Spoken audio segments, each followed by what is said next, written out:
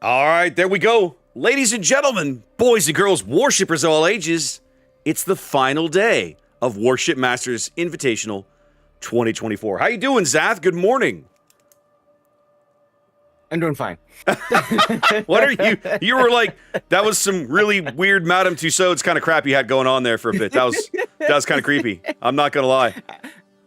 I just wanted to freak you out, but then freaking Tarot redeemed candy cane lights, so my lights Yeah, are going. I'm looking like at your candy lights canes going in the background. I'm like, what is happening right now? I am just let me know when you want to join the conversation. I'll be here. How you doing this morning, my friend? Oh my god. It's morning. Oh It's God, our is it ever? last day of casting this tournament. It's my last day of casting the last 5 tournaments. So, frankly, I'm kind of excited about Your this. wife is going to be so ready for you to not be up at 6 a.m. on a Saturday morning. She's going to be excited about that.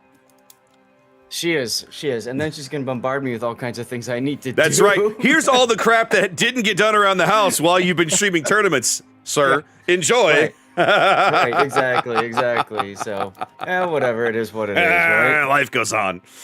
Life goes on. Awesome. Well, guys, welcome in. As you can see, it's the final day of the tournament. We've got 3 matches left. 4 teams remain. We have 3 EU teams. That is, of course, perpetual candidates, participants at this level of play. That's Reign and TWA. Joined this time by a third EU team. That is them. You've seen, if you've followed the stream on our channels, you've seen quite a bit of them over the last few days. We've covered them quite a bit, and they look really solid. This is one of the former RU teams, Russian server teams that migrated to the EU server back during the great Lesta wargaming divorce of 2022. And the final team is TSMYQ, Zath. Right. Now, believe it or not, we started this tournament watching TSYM versus TSYMQ. Remember, we always joked that the Q stood for quality. Yeah. And I'll tell you what, they must be pretty quality if they've made it all the way to round 5 of the losers bracket, Raptor. They have played some really good teams and come out on top. Yeah. I agree. Now that I sit here and say this, I'm actually going to go back and look. So let's have a peek here. So they came into this bracket. They were started off in the winners bracket, right? They knocked off J&MJ. They knocked J&MJ down to the losers bracket. Second round of the winners bracket, TSYMQ lost to TWA, so they fell down here. At that point, they knocked out Panzer-Vor, right? Which is a little surprising. Like, that's a former international COTS champion, Zath, Panzer-Vor. That's correct. That's correct. And then now, here we are today, giving them a shot at a former RU team. So this is going to be interesting. They've seen a lot of different styles of play. The Chinese game that we cast, we did 2 of those on day 1 back. I know we did these guys, and no, we ended up not doing the second one for whatever. Wait, or did we? Yeah, we ended up not doing the second one. But we did cast a full Chinese match at the beginning, these guys versus their sister clan, and definitely some different looks. I'm going to be really curious to see how things go. Yeah, I think it's going to be a lot of fun. These are 2 teams that have very different approaches to playing any tournament, so it should be a lot of fun. I want to take a moment, too, and remind people, those of you that are tuning in, of course, you're all here for that 90 minutes to get your St. Vincent camo. A quick reminder, at this point, you should be showing progress towards that Twitch drop. If you are not, take a moment and click on your icon on the top right corner of your screen and go to, drops and rewards. Take a look at that and make sure that you have some percentage of 1 hour and 30 minutes for WMI 2024 skin mission.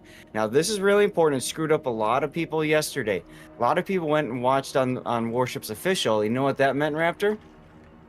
No, what? It meant if they haven't gotten their community drop, their weekly community drop yet, that's what Twitch got them first. Oh, yeah, you had to do them in order now.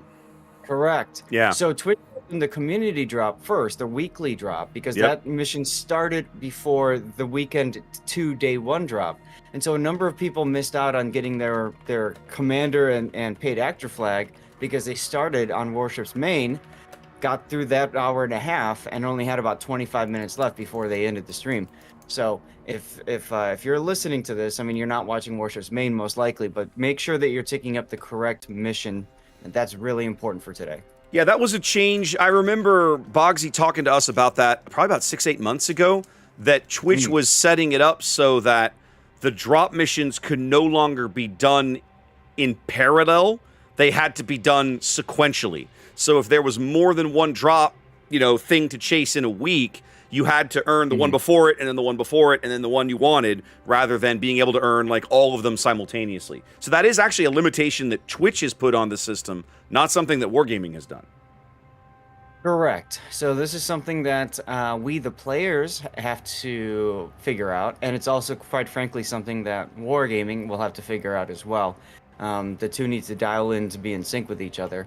While we have a minute too, a quick public service reminder: if you haven't already done so, go to the main page, go to the combat mission calendar, and there are 5 missions to click on here and participate in.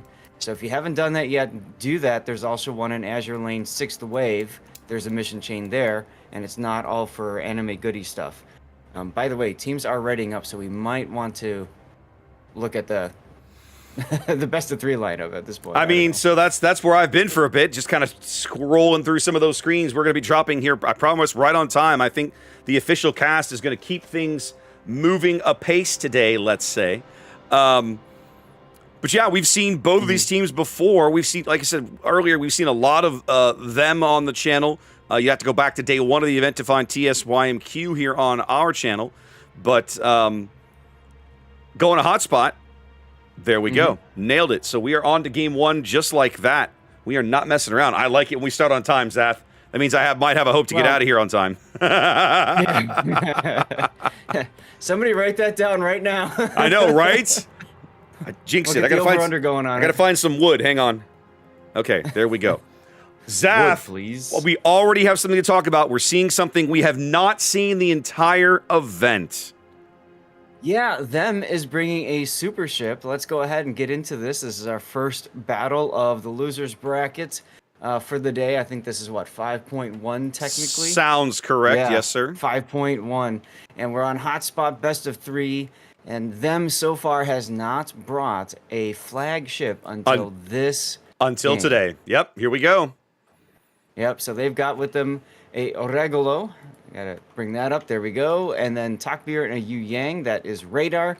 Elbard in a Z52. We didn't see them play 52 yesterday either, Raptor. No, we didn't. Deepest is in a Kande. Dino is in a Yoshino with outnumbered. I wonder where he's going. Farms is going to do exactly that in a Smolensk Black.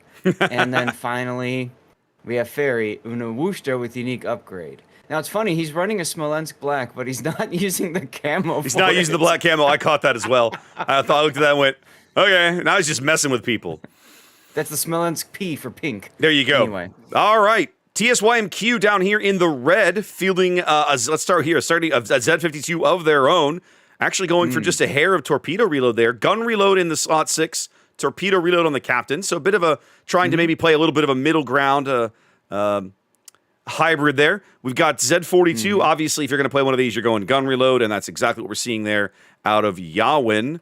That's it. Double destroyer lineup. So down a destroyer already is TSYMQ. The beef comes in the form of the Clausewitzes. We've got one here. This is Panda, headed over to the 910 line, running top grade gunner, eye in the sky, and all that good stuff.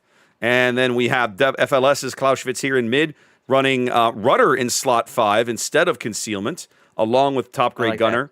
And Zath, check that out. Heavy HE.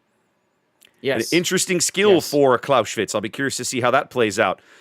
His compatriots headed over to B here. We have Yiku's Colbert, range and heavy HE, of course, on the Colbert. Kind of get that for free.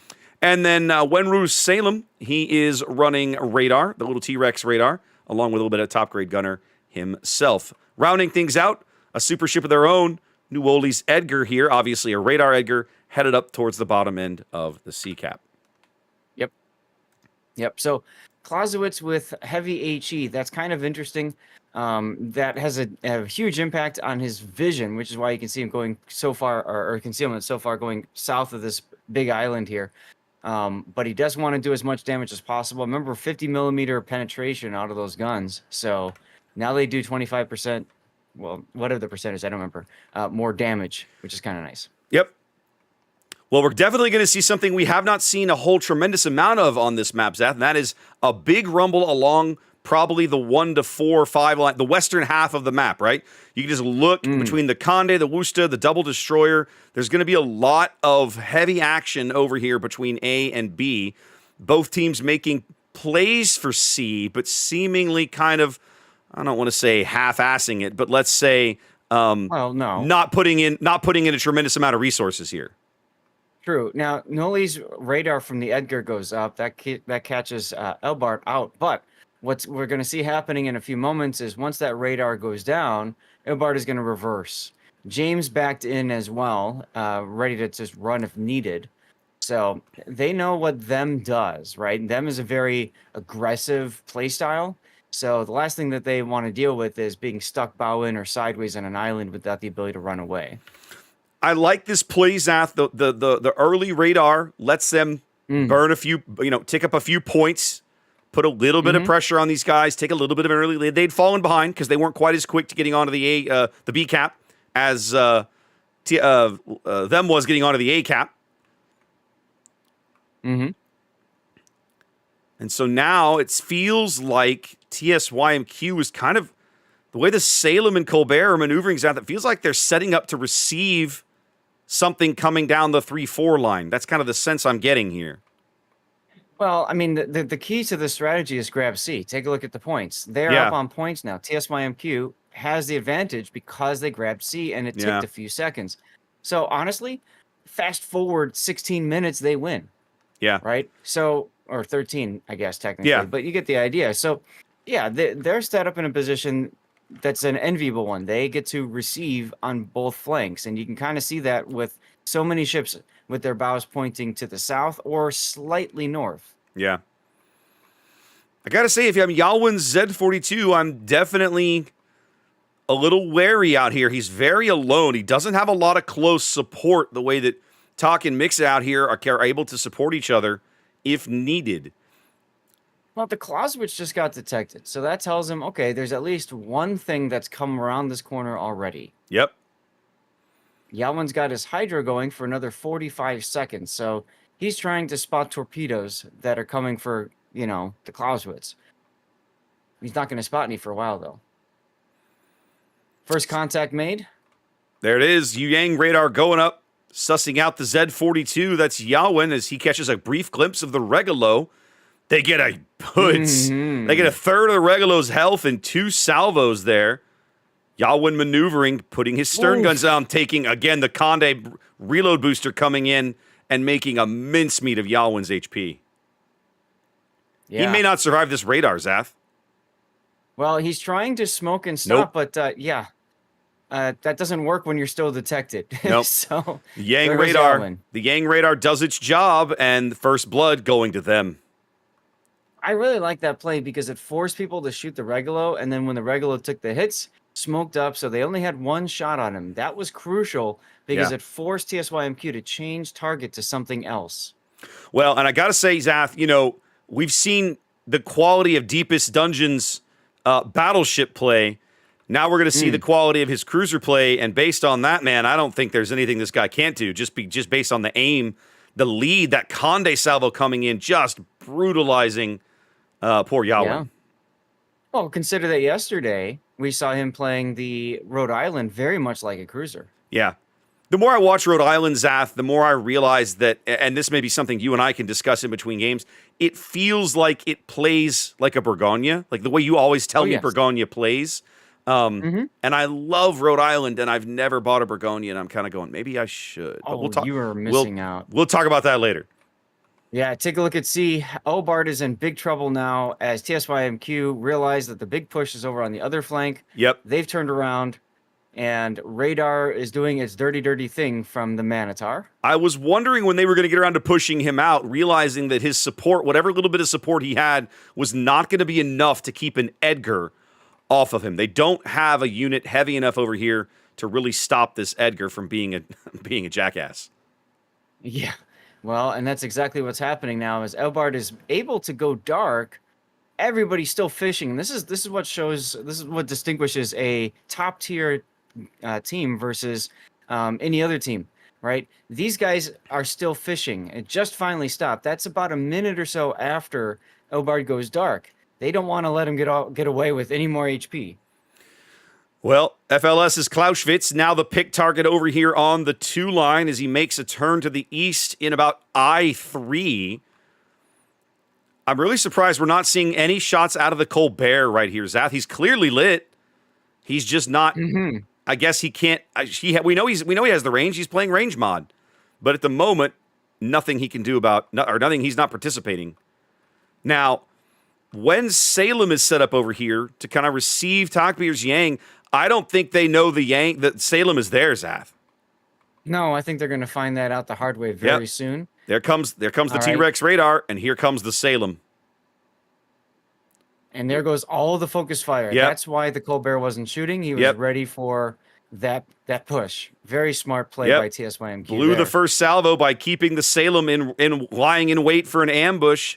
Takbir's health already half gone. Salem radar 30 more seconds to run.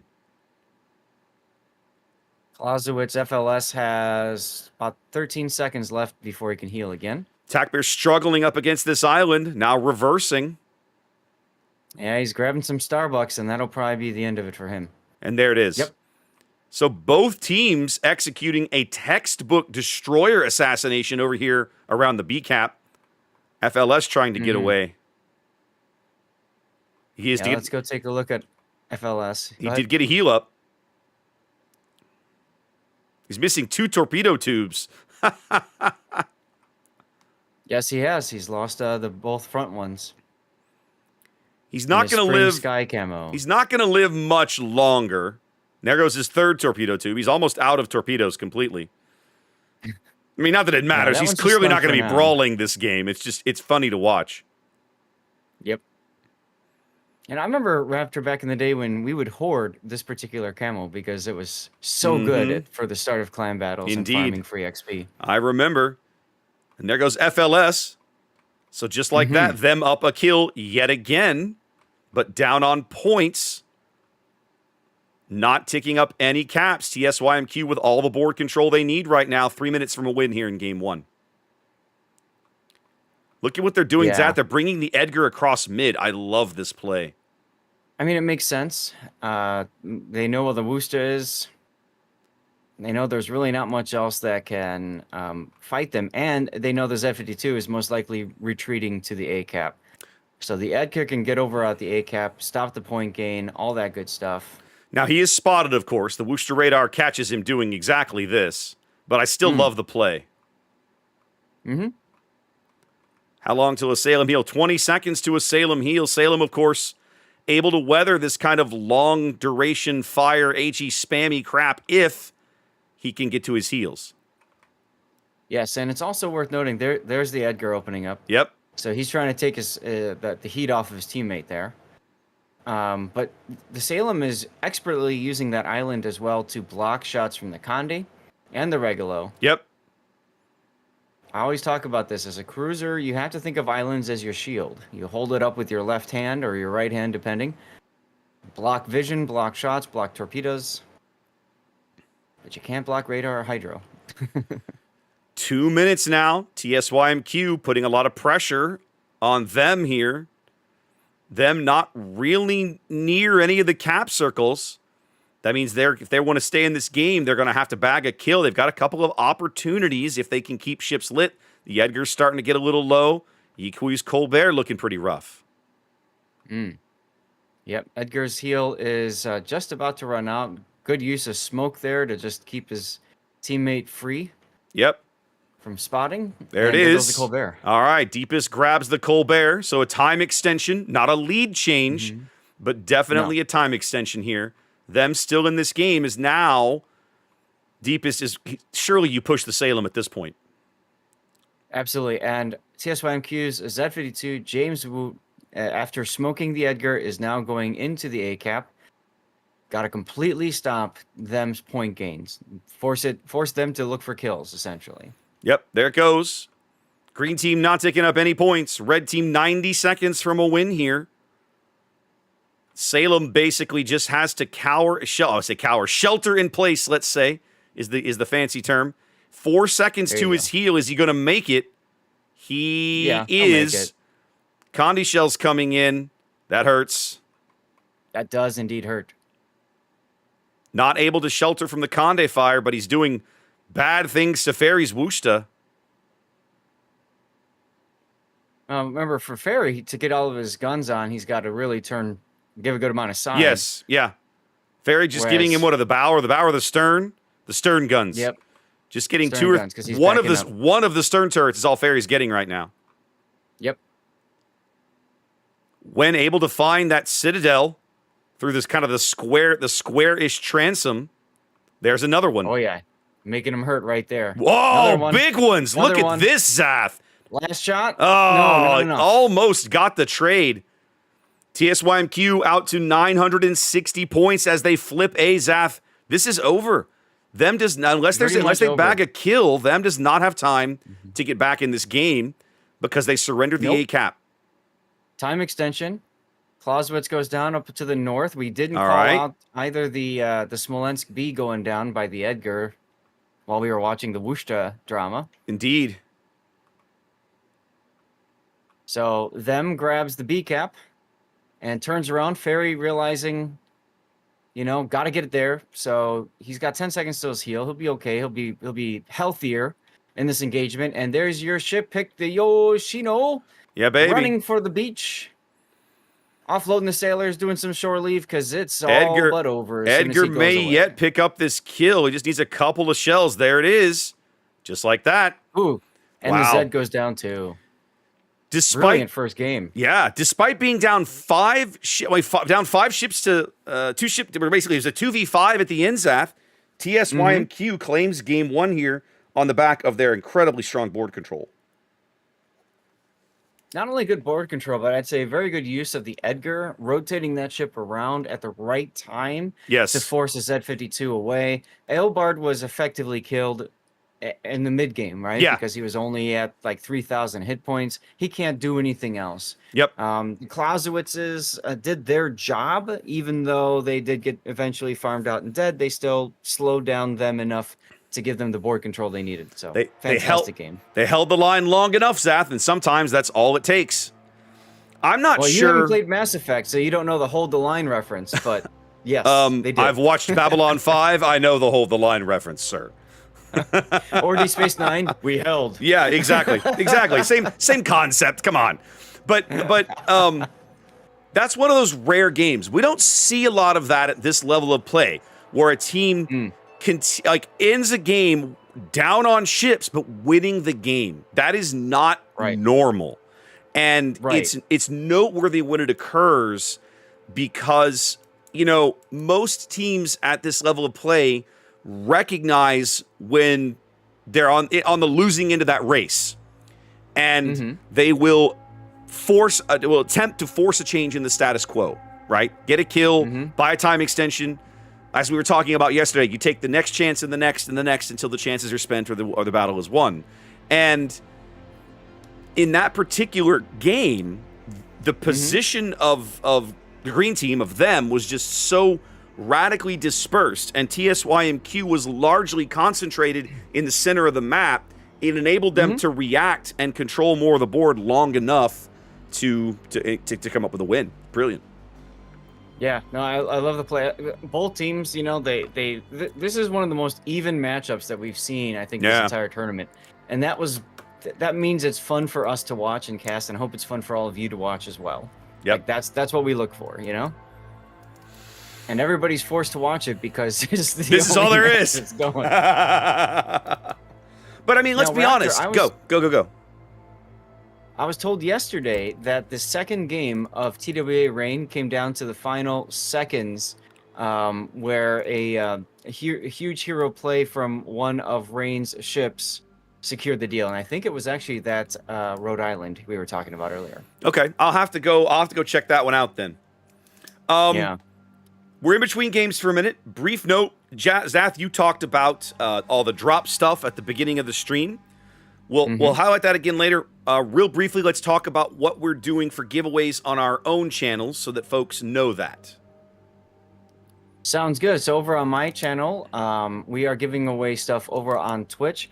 We're both also streaming on YouTube, but YouTube is a little bit of a pain in the butt when it comes to doing giveaways. So for me right now, it's easiest just to focus on Twitch. We are trying to figure out how to handle that.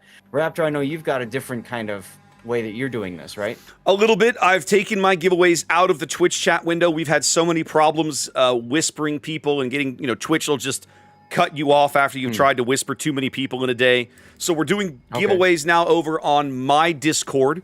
You'll find links to that popping up in the chat periodically. If you're in my chat and you need that link, just holler or type !Discord. It'll pop right up. Basically, at the conclusion of every game on the stream, including the last game of the day, one of my mods will set up a giveaway in the giveaway channel on my Discord, and all you have to do is go into that channel, click the little green button that says join giveaway, and that's it. That's the end of it for you. If you win, you'll get pinged. One of the mods will whisper you your code. You don't have to do anything else but click that button, and you might win some loot. There you go. There you go.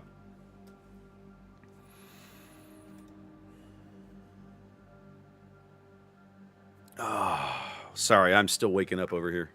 First flagship use, and we need to highlight that. I'm going over to the flagship status sheet for a sec here. Yep. I think it's important to highlight them bringing their first flag. This is the last day of the tournament, so at this point you might as well play.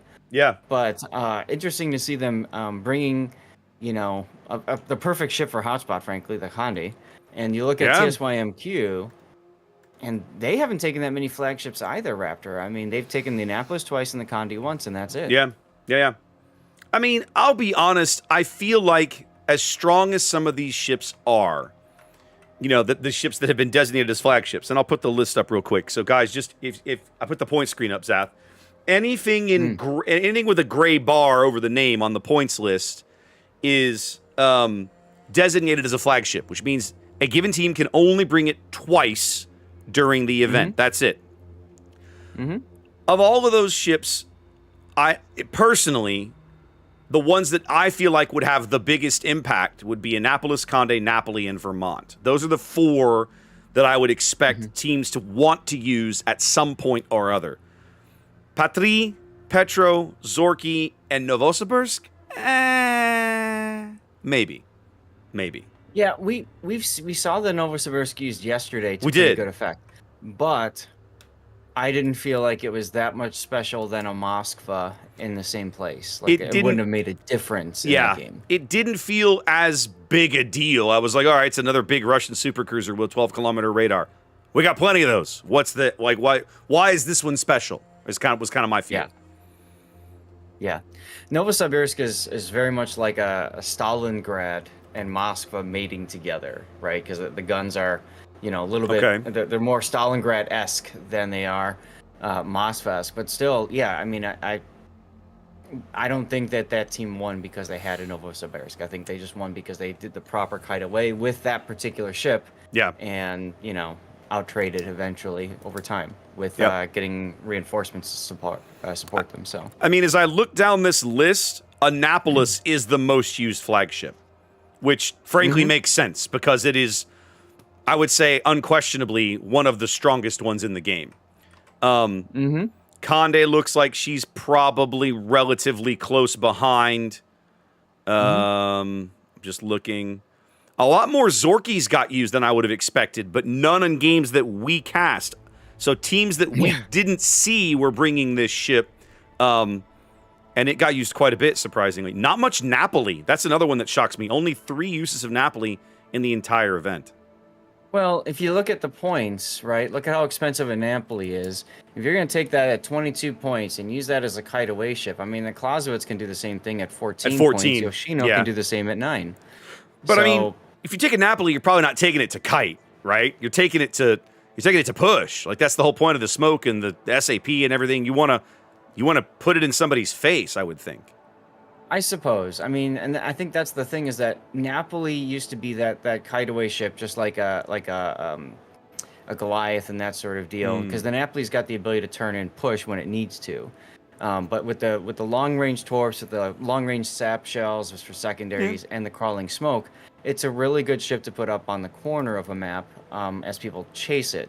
But San Martin exists, and a lot of people like to use San Martin for different reasons, but in the same role, and it's cheaper. Yeah. But then, look, Yoshino is even more cheaper than that, and it can do the same thing. So I think that's the problem. That's the reason why we're not seeing a lot of Napolis. There's just better choices that are less expensive. Yeah. So a lot of theory crafting, I think, goes into building team lineups with this point system. It's one of the things that makes this tournament really unique and really fun, is because there is a literal cost to bringing every single ship in your lineup. And if you don't feel like, as a team lead or a team caller or the people working on the lineup, like, you've got to feel like you're going to get those points back. If you can only field 100 points. So if you're going to sink 24 points into a Moskva, you better feel like you're going to get a quarter of your team's worth out of it, right? absolutely, absolutely. And one thing I want to highlight is the link collection. For viewers that go to the link collection, they have a comp drafter link. This takes you to a spreadsheet, a Google sheet that you can make a copy of, and then literally just type in a ship, type the cost in, and put the type in, and you can use that as a way to calculate what your total point value is to make sure you don't bring in too much stuff. And it's got the flagship rules up there and everything else like that. So it's really cool that they put this kind of thing out there. Clash of the Classes has done that too when they've done their point system and that sort of deal. But the reason I bring that up is for you, the viewer. If you want to play around with this, by all means, you know, you can pull it up yourself and throw a bunch of comps in and say, huh, why aren't they running this? So there you have it. Yep. All right, both teams are here. Both teams are ready. Zath, I think we're going to be going on to Game 2 on Tears of the Desert here in a minute. Now, this is TSYMQ's map pick. You have to realize they just won the map pick of their opponent. So this is going to be interesting. We did not see them play this map in the first series of the tournament back on day 1. So I'll be curious to see how their approach here. Go. Traditionally, a team will choose a map, and then the opposite team will choose a spawn. And some believe that it's the spawn that's the stronger decision. So while them did choose hotspot, TSYMQ chose the south spawn, which I also find kind of interesting because a lot of people consider the north side of hotspot to be the better spawn. That there's more protection on the islands at sea, for example. But TSYMQ was able to, I think, utilize especially that island south of the B cap to hide the Salem for the right amount of traps. So you could tell they had that plan a lot, like way in advance. And so when they were said you're playing hotspot, they're like, okay, we'll choose the Bravo spawn. And I'm sure them was like, are they sure about this? And they found out. So yeah, we are at this point, looks like we are waiting for the official Warships cast. Remember, because everybody's watching the exact same game, we all have to wait until the official cast says go. Because of course they don't want to be in their fancy talk and stuff like that, and then the game drops and they got to race to get to the game. We need a hashtag that says waiting on Gaishu. I'm going to start that trend. Hashtag waiting on Gaishu. Whatever. It is what it is. You know, y'all are here and y'all are stuck with this either way. Big thank you to you guys for tuning in and being a part of today. Today will not disappoint. If this first game was Indie Indicator, today will not disappoint from an entertainment value perspective. No, I think we're gonna be entertained, especially based on that first game. And watching them play. One of the things I truth be told, Zath, I'm cautiously optimistic. I really want them to win this game because, of course, then we get a game 3. But yes, I would love to see them. I would love to see these guys advance because I have enjoyed watching them play. They have this mindset that is so antithetical to what we typically find in like some competitive teams, certainly like high tier random play in Warships. Their default mode seems to be aggression. In the sense of, it's like, well, we're down on ships, or, well, we're up on ships. Keep the pressure on. Get in their face. Make them react. It feels like their mindset is, if we are constantly pushing them, then sooner or later someone's going to panic and make a mistake. And as long as we see it, identify it, and exploit that mistake, that's our path to victory, even when we're trailing, as an example. And that's one thing that's their brand, and that's one Yeah. thing that we discovered. What, 3 King of the Seas ago? Yeah, a while and we're ago. like, when we caught that, we were like, okay, these are fun people to watch. We need to see more of this. It Please. makes them 'Cause they don't so do much that fun to silly watch. Death Snail stuff. No. They go, and that's so nice. It makes them So so much fun to refreshing, watch. frankly. It makes them so much fun to watch. They're just pure entertainment, really. It's great. Hey, guess what? Hey, guess what? We're going to game 2. Here we go. Let's do this, baby. Game 2, TSYMQ versus them. Stay tuned. All right. Oh my. Ho, ho, ho. Oh my, indeed. Let's go. Oh my. All right, here we go. All right. Go You for first? it, Zath. Nah, it don't matter. Take it away. All right, TSYMQ bringing back the Clawspocalypse as we have 2 Shimakazes. Remember, they want to win this game to move on. It's a best of 3, and they're up 1 game. So we got Yawen in a Torpedo Spec Shimakaze, not unique upgrade, and James Wu in a very similar spec. Note that Yawen is using the captain with the boosted survivability expert. That is... well, I can't remember the name off the top of my head, but anyway, there's 2 of them in the armory you can pick up. Definitely worth grabbing if you can. There's Druid as well with your typical kind of gun build with range. Yeah. And then we have 4 Clausewitzes. We've got FLS with the same build he had before. Yiqui in a Clausewitz as well with a top grade gunner. We got Panda in a Clausewitz as well with top grade gunner. And then Newly is now in a Clausewitz as well with top grade gunner and reload. So we have 1 reloady and spammy Clausewitz with the super HE or the HE buff, and everybody else is saying, no, I actually value my concealment. It's So, the we'll have it's to the see. it's the Klaus-pocalypse, Zath. I love it. That's right, Clawspocalypse. You got All it. right. Them in the red here, spawning in the southwestern corner of Tears of the Desert. Medusko's Elbing, unique upgrade, and gun range there. That's interesting. Okay. Paired up with Eobard's Elbing, also running unique, but not running the gun range. He's running Fearless Brawler, so he'll get slightly better reload times. Fronted by Takbir's Lushun, Dazzle. We've been starting to see some of the Lushun players invest in Dazzle because of the way the heal on that ship works, I think. Yep. Farms is Wushta, going pure reload there. That's the element headed north. Oh, I'm sorry. Backed up by Deepest Dungeons, Rhode Island. I was waiting for you to call that one out. Yeah, well, I love watching Dungeon play Rhode Island. We saw some insane, hilariously good plays out of him yesterday. At least 1 or 2 on this map alone. Now, the 2-ship element headed over to B. That's Fairy's Defense. We've seen them do this before. This time, as before, paired up with Bogdan's Venezia running the unique upgrade there in slot 5.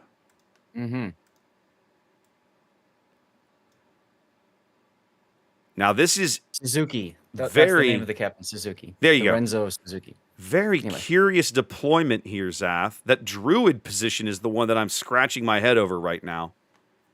So the Druid is playing much like a battleship would play on this map. He's sitting there ready to go, and there he goes. He's opening up on the Lucian right now. So that's what I was going to comment on. He's in a position where he can smash whatever gets detected at the A cap, and he can do it from relative freedom because no one expects him to be there. No one expects the Lucian Inquisition, Zath. Well, they expected the Lucian was going to push, I'm sure, but yes. Eobard with torpedoes coming in, but he's got a nice convenient gap or 2 right here. I didn't check, Zath. Were those Shimakaze torpedoes, or everybody running 12s? Anybody running 20s? Good question. They're both running 12s. There we go. 12 is the standard torpedo for Shimakazes, considered the more competitive one. 20-kilometer torpedoes, they're relatively slow. They get spotted from space. So most people prefer the 12s. And in this tournament especially, because the radar cruisers, especially the 12-kilometer radar cruisers, are so expensive, you just don't see as many. So actually, it's a really good option for Shimikazes to run the 12s. I would say even the 8s they could try to get away with. I would say the 8s are kind of map dependent. But Mm-hmm. yeah, there are probably maps and configurations where you could get away with the 8s. Well, the big them push to the A cap works. They now control A, having pushed TSYMQ out of the area. The Shimikaze retreating. Both Clausewitz is retreating. That leaves James Wu's Shimikaze down here to the south, backed up by FLS and Yiku to see if they can make some inroads down here at the B cap. You have to expect Well, TSYMQ is going to redeploy somebody, though. they've already found the Venezia, so they know, okay, there's that one ship that they're dealing with. I'm sure the Shimikaze, they've seen them play this before, and them is playing, I guess you could kind of say, their standard or their A strategy, right? Which is go to the big island at B2, hold it for the Dominion, and you're good. Yep. So we'll have to see what's happening. As a matter of fact, them is completely rotating. If you look at it, they're Albings. Look at the Shimikaze. Aleutian. Oh! I see it. And that's what makes Venezia and Napoli such powerful kiting ships, is that they just luck chuck torpedoes following their radio location. But you can see that they already started rotating some of the other ships around. Actually, Lucian and it looks like Medusko is going to sit at A. They're going to see if TSYMQ tries to counter push. Meanwhile, the other Elbing and Wusta farm is rotating to B cap, knowing they're probably going to try on the other side too. Yeah, I think the Rhode Island position. I mean, we talk all the time about this island in B2, about how strong it is, about how it's kind of the key to the A cap. And now that them holds it, I feel like TSYMQ is going to have a hard time getting back in over here. Yes. And so that means they know they're going to need more force down south to hold B, so they're making that play. FLS's Clausewitz now beginning to open up on Bogdan's Venezia as the Shimikaze torpedoes come in up on Bogdan's stern. Is he going to take one? He's not. Right between the screws, I think. Yeah, very close. He is going to smoke up.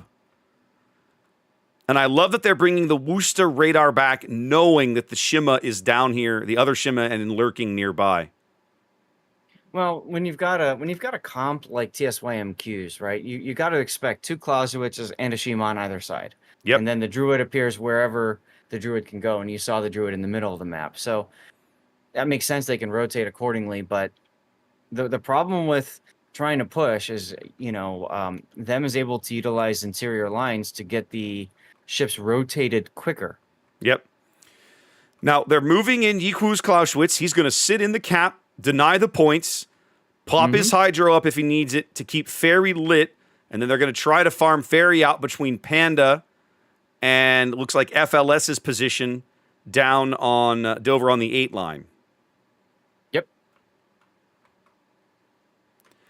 So now the Elbing, I'm assuming this is Eobard. Okay, Eobard. Okay, here we go. So Farms is the one that has RPF, and you said Bogdan does. Bogdan does. So the Venezia and Worcester trying to triangulate the position of the Shimikaze as long as they can to try and see what they can do here. Now the Worcester opens up, so they know he's down here now. Right, and Ferry's defense is opening up on Panda's Clausewitz. As you can see, there's all the focus fire coming in. It just turns into a war of attrition. Who can survive longer, Ferry's defense or Yiqui's Clausewitz? Right now, my money's on the Clausewitz, but we'll see. Ferry's going to smoke, but that's just not going to do him any good. Oh, no, sorry, he's not smoking. My apologies. He is locked up on the Hydro. Here comes the Druid AP pouring in on defense as well. Right, and I was going to say, so Ferry can't smoke until that Hydro is out. So he's got to wait another 60 seconds before he can smoke. He is going to get to his next heal, but I think he's going to get to his next heal. He dodges the torpedoes. He's trying to show his bow to the Druid, which is probably the smarter play. Yiku finally starting to take some meaningful damage over here.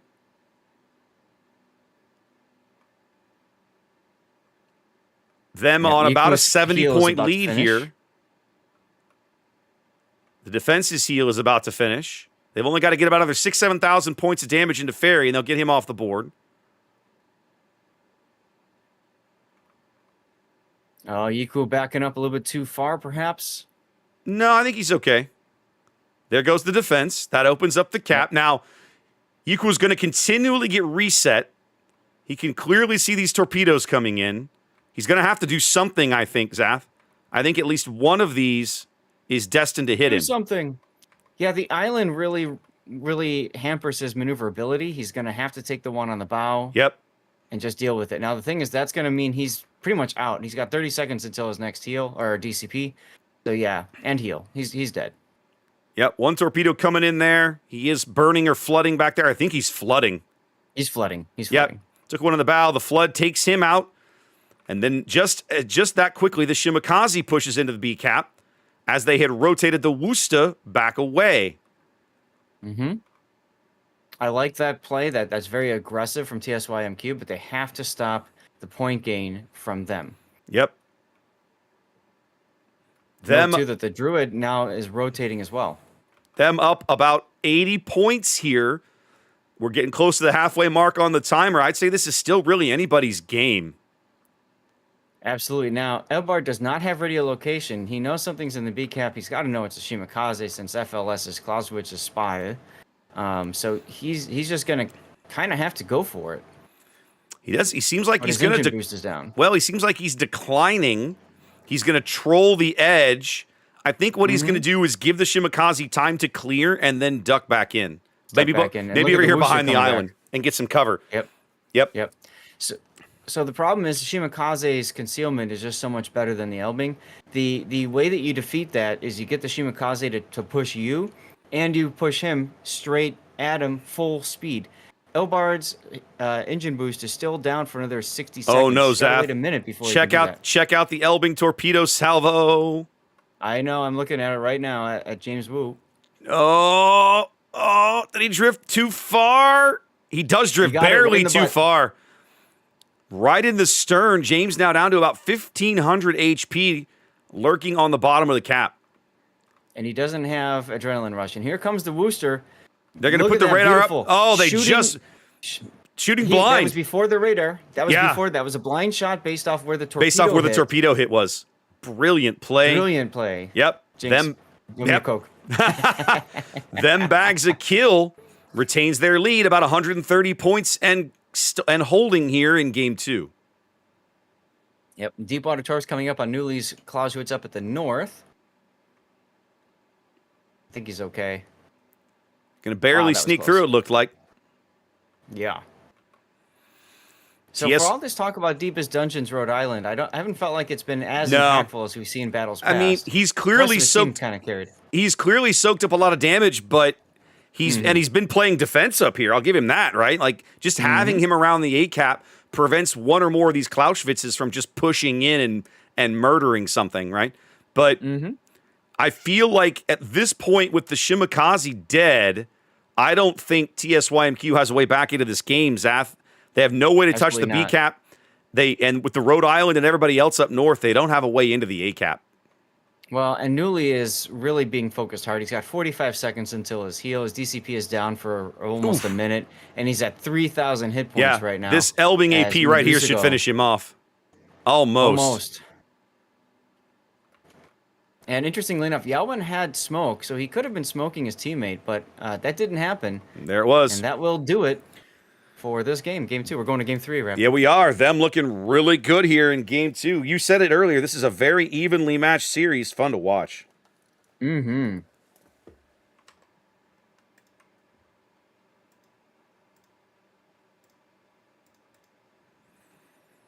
All right. Loving it. This is a great series between these two teams.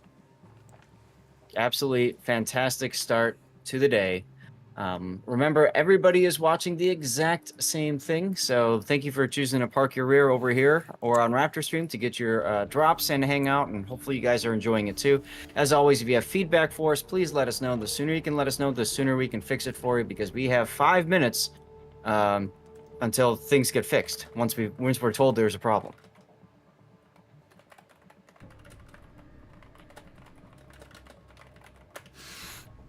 Yeah, the delay means that from the moment you guys say something, it can be several minutes before we're able to fix it. That's just unfortunately the nature of having to work off of delays with the tournament. So, c'est la vie. So sorry.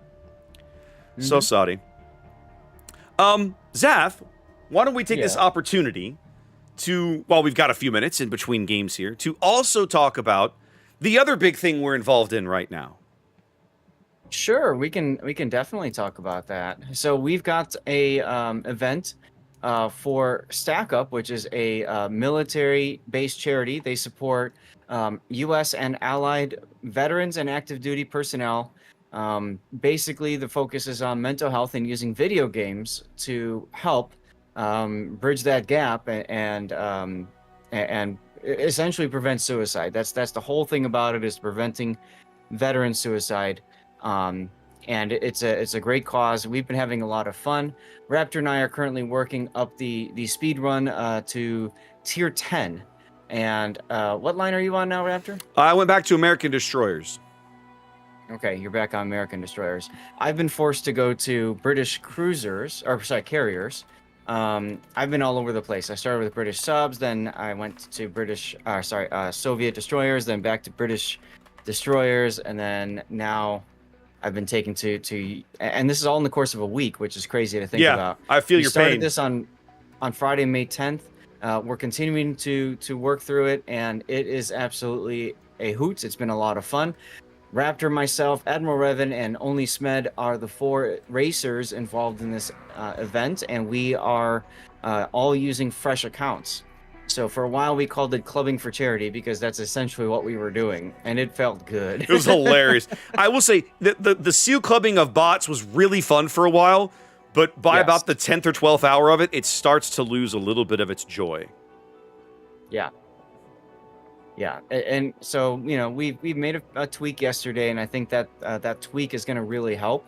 But the way it works is, of course, that the viewers from any of our channels can donate to try to slow down somebody else or the streamer that they're watching if they want. And the whole idea is who gets to tier 10 first wins. I think the highest anybody's gotten is the tier 8 so far, because our communities are great at monitoring what's going on, saying, no, go back, flag on the play, you know, penalty, 20 yards, repeat first down, that sort of deal. Yep, like I was saying to you before the stream started, or I think I said it before, I have yet to play a game at tier 6. They won't let me, like, as soon as I unlocked the tier 6 ships, they're like, no, back to the beginning. It was like, really? Can I at least play one game? No. Okay, bye. Yep. Like, yep. Yeah, it's been a wild ride. It's been far crazier than I had expected it to be. But what's really cool, and I want to highlight this for a second, our team, Be a Better Human, is our team. That was named by Happa Fodder last year. Some of you guys know Happa. We are in first place by over $1,100 now, Raptor. From you and I, from our efforts yesterday, we have put ourselves, our team, squarely in the first place position. And you, Raptor, by $3 are in fourth place. You're $3 away, technically $4 away from third place. Do you see this, Raptor? This is crazy. I took a look at this earlier. I was ahead of Sturgy. Sturgy was in 5th place. He and I have been messaging each other and having a good laugh. Hang on a minute. Let me pull this up. Yeah, no, you are still well ahead of him. You are $480 ahead of him. You are $3 away from Imperium News Network. Oh, I see it now. Yeah. I'm just barely behind them. Okay. I should go donate $4 to myself. And now I'm in 8th place ahead of a bunch of other streamers too. Excellent. So you moved back up on the list. You were down in like 11 or 12 at one point, but you're back up there. Yes. Very nice. Yes. Yeah. So what's really cool, and I want to say big thanks to all of the people who have supported us, either by tuning in and watching the stream and just having a good time with us and the laughs. I don't know about you. I'm sure, Raptor, for you, we've been having so many clip moments that it's just ridiculous, like the kind of silly things that we've been able to accomplish. It's easy, Zath. Some of the clip moments are hilarious because the bots are stupid. Like, I could sail right up to ships and just be like, oh, I'm going to assassinate you with torpedoes. Oh, I'm going to assassinate you with torpedoes. Oh, look, my torpedoes are reloaded. I'll assassinate you. Like, you can just chain murder people with low-tier destroyers. It is comically hilarious. And the thing is, what I find most interesting is you and I were both getting to the point in Warships where we were kind of starting to get a little tired. Okay, here we go again. Tier 10 is boring, yada, yada, yada, right? Yeah. And we do this event, and I don't know about you, but it's kind of rekindled my excitement and joy for the game. Like going back and doing something that we haven't done. Yeah. Like, when's the last time you went through Tier 2, 3, 4? There was honest question, There was a time that I used to play Tier 3 pretty regular when the game was basically brand new, right? So we're talking, let's say fall of 2015, right? Yeah. I bought an Aurora, a Tier 3 Soviet cruiser premium, right? It was like $8 or something. It wasn't expensive, but it was really good. Thrills. It was really good for grinding credits, and I could log in and sail that thing around, and maybe at that level, at that time, you would find actual humans at Tier 3, right? But that ship was pretty good, and you could make some money, and I would do that. I won't say on the regular, but not uncommonly. I would derp around on that boat. You could do the same thing with a Murmansk at Tier 5, right? Murmansk was one of the original, like, really, really good premiums, a premium Omaha. Again, it was like $10 or $12. It wasn't outrageously expensive. It was a great credit machine, and there were a lot of people grinding those middle-tier ships. But you've hit on something, right? I don't go back and play much anymore because now at that level, it's almost all entirely bots. Even if you're out of protected matchmaking, finding actual humans in those tiers is almost impossible, which is unfortunate because sometimes it's fun. Yeah, a big part of that, though, I feel, is wargaming forcing players to play Tier 5 and up because most of the missions don't work anymore for Tier 5 and up. Or for Tier 2, 3, and 4, I should say. Missions are, you don't get progress towards your dailies and stuff like that. Yeah. So I can definitely see that being a part of it. The other part of it, I don't know if you've noticed, Raptor, yesterday, I noticed a huge difference at Tier 5. A lot more humans playing random at Tier 5, and I think that's because asymmetric battles is gone now. So all the people that were playing 6 and 7 in asymmetric are now back to the random queue. Well, Tier 5 is where you get out of protected matchmaking, right? So if you're in if you were like in our little brand new accounts, if we play below Tier 5, the odds of us getting a match with humans are very small. Once you get to Tier 5, you're just thrown into Gen Pop. Doesn't matter how many games you have on the account. They're like, well, you're at Tier 5. We're throwing you in the deep end. And so at that point, you start getting regular matchmaking. And that's one reason on my stream, when I just stream boats for the hell of it, I tell guys on my stream, look, if you want to request a ship, if you want to request a ship below Tier 5, I use like channel points or whatever, you're going to pay through the nose for it. Because I'm going to be sitting in queue for a long time. The play's not interesting. I'm playing bots, whatever. Tier 5 and up, I'm almost always against humans, and that's where the shenanigans begin, because humans are unpredictable and can make mistakes. What's the old line? Professionals are predictable, amateurs are dangerous, right? And so the bots are predictable. Very dangerous. The bots are predictable. The humans are dangerous, right? You don't never know what you're like. What is this guy doing? And so that's where the fun begins, and that's why I have been a little salty about this event at times, that I haven't been able to play very many games outside of, oh, look, more bots to murder. Yep. Well, we made some tweaks, and that's I agree. That's helping. So, it's going to help, for sure. I also want to take a moment and shout out Wargaming and thank them. They provided us with a series of codes that we can use to give away, booster codes, premium days, and Tier 6 premium ships. And so very much appreciated to Wargaming for helping us out with that, supporting our speedrun. I sent a screenshot over to Gaishu, actually, at Wargaming, early this last week, and I said, hey, thank you again. Take a look. We are in first place as a team, and a big part of that is because you supported us with these codes. So to be able to make those connections and stuff, I think it's really powerful, and it's been a hoot. I've been enjoying the hell out of it. I'm glad you put together this event. This has been a lot of fun. I hope we do it next year. I hope that next year we're able to get like more racers, because I think the speedrun aspect of it is a lot of fun. And I think it drives that kind of friendly competition between the communities, and totally. And I'm looking forward to the next iteration of it. Let's put it that way. So that'll be good times. Yeah, and remember, if y'all enjoy the speed run, if you've got other streamers that do warships that you would like to get in on this, tell them, hey, you should check out the speed run, and maybe we can get this going again. Like you said, next year we can have a field of 12 or something going at it. That would be hilarious. Yeah. Like trying to that'd be amazing. Oh my God, That'd be amazing, right? So, and the other thing that we should do, to kind of put some stake in the game, we should come up with a really cool prize for the winner. So, which we didn't do this time just because we were like, screw it, let's just see if this works. Hey, Zath. Well, we got a game. Yeah, my thought was to do some extra codes and stuff, but we'll talk about that later. We'll see what's happening. It's time to get into them versus TSYMQ Game 3. Let's do this. I need this. Which one do I need? I need the reverse spawn?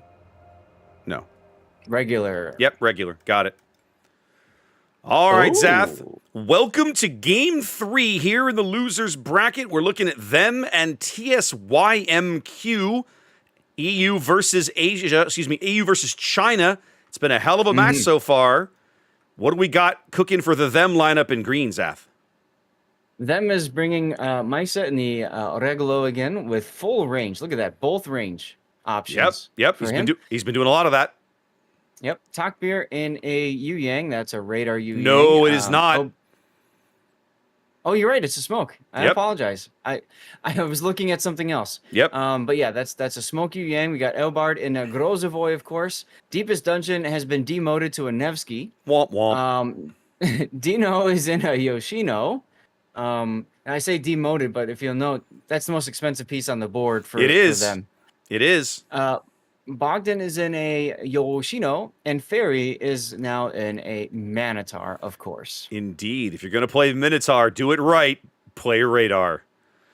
Well, absolutely, yes. And you can see he's gone for like all the fixins with Superintendent, with the Survivability Expert, Radio Location, even both of the consumables options there. And who's that? What's that captain? Is that Cunningham? Which on which ship? On Minotaur? On the Minotaur, because that's Cunningham. Consumables. Yeah, that's Cunningham. Has to be Cunningham. Cool. All right.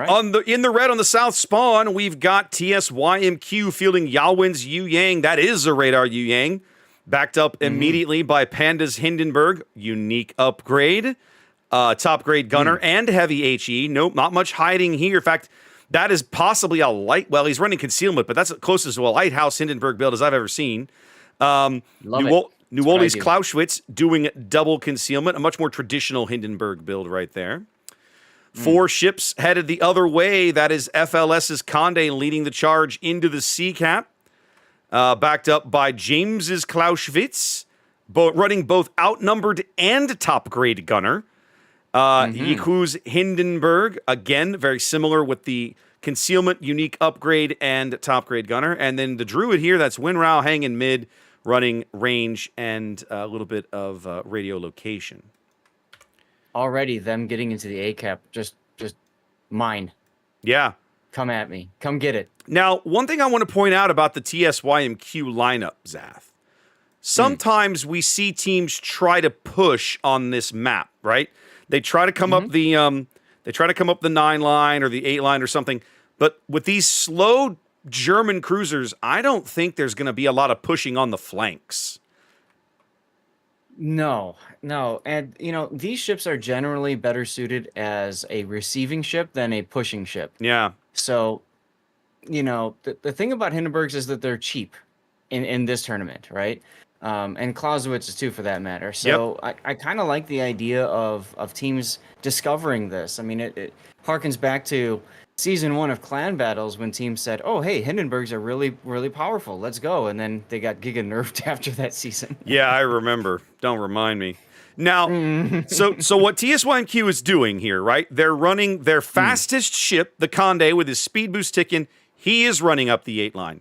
But the Clausewitz and the Druid, they have taken the inside track up the 7 line to push the B cap. And already we're seeing 2 ships, the Nevsky and the Yang, returning to back up their teammates here at B.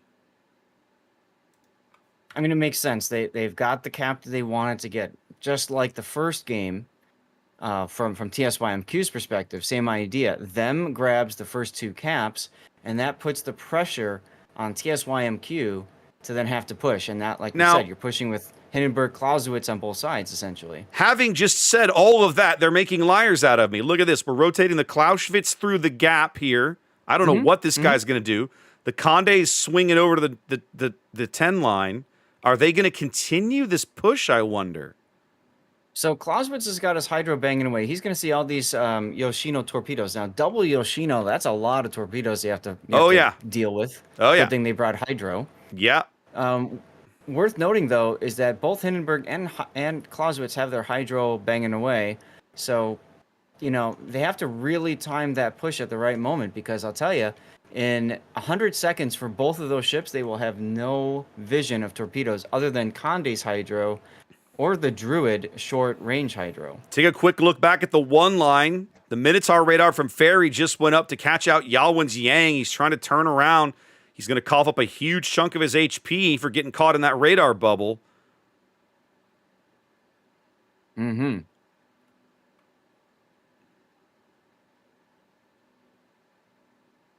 He's still in that radar. He's actually slowing down. He's just about to sneak out of it. That's why. There we go. Yep. Yeah. Yep. And he waits until he thinks he's safe to DCP so he doesn't get stuck on a sticky fire. They're charging Panda's Hindenburg into the A-cap. I like this because with the Nevsky and the Yang, it's almost like they bluffed a little bit over here with the Clausewitz and the Condes. What they did, I think, was they just took a pause, right? They paused to get the Clausewitz and the Conde into position, and now we're looking at basically this unified, broad push up the D line here.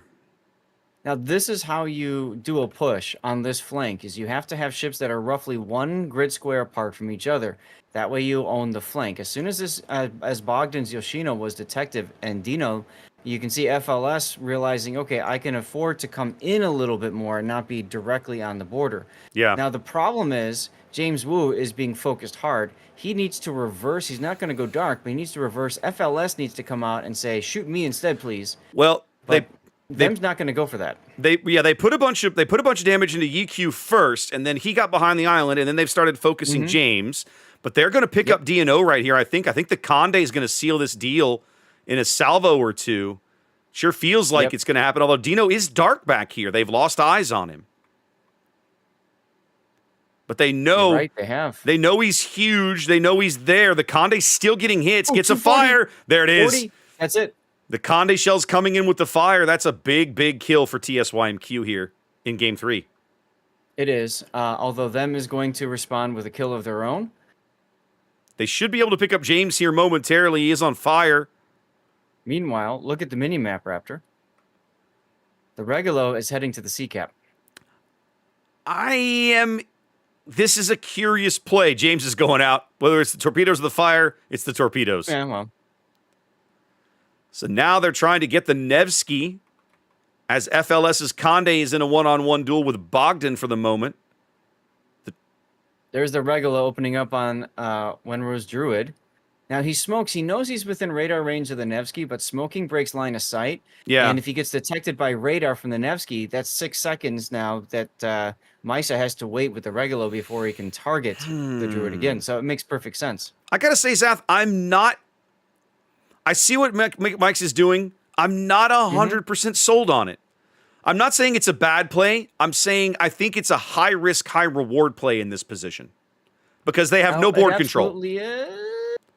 Druid can take it. Oh, Druid sneaks through the torps, and TSYMQ bags kill number 2 as they clean up the Nevsky up here at B. Pulls one of the radars off the board. Okay, this is going to be very difficult for them to get back into it now, especially now they sent that Regulo, and he was detected going to the C-cap. TSYMQ knows he's back there. They probably kind of don't really care too much. Actually, they do. They're sending Wenru to go and just assassinate him. Well, Bogdan's in a bit of trouble now because he's got a Conde up his stern, and he's got a Hindenburg on his broadside, and he's got nowhere to run trap against the map edge. It's only a matter of time before they lose him as well. Right.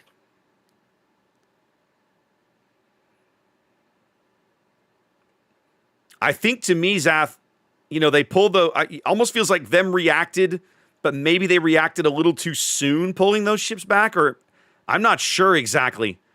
I'm looking at this match going, what exactly could these guys have done differently? And I'm not sure I have a good answer. Well, I don't feel like them got much mileage out of the Nevsky for the price that they paid for it. Reasonable. I love the double Yoshino idea, and all the torpedo spam works, except I mean, how many times have you played clan battles and you're like, I'm going to bring this comp for this purpose. And then what do you find? You find the exact perfect counter comp. And, you don't know to expect it. It just, Yeah. that's what they bring. Feels like that's kind And I of where feel we're like at. that's what happens here. Yeah. 40 Yeah, seconds here to TSYMQ. Win. Hindenburgs don't care about Yoshino Torps, right? Because they've got the Hydra. And the same thing with Clausewitz's. Well, and Hindenburg's got all that penetration. And, of course, Yoshino's already soft to HE to begin with. Yeah. Well, little Druid Regulo action here. Probably going to be the last engagement of the game. Well, there's like 3 different engagements going on, so I got to figure out where I'm going to get my death pick. Fairy might be, yep. Oh, they got Fairy the Minotaur. Yeah, they did. Wow. A decisive win from TSYMQ here in Game 3, Zaf. Damn, they look good today. The game was so fast that when I was flying in for my death pick, the game's like, nope. Game's like, nah, gonna be over. You didn't get there. No, Wow. nope, I did the best I could. That was a fantastic, just crazy Game 3. Yeah.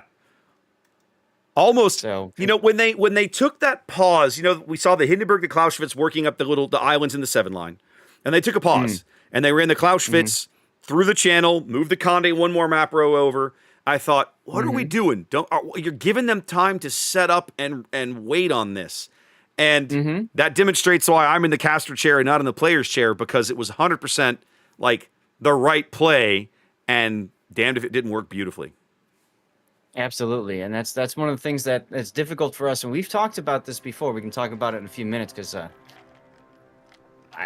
gonna have some time. But anyway, put the winner screen up. Congratulations, CSYMQ, for that fast game. Yeah, on Warrior's Path. Very, very quick. So y'all, we're gonna have some time because now we're gonna have to wait for TSYMQ to do pick bans against TWA. Yep, got to do pick bans and all that mess again. Let's see, are we staying with the same? No, we're changing refs. So Turkish is going to be our host. We got to change rooms. That makes sense. Yeah, because then he could have the room ready ahead of time. Yeah. And then they'll reform the room before they'll reform the room and everything when the time comes. Okay. All right. This was the first time we had a full 40 spectators. It didn't feel that bad to me. Fine. I'm not going to lie. All right. Let's head over to, I need this website so that I can go back here and go back here. Go all the way back. Come on. Yep. Here we go. Now comes the part y'all never see, which is us scrambling to update our Stream Helper app so that you guys can see the proper point values and stuff like that on your screens. Indeed. All right, so now we're going to TWA versus TSYMQ. They are going to work on a map rotation and everything here while we cool our heels for a moment. Friendly quick reminder: if you are watching my stream, we're doing giveaways in between games. As soon as the game ends on stream, a giveaway will probably start in the giveaway channel. So come on over there, win some of Wargaming's free stuff. It does me no good. I'm trying to get rid of it. Right. And over on my stream, we're doing giveaways on our Twitch chat. Just type !ticket to get in. I haven't heard from Puddin yet, so if that's the case, I'll be doing the draw myself in just a few moments. Okay. One other thing I want to note, Wargaming has been releasing codes, special bonus codes, yesterday and today. I'm hearing a lot of people saying that the codes are expiring. They are timed. They're time limited. So if you see a code, you have to grab it, and they are also limited in number of activations. So over on my Discord, we're doing a really good job of putting those codes in as soon as they pop in. I'm trying to put those up as well as pinned comments, but I'll tell you what, people are saying the codes are expiring before even the 20-minute default pin time is up. So if you see a code, grab it. What are you getting out of it? Most of these have been like King of the Sea camos or like one green booster. You're not missing out much if you forget or don't catch the code thing. Don't worry about it. They're trying to keep you, tuned in, right, and engaged. That's the whole point of the stream, right? So I get it. Yep.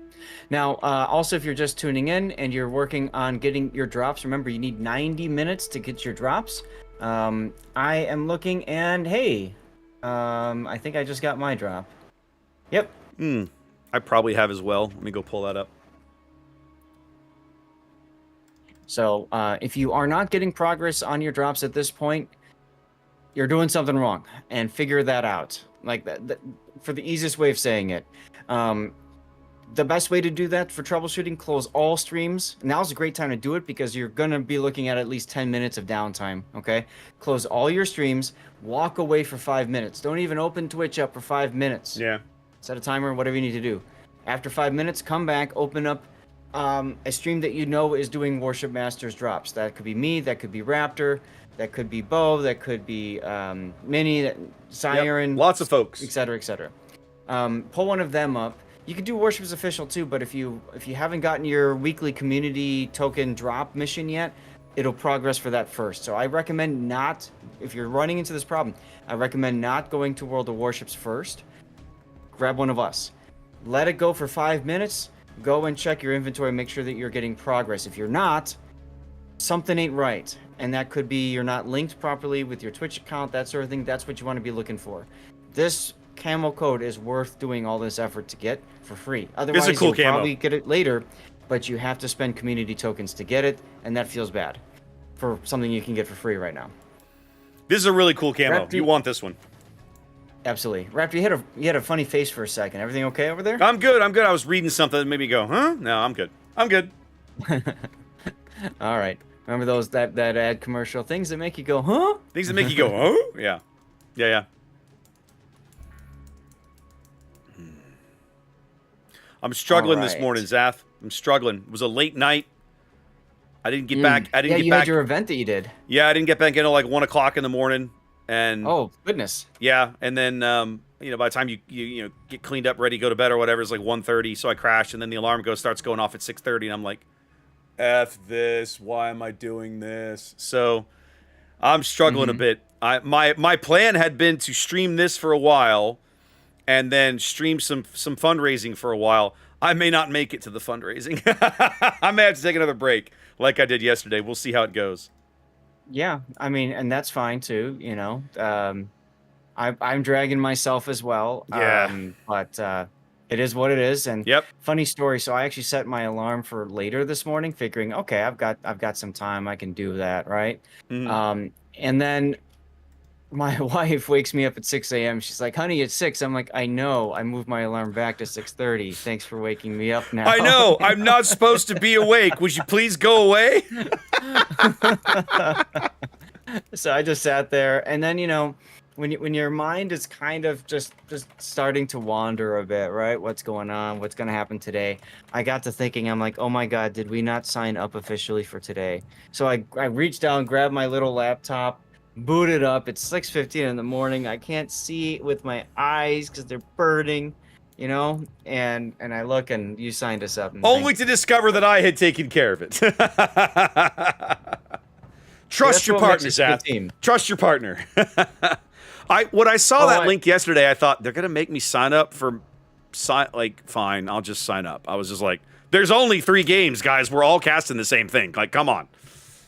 Let me put it this way: I trust you. I don't trust certain other people, and who we're talking about. That's reasonable. I know where your head's at, and I understand. I get it. Right. I get it. Yep. Anyhow. Yep. Oh, we've already got starting to get some max. Oh my goodness, Sath. Oh my goodness. Game 1 is going to be pure entertainment. All right, give me a sec. I need to pull up the tab here. This is going to be hilarious. This is going to be hilarious. Are still coming in. Interesting. Yeah. So we can at least show you guys that we're starting at Riposte. And then we're going to Hotspot. Riposte in Game 1 is going to be amazingly hilarious. Mm-hmm. We have not seen much of Riposte. I've seen... No. Excuse me. I've seen... You and I have not seen it. I've seen other teams play it. I've seen some streams of it on other people's channels and stuff. So the map has been played. But watching TSYMQ play that map, I'm excited for this, kids. This is going to be entertaining. I have somebody from chat. I'm looking to verify this. I'll share with you if it is verified. But Yeah, I can't wait to see what happens with Riposte. I think it's going to be a lot of fun. And you're right, we don't see enough of it. Now, what's interesting is the second map, Raptor, is going to be Hotspot. And if you're TWA, I mean, let's be real. You watched what TSYMQ did on Hotspot. You just watched them manhandle them on that map. I say manhandle. That's unfair, but this is TSYMQ's pick, right? They picked Hotspot, which means TWA gets to choose the spawn. So TWA is going back and forth. Do we want to give them the south spawn, knowing what they did to them by parking that Salem behind that island just south of BCAP? Or do we want to give them the north spawn, knowing we're giving them the easy advantage at CCAP?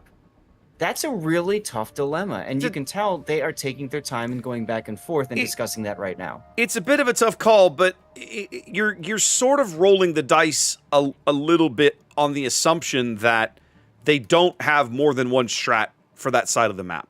In the sense of most teams now, because of the way these kinds of tournaments are covered with the casting and the replays, replay renders get posted for nearly every game. So there's almost no way anymore to hide a specific strat or a specific deployment or specific lineup on a map from your potential future opponents anymore. Right. As a result, teams are now, I won't say forced, but let's say the teams at this echelon of play, right? The guys that are up here playing late in the event, playing for money, likely winning. Well, at this point, they're all winning some kind of money, right? But these guys develop one or two or sometimes three or more different strategies for different spawns on certain maps, right? So that they can give their opponent multiple looks, even though the opponent might know, all right, well, we've seen them play this from the south spawn of Hotspot, but we've also seen them play this from the south spawn of Hotspot. What are we going to get? You don't know. You don't know what you're going to get. And years ago, we didn't have information like the ship, the builder tool, right? Where we can see what skills are they taking and what. Years ago, we had to deduce that. Okay, this Kleber got spotted early, not unique upgrade. It's come a long way. That, right? Tournament casting's come a long way in this game, for sure.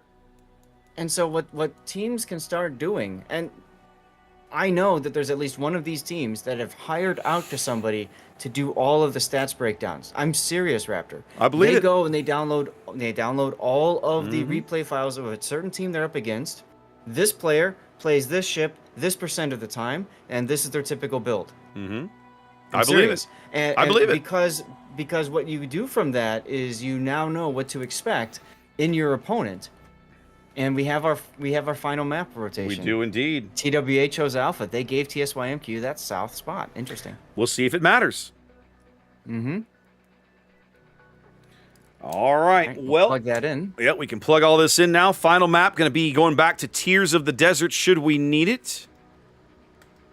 And there we go, ladies and gentlemen. There is our map rotation for the losers bracket final. The last match in the losers bracket, the winner of this match will proceed back to the winners bracket for the grand final against TWA. Now, I did not check the rules set, Zap. I should go check this. But traditionally, when this happens, the winner of the winners bracket starts that matchup. It's a best of 4. They start with a 1-game advantage. We've seen that before. Let's see if they're doing that today. I'm going to have a peek and see if they're doing that today. And that always makes it hella confusing for us casters. Do they start with 1 point? Do they start with 0? And it's like best of 5. So who gets the 3 first? And wait a minute, this team won with only 2 games. It's like, what? So, yeah. Go ahead and have a look at that, Raptor. By the way, I'm getting questions about the Warship Masters drop. The drop I'm talking about, it should show up as WMI. I'll even put my screen on what we're talking about. I'm going to put this up here so you guys can see. It should show up as WMI 2024 Skin Mission. That's what you covet right now. That's what you are looking for, okay? If you are getting progress for 13.4 Mystery Drop 2024, that means that you are watching primarily World of Warships main, and that's the drop for main. Remember, you can pick that up after today's drop of the Skin Mission. you could even pick that up tomorrow or Tuesday when World of Warships main goes live. So in my opinion, it's far more important get your WMI 2024 skin mission progress. If that's not what you're getting progress on, like I said, close everything, wait 5 minutes, go to myself or Raptor stream. We know for 100% darn sure it's working on our streams.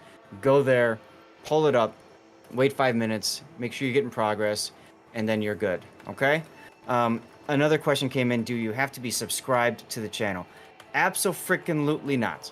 Abso-freaking-lutely not. Somebody is saying that drops aren't coming up in inventory unless they subscribed. That I have never heard or seen that at all. There are some Twitch drops. I have noticed that there are some Twitch campaigns where they will give you stuff if you subscribe to a channel supporting a particular video game. World of Warships has not done that at this point. So a subscription to me, to Raptor, to anybody is never required. Of course, it's always appreciated, but it's never required. Okay? Yep, same. I'll put that out there. Yep, same.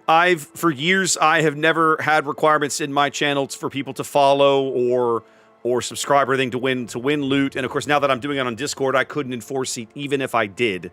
So it doesn't matter to me. The fact that you're here and watching, that's good enough for me.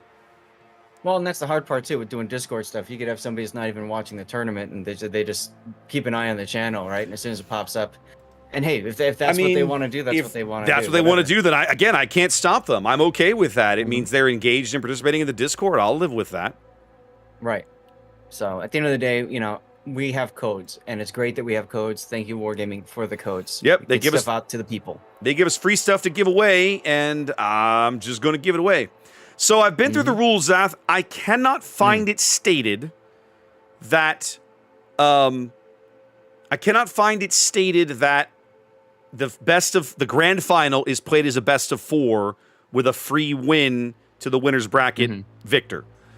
It just says it's best of 5, and I'm like, okay. I was just about to say I'll take the L and ask on the Discord. I already did. Get yelled at for not reading the rules, and took you care did of already. I mean, I literally tell them I've read the rules. I don't see it in here. # confused screaming. Because, once upon a time, King of the Sea here on NA, we were the ones that kind of pioneered the double elimination format. The organizers, the King of the Sea organizers here on NA, really always liked the double elimination format and wanted to do that, and so they implemented it. When they did, though, the first time they did, I remember very clearly, there was some pushback because I think it might have been 07, I don't remember, but whoever won ended up coming out of the loser's bracket and winning the grand final out of the loser's bracket. And it was a great series, but it meant that there was no advantage to winning the winner's bracket.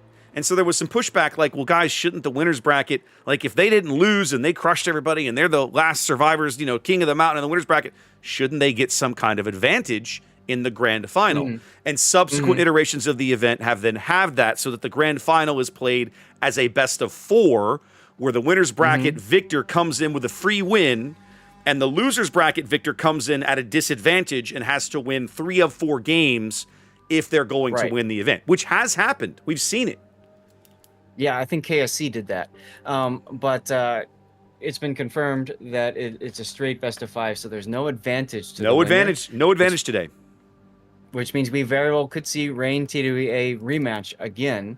It's up to TSYMQ to stop that. And I'll tell you what, if TSYMQ stops that, that'll be like the upset of the tournament. It'll be a big deal. It'll be a big deal for one of these China teams to come in and push out one of the long-standing EU, King of the Hill, King of the Sea type guys would be a big deal.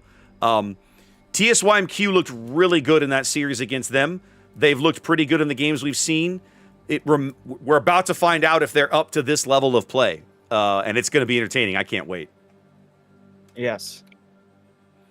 I am going to step away for a couple minutes here and go refill my water glass. I'm actually going to put water in it this time. we got. Well, I put tea in it last time. I needed the caffeine. My God, I needed the caffeine. It's too early, Zath. I needed the caffeine. Your dirty water had alcohol. My dirty water had caffeine and sugar. So there you go. Well, so it's funny you mentioned that, but so far today, it's all been clean water, and the same thing the past tournaments. Although Chad is trying to make me switch that up, we'll have to see what happens. Stay tuned. Oh my God, these guys are nuts. These guys are nuts. Have you been seeing my lights going nuts in the background? It's been wild. Nothing wrong with that. Looks like fun to me. I don't have anything that fancy in my setup yet. I'm still working on. I bought the gear. You know that occurs to me, Zaf. Hang on. Son of a bitch. Look at this. Your Elgatos? I forgot I bought this. I bought one of the fancy Elgato light strips. It's still sitting here in the box. That's how lazy I am. I have so many projects, Zaf. Damn. I saw those back in February, and I went to my wife. I'm like, I know what he's doing. They're still in the box. My God, I'm a lazy bastard. All right, let me go refill my water. I'll be back in a minute. Awesome.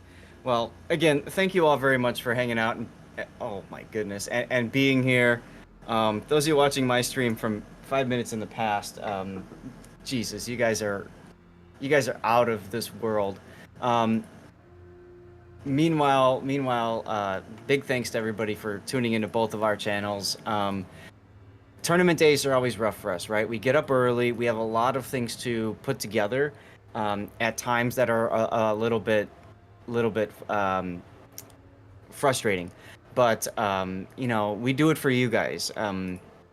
If we didn't have people watching either of our streams, we wouldn't be doing this, because we wouldn't be able to, because Wargaming would be like, you're a nobody. But you guys are making us somebody, and I really appreciate that for all that help.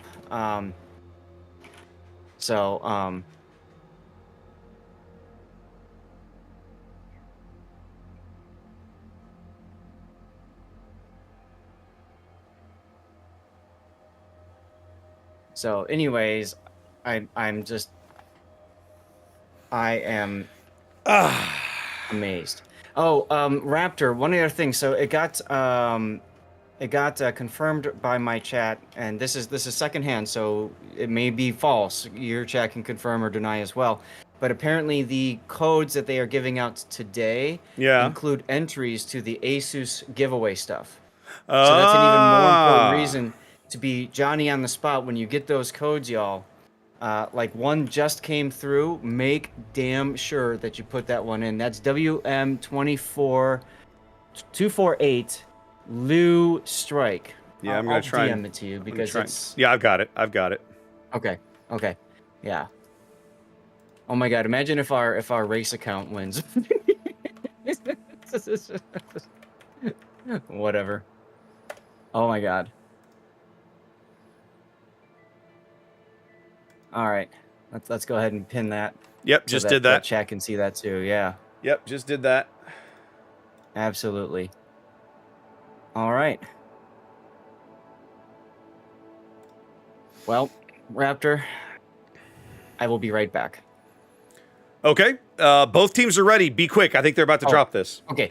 Never mind. I'll do this between Chad. I owe you one. I'll do it between the next series. Okay. Right? I'll do it during the next series. My expectation is that these teams are ready. Granted, we're waiting on the official cast, so God only knows, but that's what I'm expecting to happen. No problem. I appreciate you saying something about that. So yeah. You're good. You're good.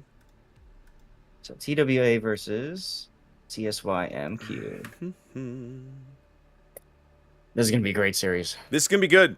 I'm excited to see this kind of culture clash, right? The Chinese teams so far have felt like an interesting, the Russian, what we always loved about watching the old Russian teams in international play was how aggressive they were, right? The European teams kind of came into competitive play all those years ago with a very slow, methodical board control. We slowly, like boa constrictor, we just slowly push you out of the game until you lose. And the NA teams struggled with that for a while, but then slowly kind of developed a similar strategy, some similar takes on it their own. And then when we started doing more regular international play, throwing the Russians into the mix was like lighting a stick of dynamite, throwing it in a can of gasoline, and chucking it into the tournament pool.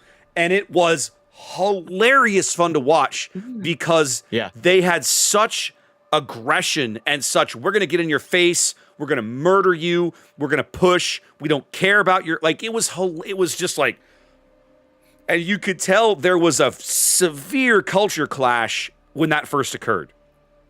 The Russians brought the wildfire. They absolutely did. They absolutely did. And it was so much fun to watch. And it feels like the Chinese teams are settling. We've seen them now for, I think, 2 or 3 of these big international events. It feels like they're settling into where they kind of have a bit of a blend of that EU and Russian kind of mindset. They're playing chess on the ocean, right? They're playing chess on the board, and they are not afraid of aggression, right? When the situation calls for it or when it's the right maneuver, but they're not insane about it. They're not overly aggressive, just aggressive for the sake of being in your face. And it's been Right. fun to watch that balance. We should get into this game. We should get in this game as it has dropped. So let's go ahead and pull this up. Hey, it got dark in your room. Yeah, somebody redeemed fireworks. Okay, there we go. All right, ladies and gentlemen, boys and girls, warshippers of all ages, welcome to the losers bracket final here in Warship Masters Invitational 2024. We're looking at TSYMQ here in the green. They are fielding. We have a Yu-Yang, double Yu-Yang. Let's see. Let's have a peek. Both Radar Yangs. We got James Wu here on the right. Radar and Dazzle. We got Yawin on the other end of the line. Basically, more or less the same build. In the middle, Wenrao's enhanced survivability. Yep. Yep, Wenrao's Druid, backed up by a 4-cruiser lineup. We're looking at triple Hindenburg. We've got Yeku's Hindi here, unique upgrade, top grade gunner. Very similar build out of Panda, although he's running heavy HE as well. And Nuoli also, all 3 Hindenburgs running unique upgrade. Nuoli here also running outnumbered instead of top grade gunner. And a flagship, FLS's Conde. We've seen this before, going for rudder, heavy HE, gun reload, and engine protection. What is TWA bringing? That's our first look at them this event. Yeah, worthy to note, too, that's the last time TSYMQ can bring the Conde. Yep. It is now expired for them after this battle. Yep. Yes, indeed. It's our first look at TWA in the losers bracket. Who would have thought? Let's take a look at this driver in the Grozovoy heading straight for a full speeding it and turning now. Putting up a smoke screen. He's trying to make it so that Point and the Goliath and especially Kaistis' Moskva don't get detected. Yep, trying to hide as the Moskva. They move their way into this position. So anyway, he's got a very utility build, Grozovoy, right, with radio location, superintendent, all that good stuff. Behind him is Point and a Goliath that usually signals that is the kite side, but TWA is putting a Moskva over this way too. So Point's got top grade gunner with full reload build. Kaistis' Moskva coming up towards a safe space there that's been put together by Striver's brilliantly executed smoke. You feel like they've practiced that a little bit. Oh yeah, Raptor. For sure. In training room for a few hours probably. Kaistis in the Moskva now with unique upgrade going through that smoke. He's gonna be in a brilliant position. Put the circle up. You can see to radar both A and B. Marcelo Pello in the Janan with a full gun build Janan, burn all the things and do as much damage as possible. Over on the other side, Kenny Mod, K-Suk is working his way towards the C-cap with the Wushta. Now this is a gun reload build with top grade gunner and outnumbered. Kenny Mod is one of those people that you just simply can't kill, so it makes sense to have him in that kind of build. Vile 9 is in the Yu-Yang. This is a torpedo spec smoke spec Yu-Yang. Obviously going to work with the Wushta together, and then we've got British moving in the Lushun to the C-cap with radio location and pretty much all the typical fixins you'd see on a Lushun. Took a while to get through. Indeed, the Moskva up at the A-cap getting picked up early. We see TSYMQ going for a fairly traditional 4-3 split. One of the things about Riposte, though, this map is small. The caps are close together. It plays very quickly, and things can change in a hurry. It's right. Shocking the number of times we've seen crazy stuff happen on this map in a short order. Wenrao's Druid getting just hammered early. Now that's going to draw out the radar from Christus. Wenrao trying to maybe get back behind cover. And he's stuck bowing. There ain't no cover for him. He is doesn't going have his Hydro going. He's about to be reminded he's got Hydro. He is going to dodge the torpedoes here. He's going to take another big chunk from points. Goliath. Both of his turrets are currently broken. Yep. Going to get those back. Still on fire.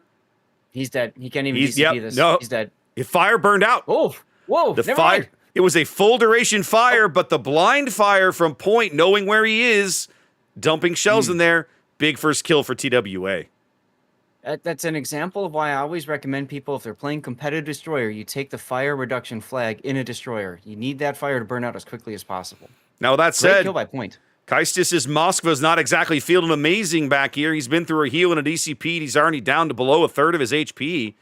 Marcelo's Janan moves up swinging to bring him some smoke as well. On the south flank, look at Pandazath. I think he took some torpedoes or something. Damn. What happened here? Probably.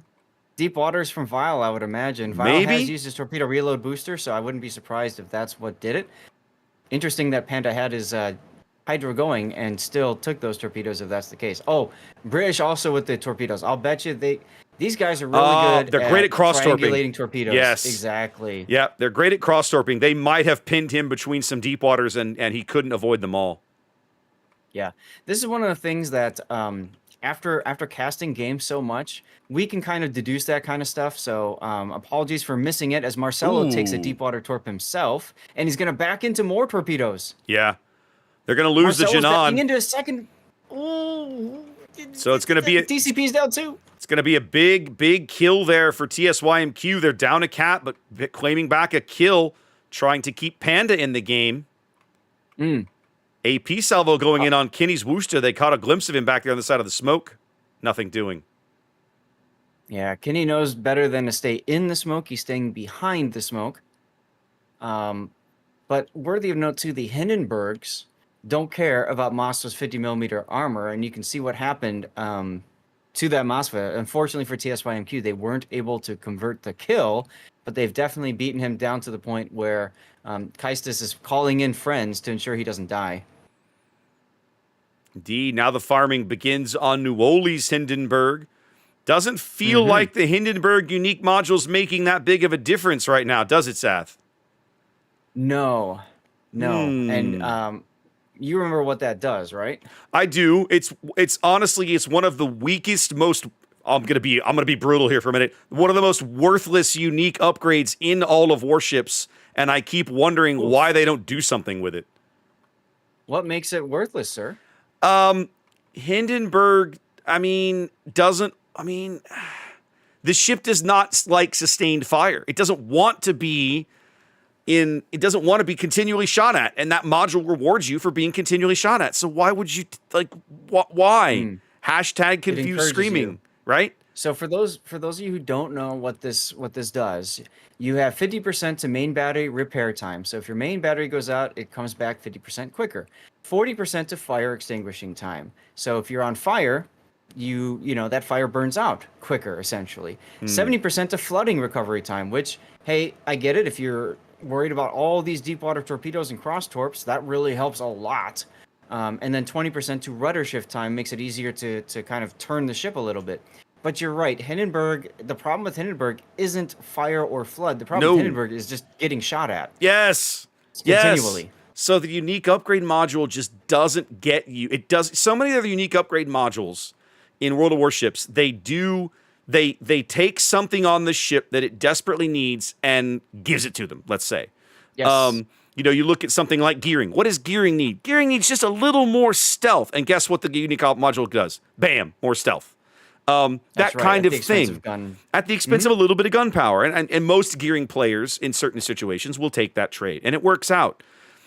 Hindenburg doesn't need this. So why? And now on top of that, it takes away slot 5, the concealment module. Now the concealment isn't as important, but people forget the concealment comes with a 5% debuff to dispersion of shells being shot at it. In other words, Hindenburg is taking more hits from people that know how to accurately aim at it. Yep. 1 HP for upgrade. Panda. 1 HP. That was hilarious. Well, and British takes him down. I mean, the game is all but over. They've pushed TSYMQ off all the caps. It's a 2-ship lead for TWA. TSYMQ looked very strong at the beginning, had some amazing shots. Unfortunately, their druid got completely surprised and farmed out. Yep. And, stuck bow in as a destroyer is never a place you want to be. Mm-mm. They can see the Yu Yang here. Is it going to matter? They weren't able to get the resets. There they finally get them. Yep. And TSYMQ down to 4 ships remaining, 3 over at A, 1 just running as fast as possible on the 10 line. I have a hard time imagining a world where they don't murder Yawin's Yang on the 10 line at some point. Mm-hmm. I think they're going to send James around the corner to just try to assassinate Kaistis. Yep, it's coming. We're going to get a close pass here. Striver with the Grozovite trying to stop this. I'm going to keep the modules up. They're trying to in-cap the torpedoes to try and prevent this. Well, and they took out his engine, so that slows him down. The thing though is James was shooting at the Grozovite, so now he's got to turn his torpedoes all the way around. Takes a little extra time. He does get the shot off. Does get the shots in the water, but he's going to die. There he goes. So it's a trade. That's the best thing that TWA could have hoped for, frankly.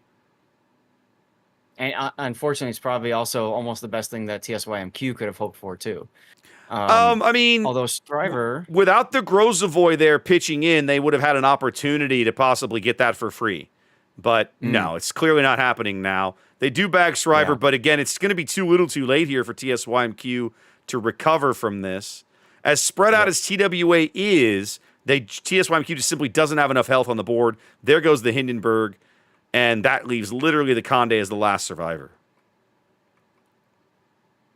Well, they paid dearly for that Conde. Well, and that flagship survives for now, at least. They got save a star. They got value out of him, but in the end of the day, it's just not going to be enough. Yeah. Now, this is their second use of Conde. Someone in chat was saying, "Wait a minute, is this a forfeit?" Should not be a forfeit because this is their second time using a Conde, and they can take a Conde twice. Yep, FLS sails out of the cap, knows it's over, not going to drag things out, going to let him go ahead and tick up over 1,000 points. Game 1 to TWA. Mm-hmm.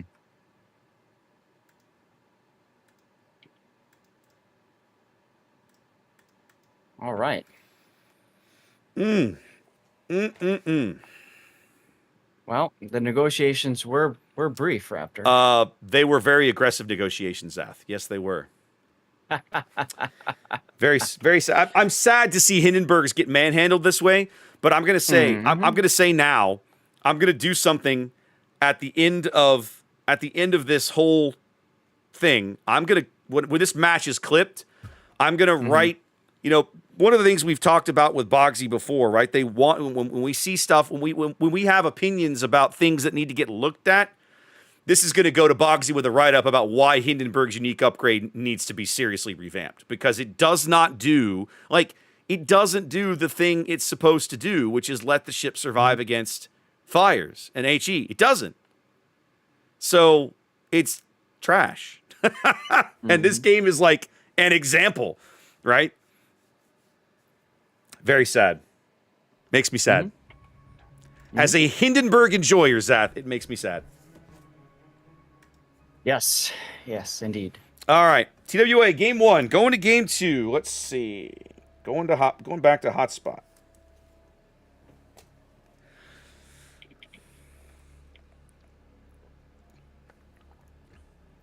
That's interesting. I'm curious. Okay, so Hannibal is. We're being told in streamers chat that was actually TSYMQ's third usage of Conde, so that meant the game was a forfeit. I'm looking at this flagship status, and it shows apparently they didn't update it. Yeah, okay. So we saw TSYMQ play Conde earlier today. That was their second time. That was their third time. Yeah. Okay. Yeah. All right. So technically a forfeit. There you go. Makes me wonder why we aren't checking lineups at this stage, but what do I know? Yeah, that's. I wouldn't have expected TSYMQ to make that kind of mistake So that's interesting to see that happened. Now remember, we cannot see the team chats. We can't see what people are typing in the game. Nope. Obviously, it was called out at the very start of the game, and both teams said, "Well, we'll just finish it for the sake of the cast." But let's just get this over with, and that's kind of what we saw happen. So TWA was going to win no matter what. Appreciate TWA saying, "You know what? Let's just play the game out anyway." Sure. So that was cool. What I'm getting at is that there have been times in these kinds of events where we have lineup restrictions that before a game drops, a mod or a ref will hop into the team and, a ref, and check the lineup and go, yes, that's a legal lineup. I'm curious that we're here at the very end of the tournament and on the big streams for everybody, and we're not doing that. That surprises me a little bit. Yeah.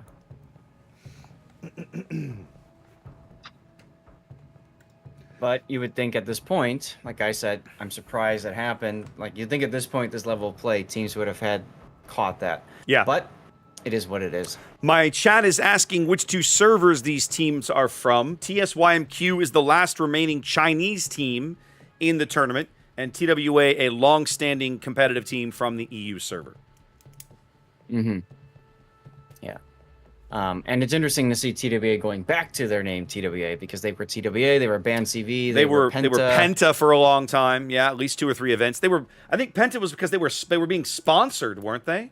Correct. Yeah. Correct, yes. Yeah. Yes, and then I'm thinking there's one other name too that I can't. It'll escape me right now. I think they did have another iteration in there. I think it was like the very last King of the Sea, or the iteration before they had changed their name again, and then now they're back to TWA. And that's the King of the Sea where they got defeated by Rain. Correct. I wonder if that's why they changed their name back, so that they can forget about that one. Let's go look. Actually, I probably have those games in my channel. Let me go have a look. It would be King of the Sea 16. Let's have a peek.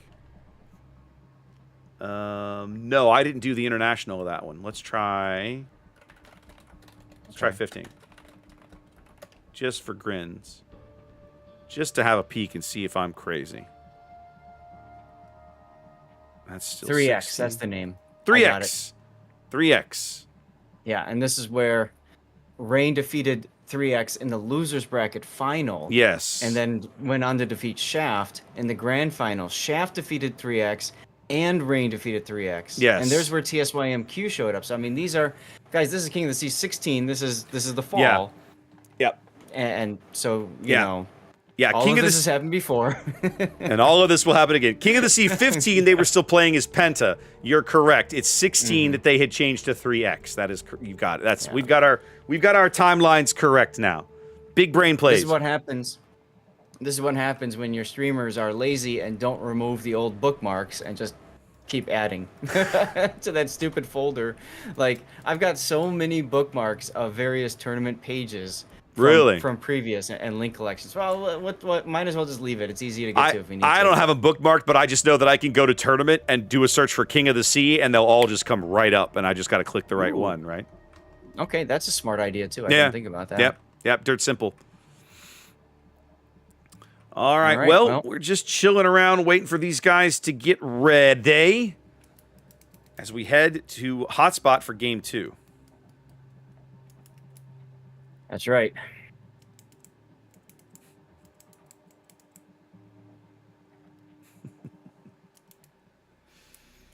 I'm still surprised we aren't checking lineups. Like, I still look at that and go, record scratch? Like, you know, that little in your brain, like, what?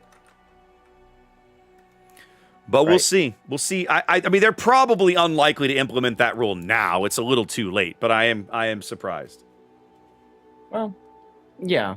But, I mean, we've established that these teams have been competitive before, and they played. So, it'd be, honestly, to make a rookie mistake like that, you just don't expect it. So, it is what it is. I appreciate that both teams went and played it off anyways. Sure. And we move on. It was a quick game. And at this point now, it's up to TSYMQ to bring it back. So, no biggie.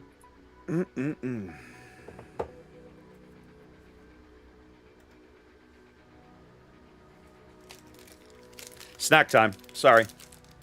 Gonna bust open another one of these Cliff Bars. I was thinking of doing the same. I think I might hold until we do our break in between. But yeah. Well, we'll see. I'm at least gonna steal a bite of it.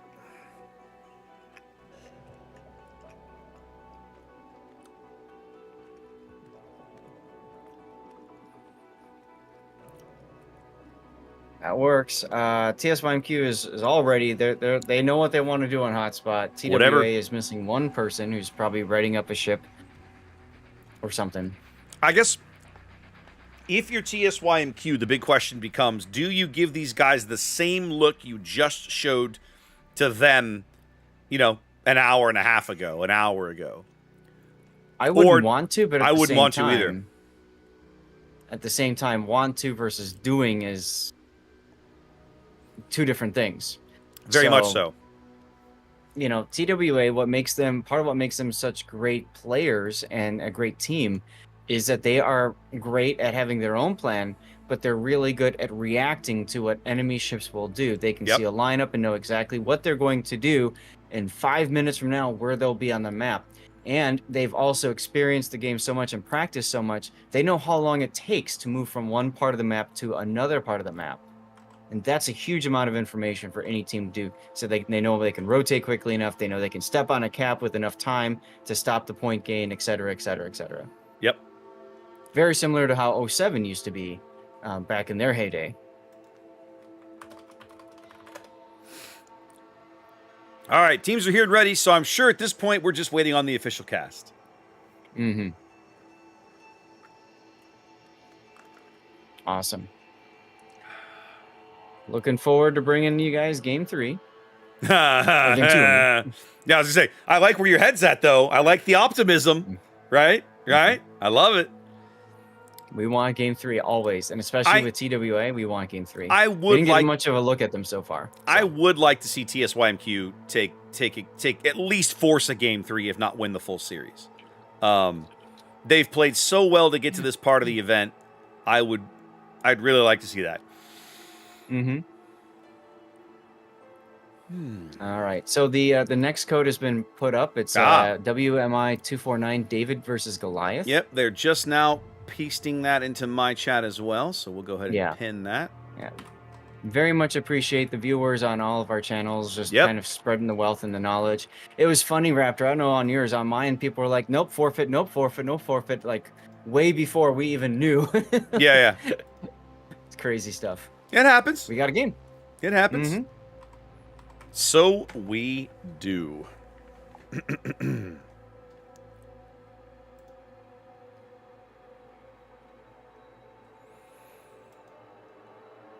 All right, here we go. Push the button. Mm-hmm. All right, welcome back, ladies and gentlemen. Game 2 of this losers bracket final. We're on hotspot. TWA versus TSYMQ.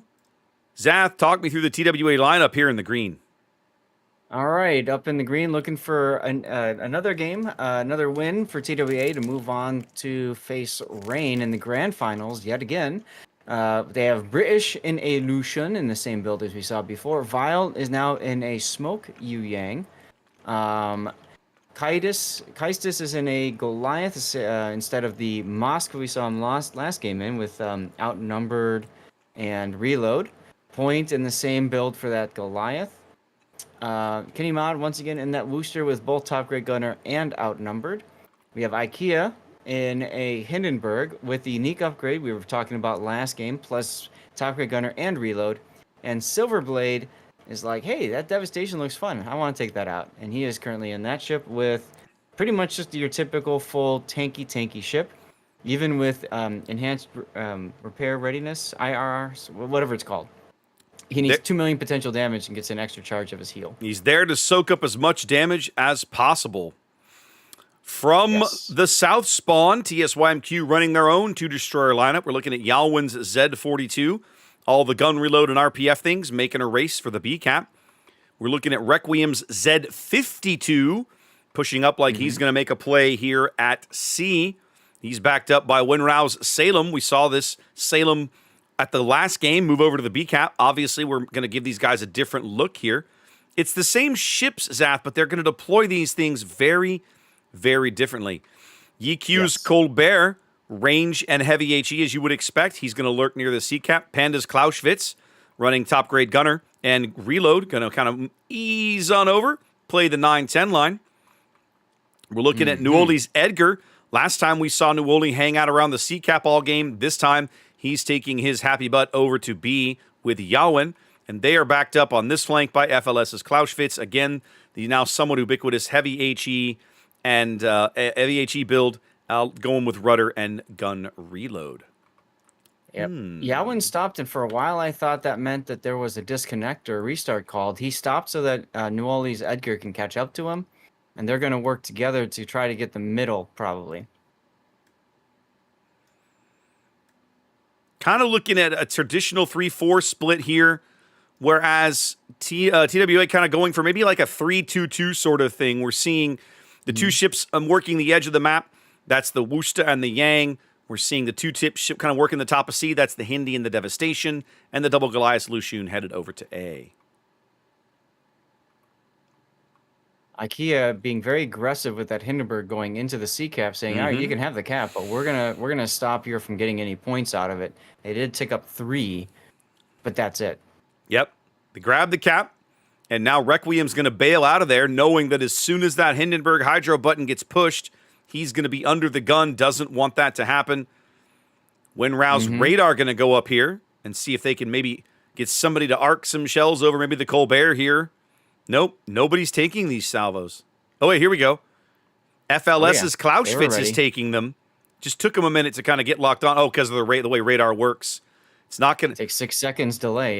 Yep, that delay is what's going to allow a TWA to pick up the cap to see if they can actually land any damage and begin to farm out IKEA here.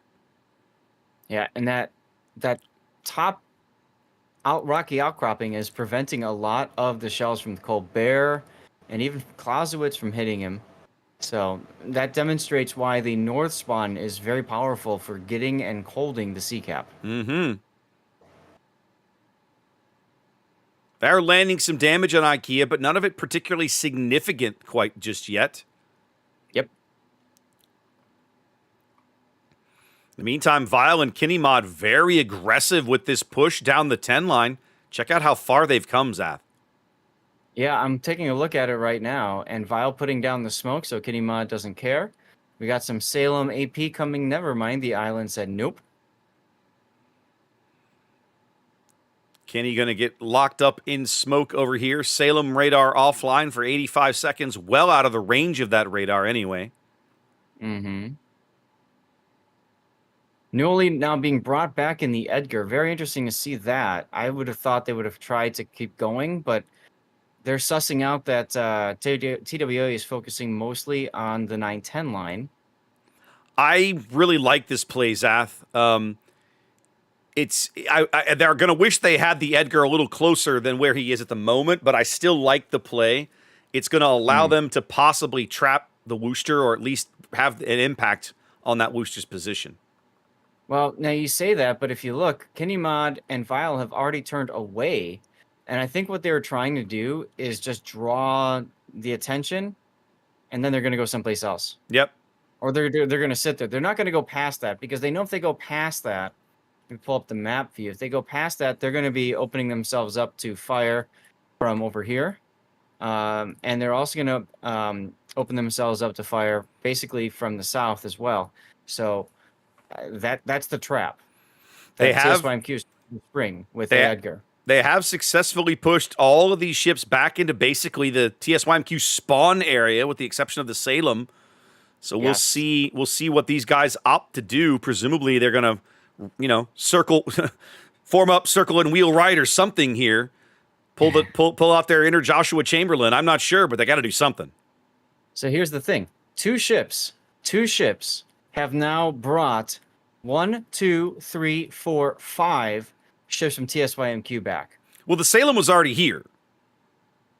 Well, sure, but what I'm getting at though is that only leaves 2 ships out on the western flank. So by demonstrating, by being there and visible, TSYMQ is saying, okay, we know these guys here, we got to do something about them, and they're almost ignoring the rest of the board, Raptor. That's pretty crazy to think about. At the moment, yep, there's the Edgar radar coming up. They're going to catch Kenny Mod in the smoke. They cannot see Vile. Vile's just ahead of that radar line, but they can see Kenny. Salem AP coming in.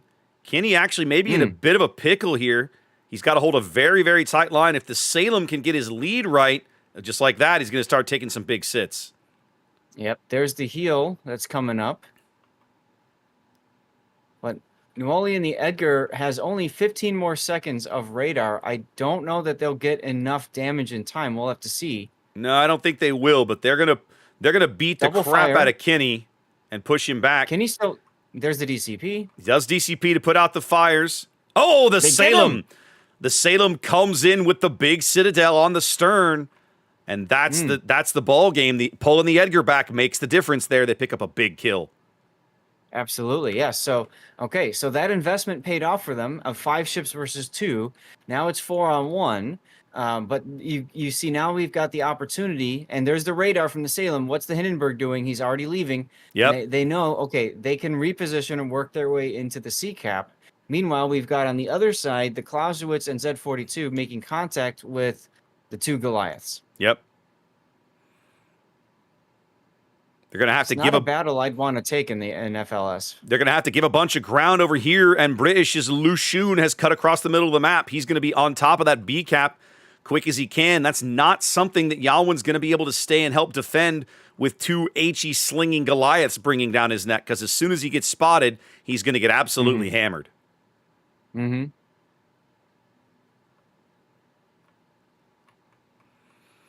So they push the Salem into the cap. That's Winrow stepping into C. Only about 140 points behind now is TSYMQ up a ship on the back of that early kill on Kenny Mod.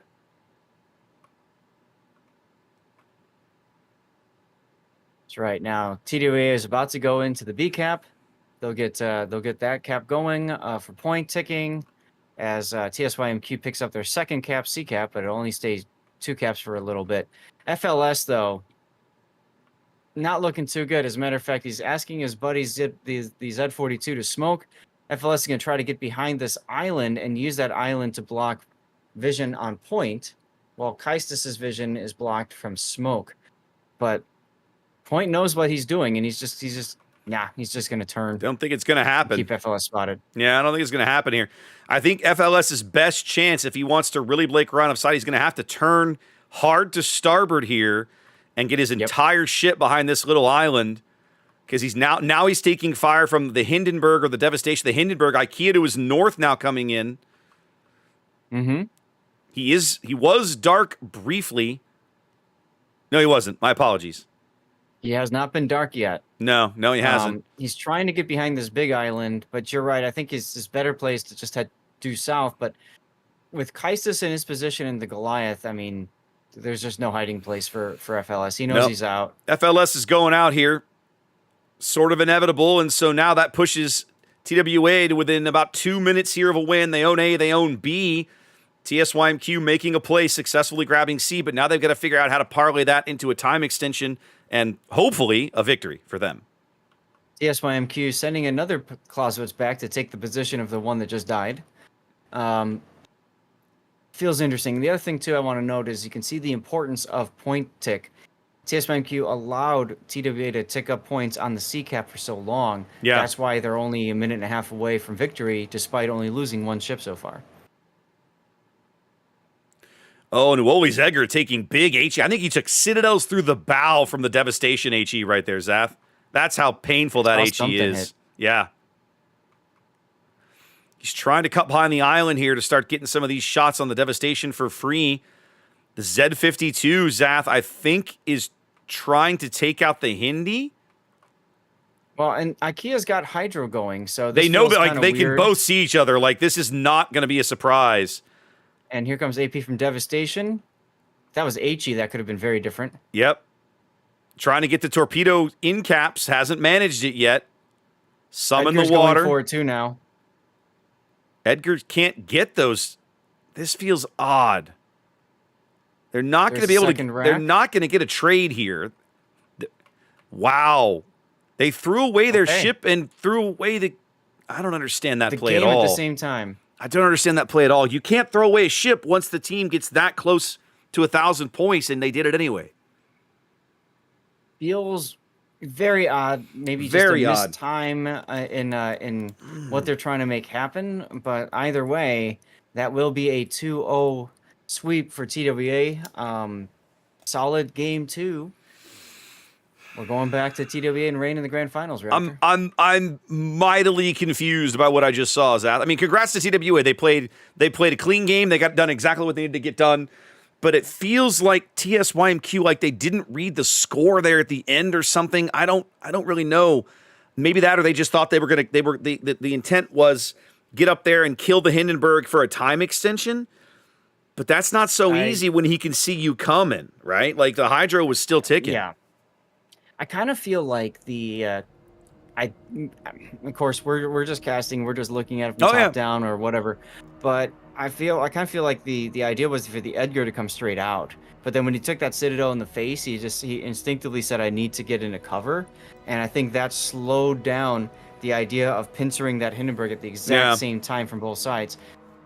Either way, it feels really bad, though, because that means you're going to trade 2 ships for 1 because you know the Edgar's going to go down right afterwards anyway. Yeah. And the Z-52 will probably go down because, like you said, Hydro exists. Yeah. So it just feels weird. Either way, TWA forced a brilliant play at the end to cause that 2-0 sweep. And, well, go get your snacks, guys. Yep. Go get your snack. Go get your munchie. I'm going to be doing the same here. We got a few minutes to kill.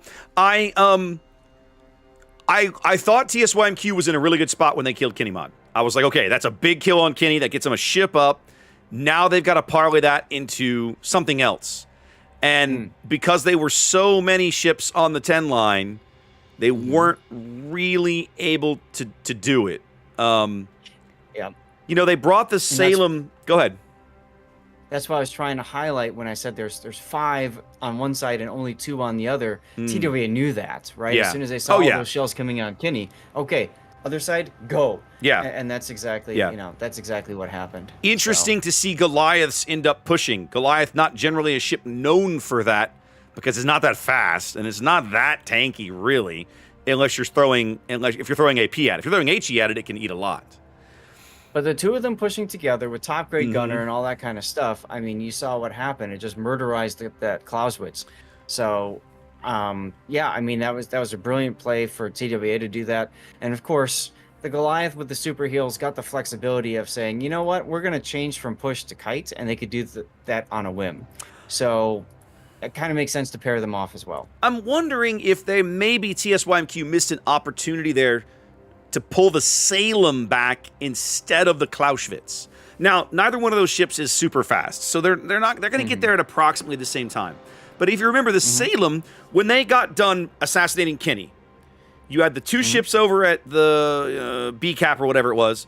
You had the Salem on the south end of the sea, and then just about everybody else is over on the 910 line. The Salem is the closest person to turn and react to this Goliath push, and arguably a really good opportunity to react to it because of his crazy super heal as well. Instead, they turned him and got right in the cap like as soon as possible. I'm just wondering if maybe... I don't know that it would have mattered. But I would have been curious to see if they had pulled that off. Well, either way, we are now on the hook for the grand finals, which back to TWA and Reign. Yeah, and just as usual, y'all, it's going to take a few minutes for TWA versus Reign to do their pick bands and stuff. I mean, they know each other. They've played against each other so many times. I don't think it'll take that long for them to get through the voting process, but it's going to take a few minutes. Now's a great time for you guys to go hit the head, refill your waters. Get you a cup of coffee. I'm going to be doing all 3 of that. Yeah. So if you don't mind, Retro, I'm going to stand up. Go. It's early. All right. Also, it's a good time for you and us to do our ad breaks and just try to. Yeah, I already pushed the button to get one of those going. I was going to peek around here and keep an eye on pick bands and all that sort of thing. Just stay abreast of what is occurring. Sounds good. There we go.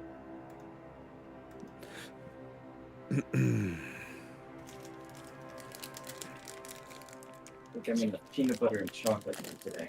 There you go. All right.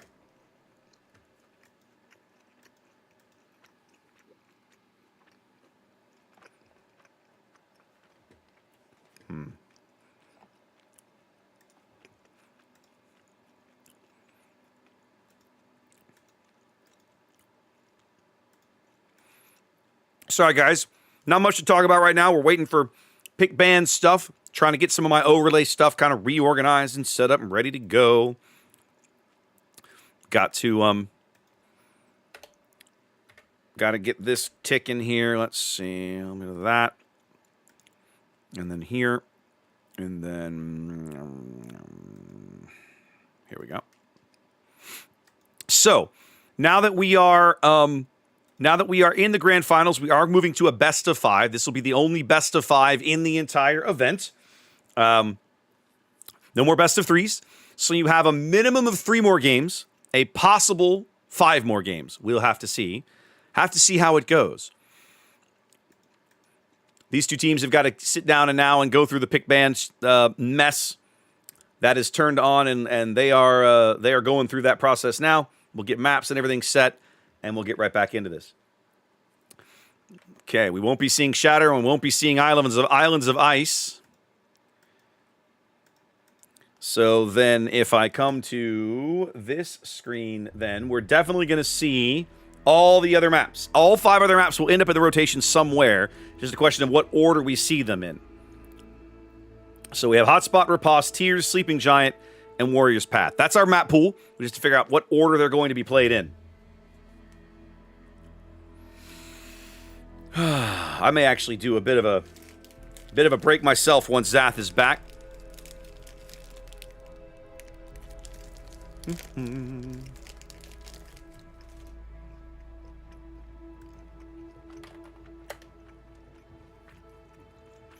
All right, I'm gonna go.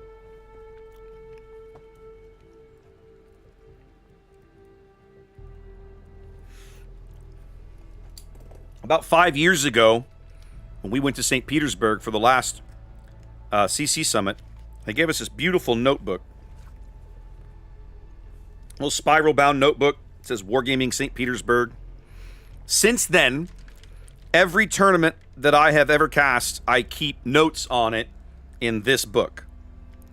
And so I go back and I have literally 5 years of tournament notes in here. Who played, what was banned potentially, who won, sometimes what our predictions were. All kinds of fun stuff. Plus I've got little fun things like my Weaves Out sign, right, which is still in here. I have this bookmarked. I come back to this sign a lot. Need that one a lot in my life. A lot of weaves in this game. Very terrifying. Well, you need that sign a lot. Need that sign a lot. You do. A lot of weaves in this game. It's very, you know what? It's very scary. Weaves are scary, Zath. I have mine bookmarked too, so just give me a moment. You have your little Weaves In sign bookmarked? Mm-hmm. I have where you vandalized this thing. What are you talking about? I didn't vandalize. Yes, you did.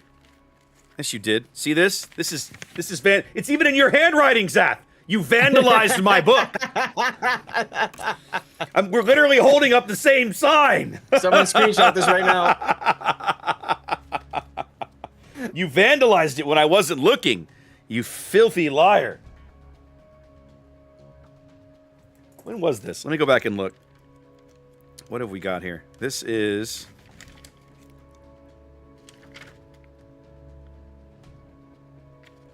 Spring Championship.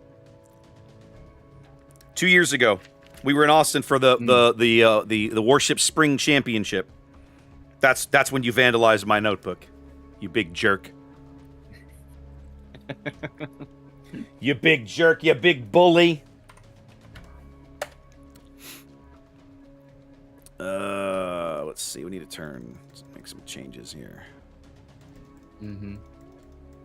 There we go. Oh, no, don't do that. Awesome. There we go. There we go. That's a little better. Chat was reminding me that, every time I reboot my machine, my Elgato camera thing craps itself, and then it never saves the settings that I've left for it. And then when I reboot it, it goes, "Oh yeah, we defaulted back to the settings that you haven't used ever." So LOL, get wrecked. And so, if I don't change it, it always, whatever. Anyway, I have the same problem with my lights. When I first set them up, I had them to the white balance or color temp that my overhead lights were, my room lights. I changed those to a more bluer side of the spectrum. And every time I turn these damn key lights on, they go back to the original setting, even though I've set, here is your default. And I think it's because Elgato, and this might also be for you too. I think Elgato prioritizes the app over the actual PC thing. So if you did stuff on your app, in your initial setup, that might be what it's defaulting to. I discovered, I thought about that the other day, and I haven't had a chance to just mess with it. Investigate it or whatever. Okay. Yeah. Okay. That's the only thing I can come up with, because like I said, I've legit set defaults for the lights. You'll be on this color temp at this brightness. The brightness is the same because I haven't changed the brightness, but the color temp always changes, and I just got sick of it, so I just left it.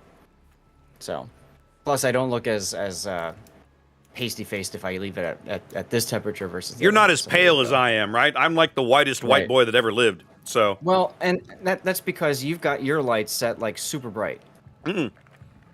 Like I've been to your room and not even a little bit. Well, okay, so they're both of them. Do this for a second. They're both of them below 15 or 16%. I run one at like 8% and one at like 17% or something like this.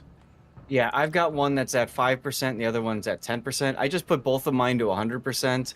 Oh my god! Look at that! I can't see. Do you see my point? I can't see. But I literally have one at 17% and one at 7%. If I turn them any brighter than this, I won't be able to see what I'm casting. It'll be like having the twin sons of Tatooine in my face. No. Right. Yeah. So that's why I keep mine at 5 and 10%. The one on the right is 10%. The one on my left is 5%. Yes, I keep them down very low intentionally. You don't need a lot of light, but you need some. Right? It's amazing how bright these things are, because it's crazy. These are the airs. Yeah. You got the airs as well, right? I've got airs as well. Yep. And the Pro is even brighter, and it's like, what? Yep. So. My chat is reminding me that I owe them something from earlier today. Oh, do you? I have a rule that if we finish 5 levels of a hype train, we will celebrate. And one of the things that we do to celebrate is I go and I get some special dirty water. In this case, it's 4 Roses single barrel. That's good stuff. However, I'm kind of feeling like, since we're doing a tournament, I might want to hold and wait and do that for the after party. Sure. Obviously I don't drink to excess when I'm streaming a tournament or whatever, but I think out of respect to you and the tournament, I'm gonna hold off on the dirty water for right now. Still brings me back to that memory of doing warships in Austin and us racing to the watering section, and I realized I probably don't have enough time because you beat me there, because I got lost on the way. Yeah. So I said, to hell with it, I'll just go for the beer. That's right. You just grab beer instead. We're like, water, screw that. I'm getting beer. I remember the first time I went to that office, was like, they have a kegerator in their office. This is a cool place to work.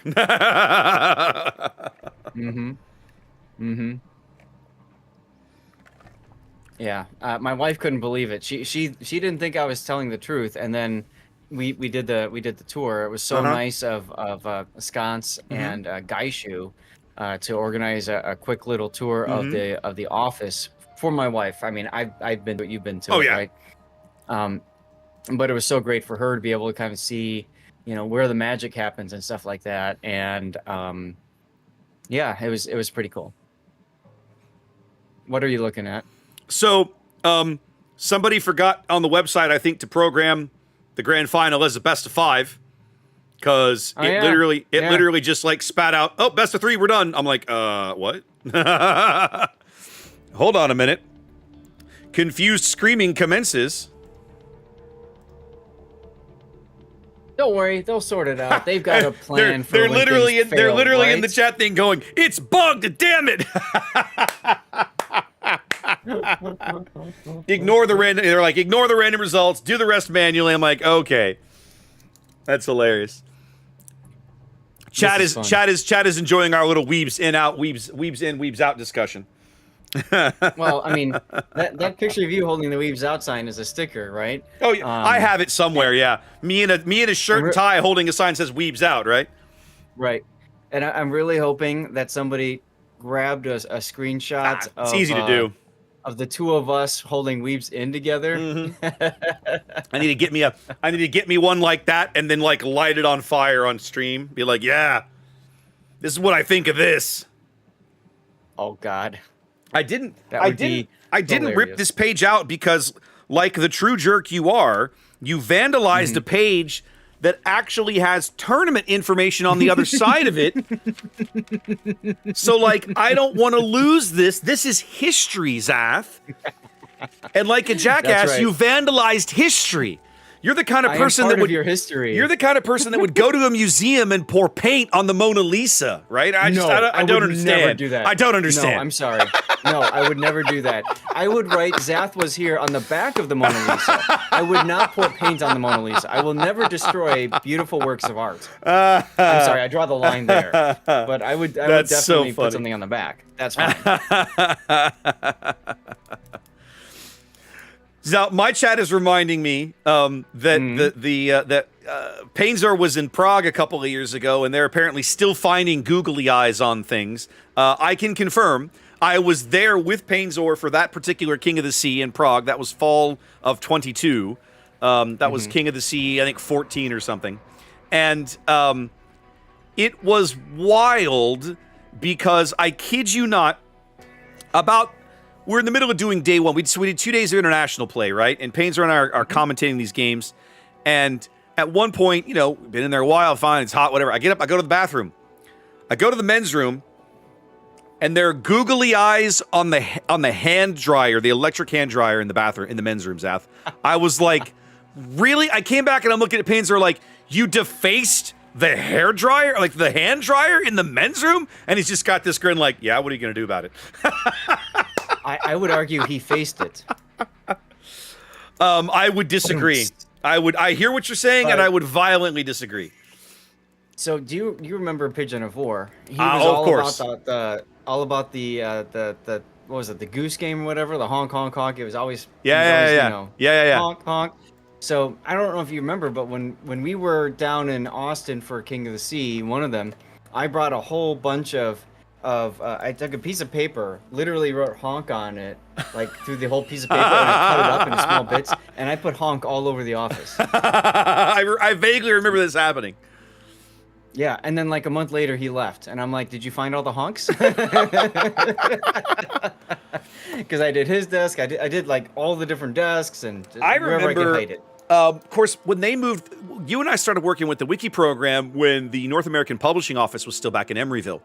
And it was spring of 18, right, when they did the big move to Austin.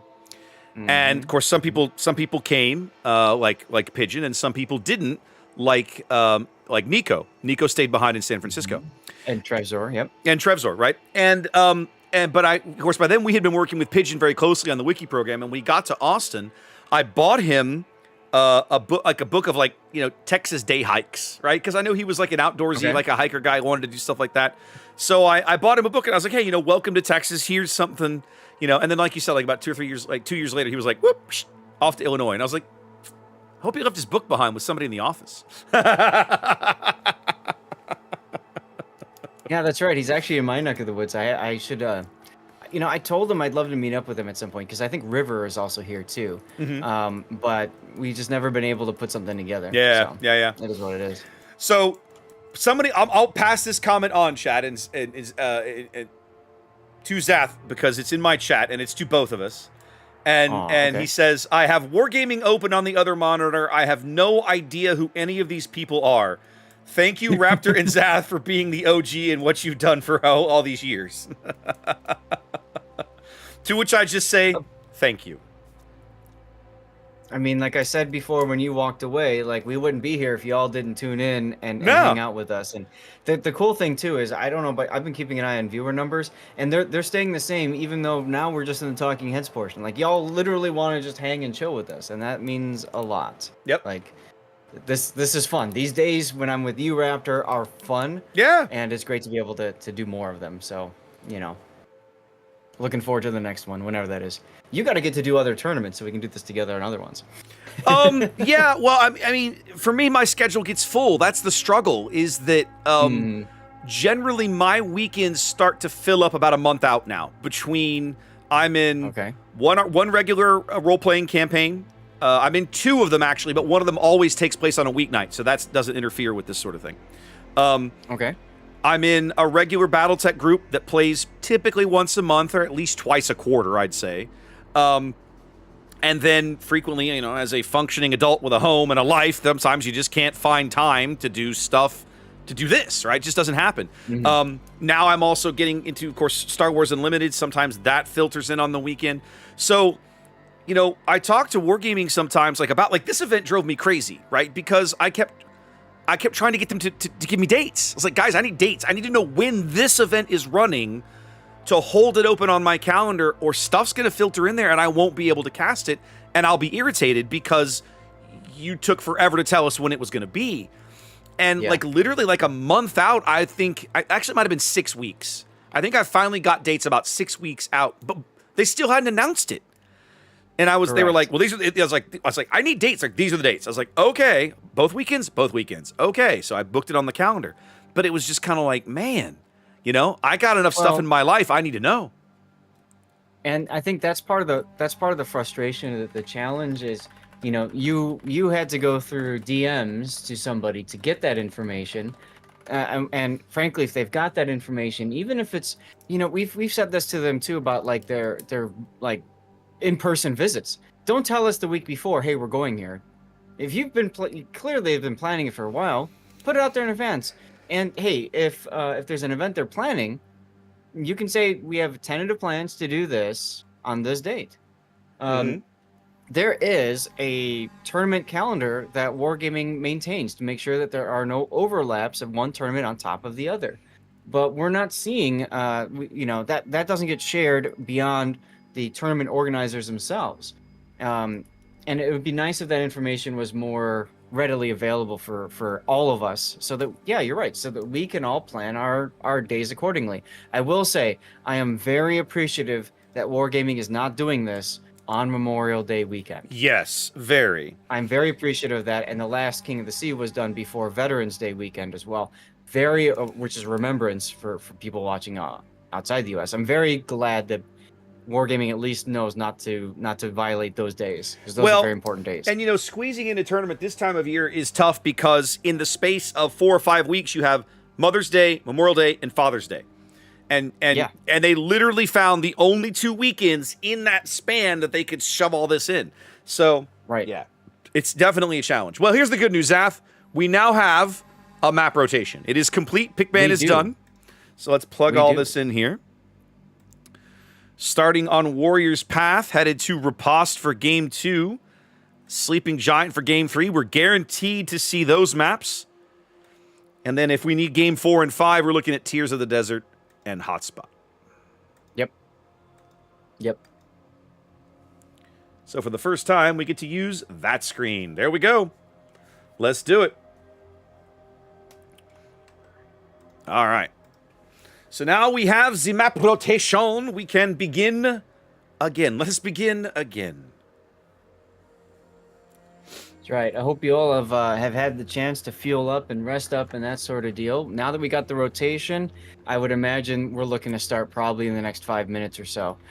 So just to be safe, because I'm looking at my ad timer, I'm going to go ahead and run another one now just to get this out of the way.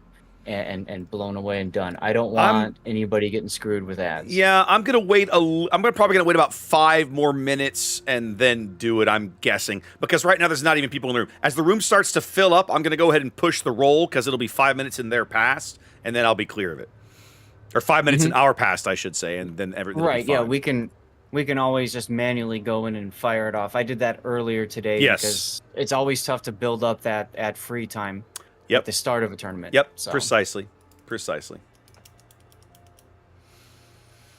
DJ was asking me if I'm going to go directly into streaming some charity stuff when we're done here, and I told him I'm going to make a judgment call. I'm trying to see if my concern is streams are not, for me at least, streams are not interesting to watch if the streamer looks tired, bored, irritated, right? So I was just like, if my energy level is up and I'm feeling good and I'm having a good time, then I'll probably keep going a little while. If I'm There you go. If I'm beat and it's like this is not going to happen, and I'm going to look like crap, then I'll hang it up, and it may not happen today at all. I've got enough stuff to do around the house before Ginger gets back tonight that I may not have time to stream today, but I'm absolutely going to be back tomorrow night at a minimum because it's Monday night, and Monday night, for at least for the moment, is boats while we do this fundraising thing. Yeah, and I won't have replays to deal with this coming Monday, so we can hang out if you wanted to. That'd be fun. So, you know, especially whatever. if we can both get back to like where we're sync dropping in the same tier, that might be kind of fun. If we can sync drop random ranked together, wouldn't that be fun? Hell yeah, brother. We Hell did yeah. we did that like the other night. That was awesome. For those of you guys who missed that, we sync dropped into rank. We both got ourselves killed right away. Not on purpose. It just happened. It just happened. And then we just continued to cast the game as if it was King of the Sea. It was this. It was hilarious. It was so much fun. That was a great game. Oh, I got a new boats code coming through here. Let me pin this for everybody. There we go. Yeah, I got two. Are you looking at the one that says Master Warship? I'm looking at Warship Master. Yep, I'm looking at that one. Okay. All right. Good. Cannot redeem code due to technical issues. Well done, Wargaming. Oof. Well done. My favorite is when you go to redeem a code on the website and it's like, you need to log in again. It's like, sucker, I just did that. Okay, I refreshed the redeem page and it worked perfectly that time. So that if you run into that error, just refresh the page and try again. That seemed to work. Now you're having to, what boat are you grinding right now, Zath? I haven't checked the spreadsheet this morning. You're back British on carriers. You're on Hermes. I'm on the Herms. I'm on the Herms. Yikes. I know. That's rough. I know. That's rough. It's all right. Okay. It's okay. It is what it is, and yep. You know, it's a speed run event, y'all. So yep. I am speed, and you know what? Actually, it was really nice to be able to talk to chat last night, and like I played ranked, and there were a couple times when I just got my ship blown away at the beginning. And I just went and hit battle on. I said, I'm not going to worry about it. I'm sorry to my teammates. It is what it is, and we go. And I think some people said that was very refreshing to hear that, and it wasn't always about the win.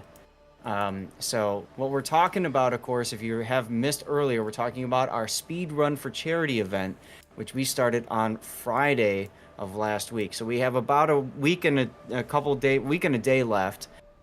For that speed run, and our goal is to get to tier 10, be the first to get to tier 10. And the fun thing about that, of course, is that people can donate to stack up to slow people down. So if somebody is in the lead, you can say, I don't like that. I'm going to go ahead and see right now, for example, Revan, I think, is in the lead at tier 6. Yeah, he's got the Go Kaze, or I like to call it the Go Crazy. So anybody can go to his donation page and they can donate, say, $20 to force him to play co-op for 1 hour only. They could force him to, redo a line and that sort of deal. This is all for charity. This is all for Stack Up, which is a military-based charity supporting active duty and veteran personnel in the United States and our allies. So that obviously includes countries like NATO, Japan, over Asia, countries in South Africa. Even some people said, "Hey, what about South Africa?" Of course. It comes down to how difficult or easy is it to get help to people, right? If you can't send something to somebody, then you can't help them, unfortunately. Of course, there is also a Discord on StackUp, so even people from countries that are not, I say on the U.S. naughty list, people from there can still participate in that sort of deal. So I'm very excited that we're doing this. It's been a hoot. It's been a lot of fun, and we got enough to sponsor Supply Crate. You guys got enough to sponsor Supply Crate over on your side as well. And so someone next year is getting a care package from each of us. Two different people are getting care packages out full of gaming goodness to help them get through whatever they're getting through. Well, and so I'm really excited. I'm excited. I'm getting close to a second one. Yes, you are. I had somebody chunk in some money this morning while we've been doing this. I had a peek and just looked over at where we're at. I'm holding in fourth. Someone has jumped over. I jumped ahead of Imperium, and then somebody else and I are tied. We're both at 29:30. And he's I see live. that. He's live now as well. And then Mm-hmm. I got to go back. I got to go check and see. Okay, so I've got an hour co-op waiting on me when I get logged in at some point, which honestly is one of the Okay. best kind of ways to slow down somebody, especially as you get into these middle tiers. You just don't get the same XP results out of co-op as you do out of randoms. The Mm-hmm. advantage, I won't say the advantage, the nice thing about co-op, I'll say, is you can just slam out a bunch of games, right? You just charge forward, you blow up some stuff, get some XP, die, hit battle on, just keep going. Mm-hmm. You talk about the grind. I've kind of been enjoying that as well. The simplicity of, well, we're not going to win this game. I'm going to get as much XP out of it as I can, and then I'm going to just hit the battle on button and get on with my day, right? Like, it's fine. Yep. You know, is it sad? Yep. Yeah, it's sad. Am I going to lose sleep over it? No, I don't care. Let's go. I'm here to get XP. 3 years ago, we would have died and had to sit and And wait wait. for that ship to get And out wait. of the battle. That is the and be like, okay. best change. Ugh. And now we don't have to worry about it. Yeah. And you know what's really cool about that is it allows for players to be less hung up on an individual game. Some people still do stick around and see how the game finishes, but for a lot of others, they just move on to the next. It gets rid of the salt, it gets rid of the frustrations and stuff. On the flip side, of course, that means you might have more players that are just YOLOing and don't care. So it goes on both sides. But at the end of the day, we're all playing a free-to-play video game. And I always say, if you're not getting enjoyment out of it, change up the way you're playing. Change up, do different goals out there, or go do something else. And it's okay. World of Warships will be here for you when you come back. It's really not a big deal. Yep, for sure. For sure. All right, everyone's in the room. Everyone is ready. I'm betting we're at a point now where we are finally waiting on the official stream to give them the go-ahead. In fact, I'm going to pull up the little training battle window, which for some reason is closed. We'll keep an eye on it. There we go. Yeah, they're all writing up and stuff like that. My chat is like, if we can get another hype train going, will you actually go and get that? Jesus Christ, these guys. They're like, we want Zath drinking now. Hold on. Oh my goodness gracious. Well, I'll tell you what, Zach. I'll tell you what. Let's right now I feel pretty okay. So let's just assume that maybe we finish this up in a reasonably short amount of time, and I decide I'm gonna push on and stream fundraising stuff for a little while longer. If assuming all of that occurs, I will join you in a toast at the start of all of that. Right? We get back off of this. All right. And we'll do that. And we have dropped into Game 1, ladies and gentlemen. We're going to be headed into Warriors Path here in this grand final in Warship Masters Invitational. Let's see. Which side do we use here? Rain is on the left by default. Let's double check and see. Yeah, we got to loading. We've got to use the reversed for the first 3 games. Got it. I always like to double check with the training room itself before we go into battle because you just never know. Yep, I hear you. All right, here we go. Ladies and gentlemen, boys and girls, warshippers of all ages, welcome to Game 1. It's the grand finals of Warship Masters Invitational 2024. Zath, TWA, and Rain. It feels like we've been here before. What do we got cooking for the TWA lineup in green? TWA is bringing with them British in the Z52. I'm not surprised to see that at all with a bit of that torpedo stuff we saw before. We got Vile 9 in the Yu Yang with a smoke setup there. Kaistis in a Yoshino. Behind him is Kenny Mod in an Annapolis. Finally, we've got Umugu in a Goliath with Outnumbered. Point is in his Brisbane with full reload build and utility as well. You can see the consumable specialist and enhancement skills. And then Marcelo Pello in a Jinan. TWA is basically choosing not to bring a battleship at all. Marcelo Pello with some luck chuck torpedo skills with the quicker torpedo reload, and also going for main battery gun damage and extra fire chance and enhanced survivability expert. So trying to get as much out of that cheap ship as possible. 7 points for Marcelo Pello. Cheapest ship on the board. We'll have to see if Marcelo can get some value out of it.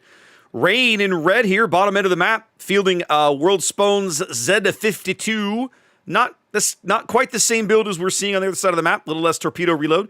Intaro's Holland, unique upgrade, concealment, and a little bit of torpedo power there in his build. Like seeing the unique upgrade, gives him an extra charge of the heal. Gangbarang in a Goliath. RPF, concealment, and gun reload. Not looking for range there. The other 4 ships in the Rain lineup headed the other way. Kim's Yu Yang, that is a Smoke Yang, featuring a whole bunch of torpedo reload. Artorius's Jinan of his own, a very similar build to what we were just looking at Marcelo running on the top end of the map. Lucar's Annapolis, pretty typical there, top grade gunner, good stuff. And then Dastard in an incomparable bit of a survivability build there. Be curious to see how this all shakes out. We've got a 5-2 split here for TWA versus a 4-3 split for Rain.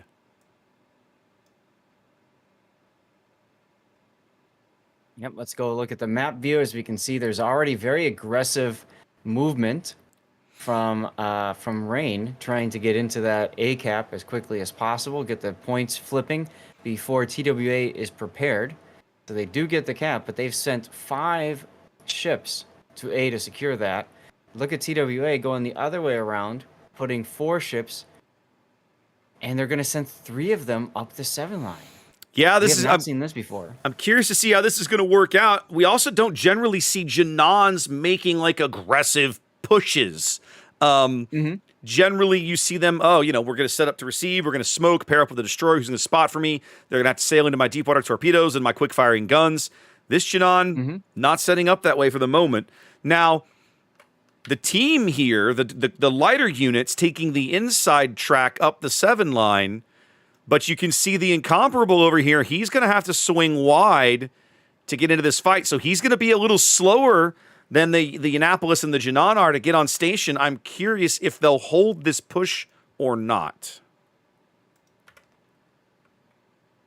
Honestly, I think the surprise is more important. So if they get up there and they do achieve surprise, then they're going to have to do that. Now, Mugu is using radiolocation. Kaistis is not in the Oshino. Is the Annapolis. The Annapolis is not. There's Point. Point is not. The Brisbane's not. British is. So British's radiolocation is going to point to the south. The Goliath is pointing radiolocation towards the channel. You can see those single-fire torpedoes towards the channel. He knows something's coming up the channel. But they don't know about Dastard making his way up. Because remember, Incomparable is also pretty darn stealthy. A full stealth rig Incomparable, which I'm willing to bet you that's what Dastard is doing. Let's have a quick peek just to be sure it is stealthier than a Des Moines, Zath. It comes in, I think, 10.6. I was going to say about 10.5 kilometers. Sounds about right. And yeah, that's pretty rough. Now we're going to see these torpedoes sneaking into the smoke. They should be spotted. They're going to be able to avoid them here as the Annapolis fire starts to fall in on the Yoshino. The smoke there from Kim's Yang clearly indicating something's there. The Incomparable unspotted. He's going to get this first salvo right up Umugu's stern for free, not even knowing he was there. Absolute. One shell connects. I was going to say absolutely nothing, but it wasn't absolutely nothing. It was just very little. Just a reminder, you all, the players, have the ability to take a look at ship characteristics yourselves in battle. Hold the tab button down, mouse over whatever ship you want to see, and you can see their quote-unquote best, most efficient possibilities like concealment and that sort of thing. It does help quite a bit in random battles. Now, having no radar over here, TWA is not able to kind of hold back this push or do anything to slow down this cap. So Kim's Yu Yang just continuing full speed, leaving a big long smoke screen, finishing the cap, backed up by the Annapolis and the Janan, pushing the Yoshino out. The Brisbane and the Z-52 already coming back. Incomparable's guns speaking again here. Nothing doing. Kenny Mod radaring in the Annapolis. They want to know what's to the south. World Spawn caught out. Is trying to get behind cover in the Z-52. Oh, no. 1900 HP. Take a torpedo earlier or something, I have to wonder. Looks like he's going to barely sneak in here and make it. He got smacked hard by Kenny. Okay. He's backing up. think he'll be okay, but he's got to wait out the radar another 10 seconds, and then Kinnymod's going to come right around the corner and just pulverize him anyway, I feel. Lucar's Annapolis getting absolutely brutalized in that smoke as they're going to bag Kenny here for kill number 1. That puts Rain World up spawn. a ship. Sorry, World up, thank you. Rain up a ship, down a cap here. Still the early going. Only 6 minutes gone. And it's actually TWA up a ship. Thank you. My apologies. I'm all over It's the place okay. right now. I made that mistake earlier today as well. Don't worry, it happens. Earlier They're trying to keep this Yoshino spotted so they can farm him out. They need this kill. Yeah. Kim doing a great job of the Yang of saying basically there's no hiding place for you. And the Goliath, this is what you always do in a random battle. If you're ranked or whatnot, if you're kiting away from a side that's lost, go to a corner, try to drag as many people with you. That helps your team come back from that loss. All of these torpedoes going to flush Lucar and Artorias out of the smoke here, but they aren't going to take any of these torpedoes. Mm-hmm. I got to say, Seth, part of me's a little surprised to see Kinnymod turn around and go back to A when CCAP has to be a little enticing, but I think he realizes his radar and his guns are more useful in collapsing the remainder of this flank here for Rain. Absolutely. You have to secure the flank before you can then go and deal with the main stuff. If you take that one ship off, you don't have that decisive win. What TWA is trying to do right now is keep these 4 players from Rain bottled up, and they're doing a very nice job of that. Gangbrang You trying only need 3. Go ahead. You only need like 3 ships to do that. So Gangbrang trying to wind his way through this torpedo salvo without getting smacked, and he manages it. His hydro was up. He just had to find a line and get there. As now Intaro and Vile both sitting in the A-cap. Kenny comes around the corner. Well within radar range. His radar is 6 seconds away. Intaro's in real trouble here if he decides to pop that radar and his funny button. Intaro could find himself dead very, very quickly. The funny button may be coming with the AP. well, they've got Gangbrang to focus on right now. They don't need to worry about another. Kinnymod does take a big hit though. Goliath. Gangbrang had the AP in the barrel as now Intaro and Vile getting into a bit of a gunfight. There goes the radar from Kinney. Yep. And there goes Vile's hit point pool. Little superfluous, perhaps, but it is what it is. Intaro now. I think is he gonna hold this line? No, he's gonna turn. He's gonna try to get some torpedoes on the Annapolis. Speaking of torpedoes, Dastard takes out the Goliath in the corner with the torpedo. It is Wow. incomparable. Finally got there. They do bag Gangbarang, though, and that leaves a very, very, very lonely Intaro over here. The only Rain ship on this entire half of the map. Rain having a lead now on the strength of that cap advantage. Mm-hmm. But they're going to lose. That score's going to flip in a minute. Intaro will go out here momentarily. There's just, the best he can hope for will be to trade with Vile. He's going to try. I'm not sure he's going to be able to pull it off, though. To see him first. Yeah, he can't even see Vile right now. He's taking guess shots. Nope, it's not going to happen. Lead flips back. It's now a 2-ship lead for TWA as that's points. Brisbane now headed to C. All of the surviving Rain ships here in the northeast corner of the map.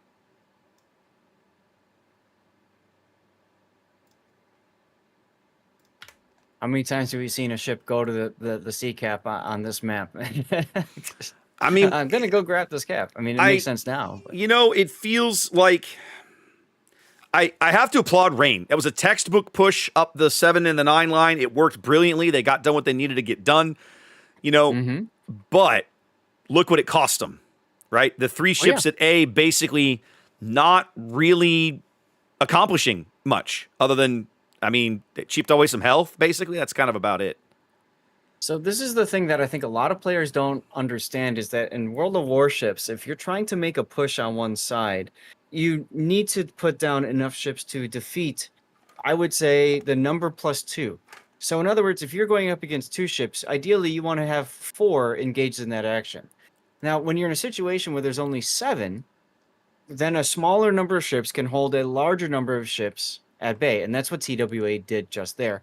And while that happened, they had 4 ships to the remaining 2 for Rain, and they just obliterated them. Well, it was actually at one point it was 3v3, right? They rotated the Zed and the Brisbane back long before they had finished off Worldspawn. And so it kind of fell apart in a bit of a hurry like that. Now, I'm talking like Rain is completely out of this game. They're not. It's only a 40-point game. A little bit of luck or a good salvo at the right time, they could potentially get back in this. You can see the incomparable Dastert running his speed boost, trying to get back south, but the reality is they're running out of time. They're about 70 seconds here from a loss, and at the moment, they have no vision. They can see nothing. They have no idea where the enemy team is. Mm-hmm. And you can see that TWA knows all they have to do is like not be dumb. Yeah. So sail around and don't get dumb. Yep. So Lucar banging away with his radar just outside of catching British. Even has his Hydra going, so he just doesn't take a random torpedo. But this game is over simply because TWA knows to just run away and give the ground. They know just to not get spotted, and then it's all fine. Because the Incomparables guns could absolutely change the game in a single salvo if you give them the opportunity. But there's no way that TWA is going to make that mistake. Which is why you see Vile smoking up Kinnymod right now. 100%. Radar coming up from Kinney. Just speculative. Want to know what he's up against just in case. Only 10 seconds left in the game. But why take the risk? In the end, it won't matter. TWA is going to claim game 1. Lucar guessing with his funny button. He came so close to actually hitting British, but even with this funny button, that wouldn't be a kill. British is full health. Well, there we go. TWA doing something that I don't think they did earlier, which was taking a game off of Rain. That is correct. This is the first time TWA has taken a game off of Rain at this stage of the tournament. In this particular event, yeah, I think so. I mean, clearly they have in other events, but I mean, in this particular event, I'm just going to go back and look here. Well, on the first day, of course, they had their bracket group stage. They met each other. Yeah. Come on. Load up already. There we go. It's thinking about it. So TWA took Rain down 2-0. Okay, and then in the grand finals, lost 1 game to Rain. Okay. Okay. So actually, of day 1, they went 2-0 on day 1 and then 2-1. So technically 4-1, and then in the playoffs, Rain 2-0'd them into the losers bracket. Interesting. Interesting. Okay. Well, game 1 in the books. A whole lot going on. Yeah, there's a lot of history here. All right. Mm-hmm. Yeah, and that, and then hit that. There we go. Yep. All right. Game 1 in the books. Let's get ready for game 2 as we head to look at Riposte. Yeah, very interesting choice for the second map.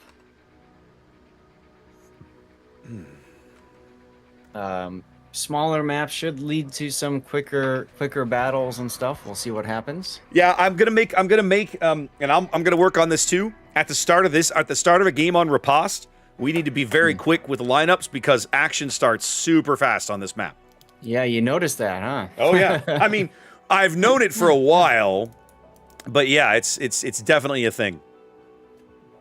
So Rain has used the Annapolis twice now. They've used Novosibirsk once, Kandy once, and Vermont once. Okay. TWA has used a Vermont once and a Zorky once, and that's it. And the Annapolis we just saw. Correct. Okay. So a lot more flagship options still open to them. To both, right. So that was the last battle for Rain to use in Annapolis, but they do have other choices.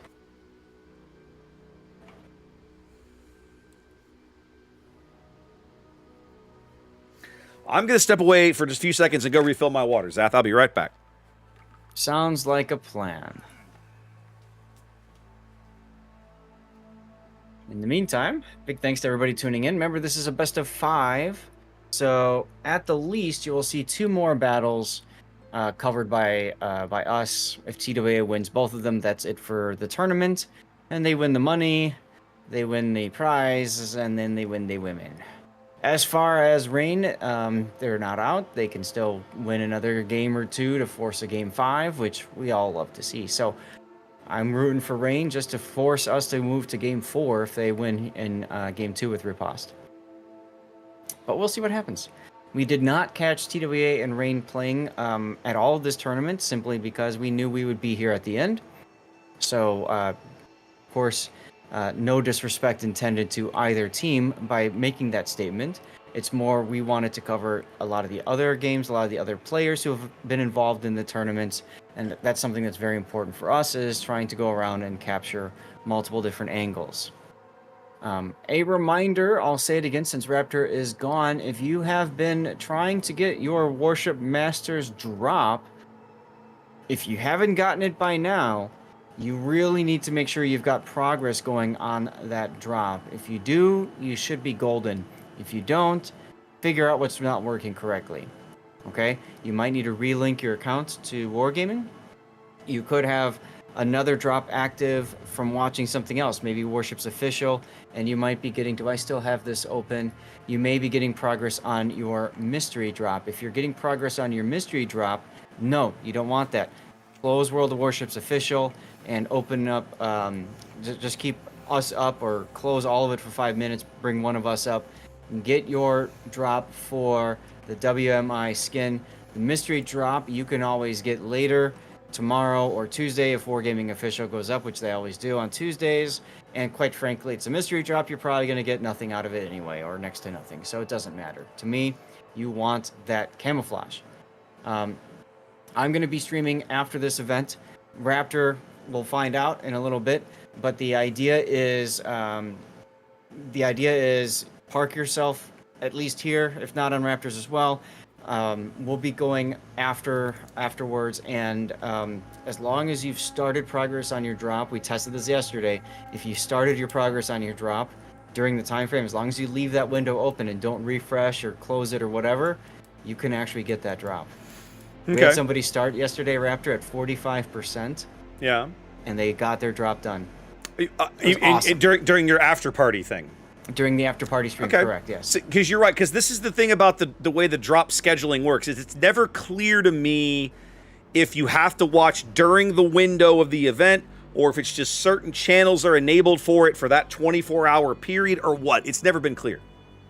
So, the way it works is a certain number of channels, yes. There's also a time constraint. I can't look that up anymore because because I got that drop already. But if anybody is still in the process of grabbing that drop, no, I can. It goes until 1:59 p.m. our time, so it's currently 11 a.m. our time. Okay, so that's a very generous window. That is, okay? Actually. So as long as you get that drop started, park yourself there. There's always no guarantee. It's never 100%. But what we found yesterday is it seemed to be pretty successful for people, and they were very appreciative that we were able to get them their drop. And remember, yesterday was just a commander and what else? The paid actor flag. Yep. Today is much more important because it's that St. Vincent camo. Yep. Knowing that now, I say that right now I'm sort of leaning towards staying on at least a couple of hours after we get done. But let's see. Again, I want to make a judgment call and see how I'm feeling at the end, because I just if I'm like falling asleep in my chair, then I don't want to keep going because it's not going to be fun for me or anybody else. So well, and like you said, you've got a lot of stuff you need to do before Ginger comes home, and I'm assuming you're going to pick her up at the airport. So. Yeah, her flight gets in at like 7, so I've got time, but it's like I've got to I've got to get some laundry done, put some laundry away, and change the sheets on the bed, and clean up, empty and reload the dishwasher, and just chores that I've been lazy and have not done because I've been doing charity boats streaming. So yeah. Which is a good problem to have. I don't regret spending that time, but it means a couple other things that probably should have got done their week kind of got neglected.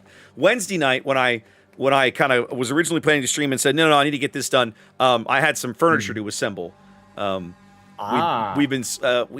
had ordered kind of this buffet thing to put in the den to kind of hold some of the extra booze. You remember in the kitchen, we've got that cabinet, it's got all her coffee in it.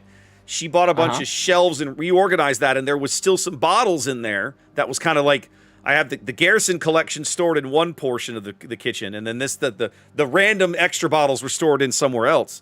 And she was like, I want to move these somewhere else. And I was like, oh, okay, where? So anyway, we did some digging. We bought a little more storage, a little more furniture. So I had to get that assembled. Very So nice. it was nice. Turn on the baseball game on the radio, just listen to that for an hour and, bust out the drill and assemble furniture. It wasn't hard. Awesome. Had to get it done, though, so.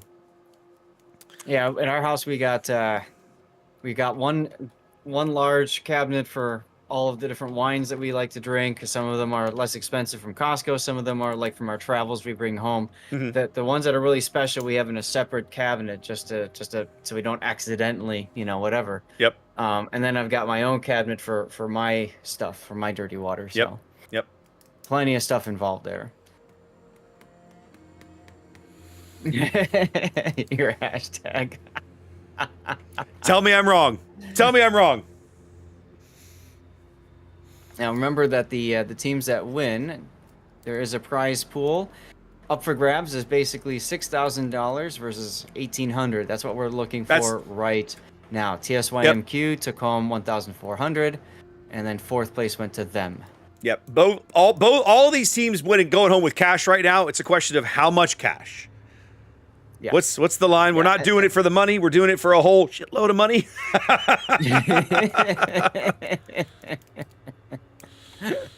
And then on top of that, of course, there's in-game goodies that they that all these different teams get and stuff like that. So like they need it, I'm sure. At this point, nah.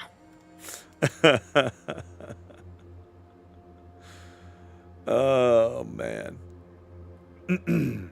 Yeah. So we're just waiting for official to say go.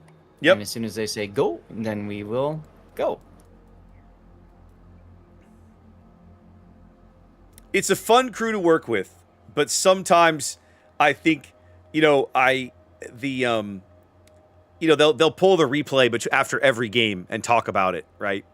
And there are times I'm kind of like, do we really need to see it again? We just watched it and it wasn't that pretty. Like I mean, so there is some value out of like the game that we just cast. Absolutely. Being able to do that and stuff like that can help, but it's tough to it's tough to just put that up and then talk about the same thing again of what you all just saw, because we're basically then repeating ourselves, and you guys don't need that, frankly. The advantage of doing it the way that they typically do it over there, right, is you've got the staff of 4, and somebody in my chat was commenting about this earlier, like 4 feels like too many people. Here's the thought process. And as someone who's done it, I like it this way. You have 4 people because you have 2 people who almost exclusively cast the in-game action. And then when there's no game, they get a small break. And then 2 people that cover the in-between time, they're doing they're doing what Mr. Conway used to call the monkey dance, right? To keeping the audience entertained, looking at replays, talking about drops, giving out codes, while the other guys and then when there's a game on, they get a break, and the guys calling the game. So 4 people is actually really good because everybody is a little time on, a little time off, a little time on, and it helps keep everybody fresh. But it also means that when the guys at the caster desk pull up the replay, they didn't call the game, they watched the game probably, but now they're kind of going through it again and talking about what they saw and what they thought versus what the guys who actually called the action did, and that's always a lot of fun to see the different viewpoints. It is nice to see the different viewpoints, absolutely. It's also very nice to be able to walk away and take a break. I remember doing that. That is key. I love being able to do that. It's a big benefit of working on a crew like that. Yeah, we are right in front of you guys the whole time. Camera, lights going, all that kind of stuff. And you know what? We have a game to cast, so no breaks for us. Here we go. Interesting. Interesting. All right, well, let's check this out, Zath. Let's head into game number 2. On Riposte. Yeah, TWA's still in the green. What do we got? TWA bringing with them British in the Lucian. We've seen that build already. Striver in the Grozovoy. We also saw that build already. Vile in the Smoke Yu Yang. Saw that one. Kaitis now in a Wushta with a unique upgrade. So he gets the extra charge of consumables, and they also reload quicker on top of the other utility choices. So that's a very utility build. Wushta. Kitty Mod is in a Nevsky, just the gun stuff. Point is in the Goliath with Outnumbered and Reload, and Marcelo Pello in the same Janon we saw earlier. What do we got to the south, Mr. Raptor? In the red, Rain bringing a triple destroyer lineup of their own. We're looking at Antaro's Holland here, unique upgrade. We just saw him. Worldspawn's Z42 gun reload, as you would expect on such a gun-heavy destroyer. And Kim's Yamagiri, a torpedo build Yamagiri here with Swift and Silence, or Brisk, or whatever they call that skill in the destroyer tree, RPF, Swift concealment, and all the torpedo reload. Backed up by, we've got Lucar's Edgar, outnumbered on that particular Edgar. Dastard's back in his incomparable. And Gang Barang in his Goliath. Looks fairly familiar. Also running outnumbered. Kind of hedging the bets there. And last but not least, Artorias in a Janon, same build as we saw in the preceding game. Very interesting to see a Yamagiri. We've only caught a Yamagiri once before. Also worthy of note, 2 super ships on Team Rain, 0 super ships on Team TWA. I'm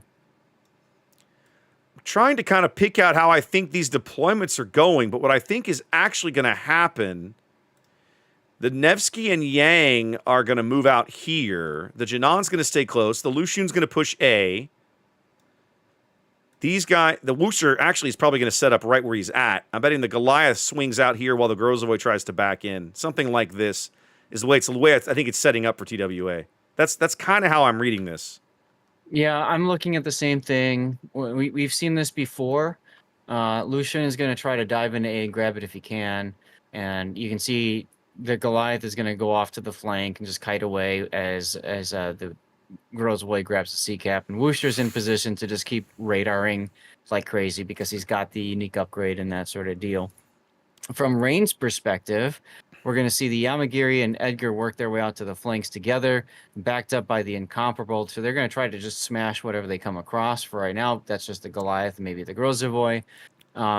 Very aggressive early maneuvering by the Holland. He's trying to get out and essentially get ahead of the Nevsky Yu Yang Deathsnail that we were talking about TWA putting together. And they've got a Goliath of their own to start kiting away as necessary. Early cap points sticking to TWA. Shriver sticks his stern into C, flips it, backs out. The Kaistis' Wusta position is very strong. They've got very solid radar coverage on B and C. But they don't have nearly that coverage on A. They're relying on the Lushun's Hydro at A to pull that off right now. Yep.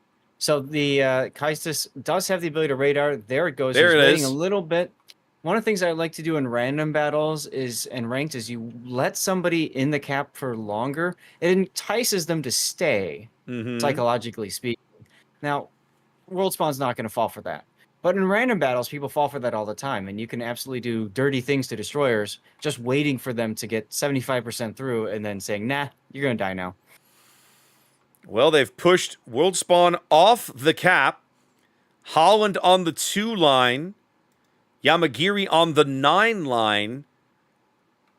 All the board control going to TWA here early, taking up 2 caps, 7 minutes on the timer. Rain's going to need to start bagging some kills or something. It's awkward. Yep. Gangrang starting to get some early hits in from Kitty Mod. He hadn't quite managed to make his turnout yet, so he took some AP. That hurts. Knowing that TWA is probably going to put the Wushta where they thought they would, and then, of course, the radar confirming it, basically says there's a big circle of nope, and I'm holding down the Alt key so you all can see that red circle of nope because it's on cooldown. But basically, good luck getting anywhere within this range. And with Riposte being such a small map, that forces Rain to focus more on the flanks. Well, I like Worldspawn's play. He abandoned B, knowing the radar's in cooldown. He's going to go to C and flip that because he's got more help at C if they decide they want to push. Plus, he denies those points to Rain. To TWA. So I like the play a lot. Speaking of help, we've got the Edgar Lucar now being smoked up by Kimmy in a bit, but radar banging away, trying to hit Striver's Grozavoy. So far, they're Oh, nope, they've changed to the Worcester now. As look at Marcelo Pello and Kaiser's Worcester just, yeah, we'll take this. The Worcester is a far, far bigger threat to their game than anything else. So if they can kill the Worcester, now's the time. Mm-hmm. They brought the Lucar's Lushun got in. his super heal. Brought the Lushun into mid. That's British. He's going to come in and grab B. I don't think they can stop it now. No. Kim, though, got detected in the Yamagiri, and we're about to see a dead super ship, I think. Did he fire his guns? Focus fire. Did he have his gun? I think he got too close to Striver. Striver stopped, and He's Striver's dark right reversing. now. Yes. Yeah, Striver stopped and is reversing with engine boost on in his Grozovoy. They're just so Kim Chaewon he brake checked Kim. Yeah, they're just fishing for Kim now because he does have a spotting advantage. Not much of one. Fired. They get the fire. Nope. Kim on 874 hit points. Edgar takes a deep water torp on the bow. That hurts. Worcester Raider up. Isn't going to find what he's looking for. Probably not. He's going to catch a glimpse of World Spawn. They're going to be able to see Dastard moving towards the middle of the board. None of this should surprise them over much. It's a 200-point lead and ticking for TWA, but they're bleeding health here. I'm a little surprised to see Dastard moving this way into the middle. It's a little early in the game to be moving mid right now because, I mean, well, you can see what's going to happen already in a few seconds. I understand they're trying to get Kaisis's Worcester out. So with him there, Kaisis can't pull forward or back up whatever to dodge, but Lucar's been forced back a lot already. I just don't see Lucar having a chance to really have an impact on the Worcester. Incomparable salvo going in on the Lushun. Nothing doing. But now with Kaisis forced back, the incomparable Hydro has him locked up. The Edgar shells begin to fall in again. Edgar getting taken under fire. He's looking rough. Yeah, and that's what I was getting at. It's just by the time Dastard's in position to really threaten Kaistis, the reason he's there, which is to help Lucar get shots, it doesn't matter because Lucar's going to go down. Lucar's going out right here. Going to burn out. First blood going to TWA here, extending their lead to over 300 points. As Dastard camped in the middle of the board with Kaistis on less than 1,400 AP or HP and nobody on Rain able to do anything about it. That's right, exactly. And that's my point, right? That the whole idea is to back him up so that Rain can execute a kill with the other ship. But that other ship is gone now, thanks to Striver's brake check earlier and the murderous focus fire of 4 TWA ships at once? Yeah. So Dastard's going to come in with the B cap at least. And that's going to get them the points. Arturius' Janan, I'm curious why he moved back the way he did, because he actually had shots raining down on the Worcester from long range. Dastard's going to say, you know what? I want this kill. He's going to block all his teammates' torpedoes. Ooh, 2 big kills. Incomparable 2 big kills. He torpedoed the Lushun. 3 big kills. Big kills. Goodness gracious. The Yamagiri grabs the Grozovoy. That was unexpected. Dastard punches. Sure that's exactly what the Rose is saying too. Yeah, Dastard punches the Worcester in the face and torpedoes the Lushun. Wow. Just like that, Rain up 2 ships. Yeah, that might change though. If you look at Gangbarang on the one line, forced to run, he's out of heals completely, and he's burning in 2 places, it looks like. There's the DCP. Another kill by Dastard, this time the Janan. Punches the Janan out, Incomparable making its presence felt here in Game 2 after I won't call it a lackluster Game 1, but certainly not this impactful. You know what's hilarious, Raptor? You and I have been casting this so much. I thought of that word as soon as you said "a" something. Like I thought lackluster too. And you're right. It's not a completely accurate statement. No, but this battle, Rain feels very different than what we saw in Game 1. Calling Dastard's Game 1 lackluster is unfair because he did exactly what he was tasked to do. He charged up the 8 line, he murdered the cruiser, and then he got back into the fight. You know. So that's not fair to him. But this game is exceptional. Like he's on fire right now. And what I love is I'm seeing the chat from 5 minutes ago. They're saying, "Where's Rain's ability to cap?" Well, hold Well, on. points going down right here to Janan torpedoes. Oof! Brilliant torpedoes from Arturius. They do bag the Nevsky the Goliath way down in H1, but it feels like it's going to come too late. TWA down to their last 2 ships, and Rain owns the entire board. So now the question is, there's the Uno reverse. Where is TWA's cap ability? What a change in just a few short minutes, Raptor. If you bring the right battleship and put it in the right place, clearly good things can happen. We kind of questioned the move to mid from Dastard, but damned if it didn't work out, Zath. Oh, it worked out beautifully. And you see the glory that is just luck chucking torpedoes with Rain coming up, aces on 2 luck chuck torpedoes, right? Yep. Dastard's going towards the Lucian. And of course the Amagiri, that's Kim Chae-won, with a very, very lucky torpedo salvo on the Grozovoy. Well, Who, mind you, I love that brake check that World Spawn did. That was awesome. Calling it luck is a little unfair, isn't it? Because he's running radio location.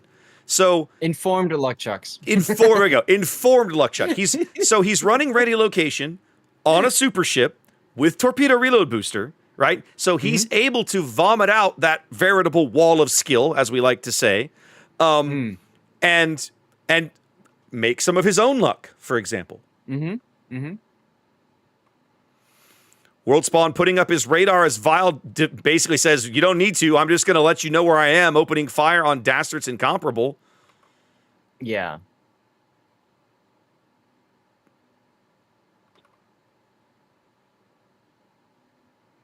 Dastard with AP in the barrel. Probably won't make that mistake for the second time. Game ends in 40 seconds anyway.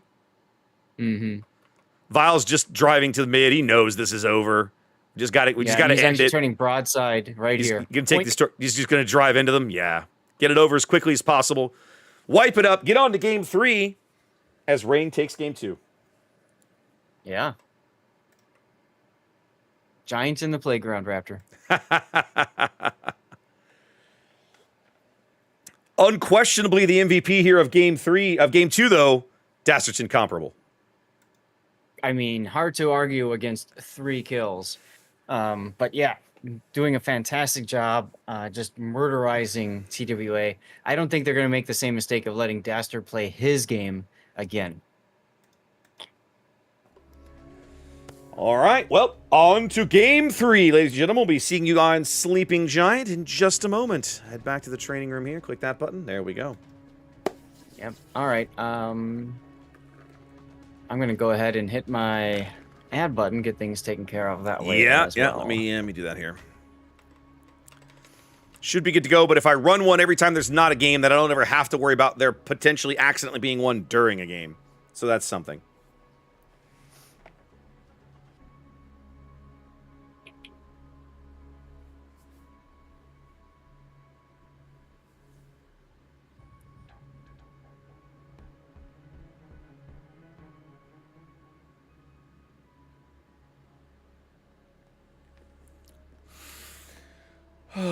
See, this is the problem that I'm running into, right? We've got at least 2 more games, and I can tell that I'm already kind of starting to wind down a little bit, and I'm going, man, do I really want to go, 2 more hours after this is over? Can I even go 2 more hours after this is over? I don't know. It'd be a struggle. I might try it, though, just to see if I can push through, get some time in, and then be done for the rest of the day. Up to you. Yeah, no, I'll have to figure it out.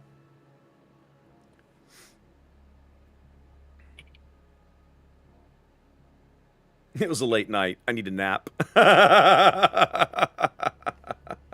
Oh, goodness.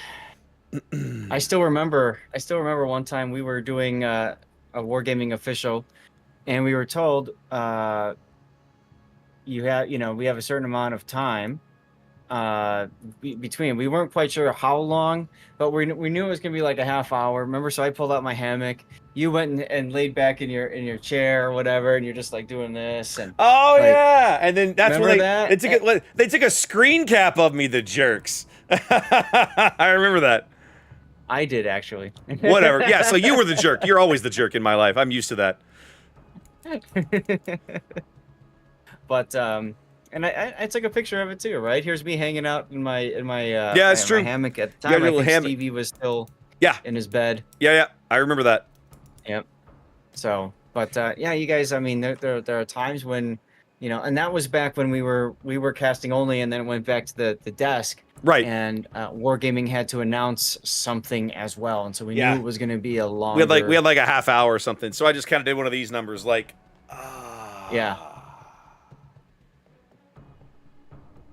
That feels pretty good. This was dangerous. This was a bad idea. Go to sleep at good night.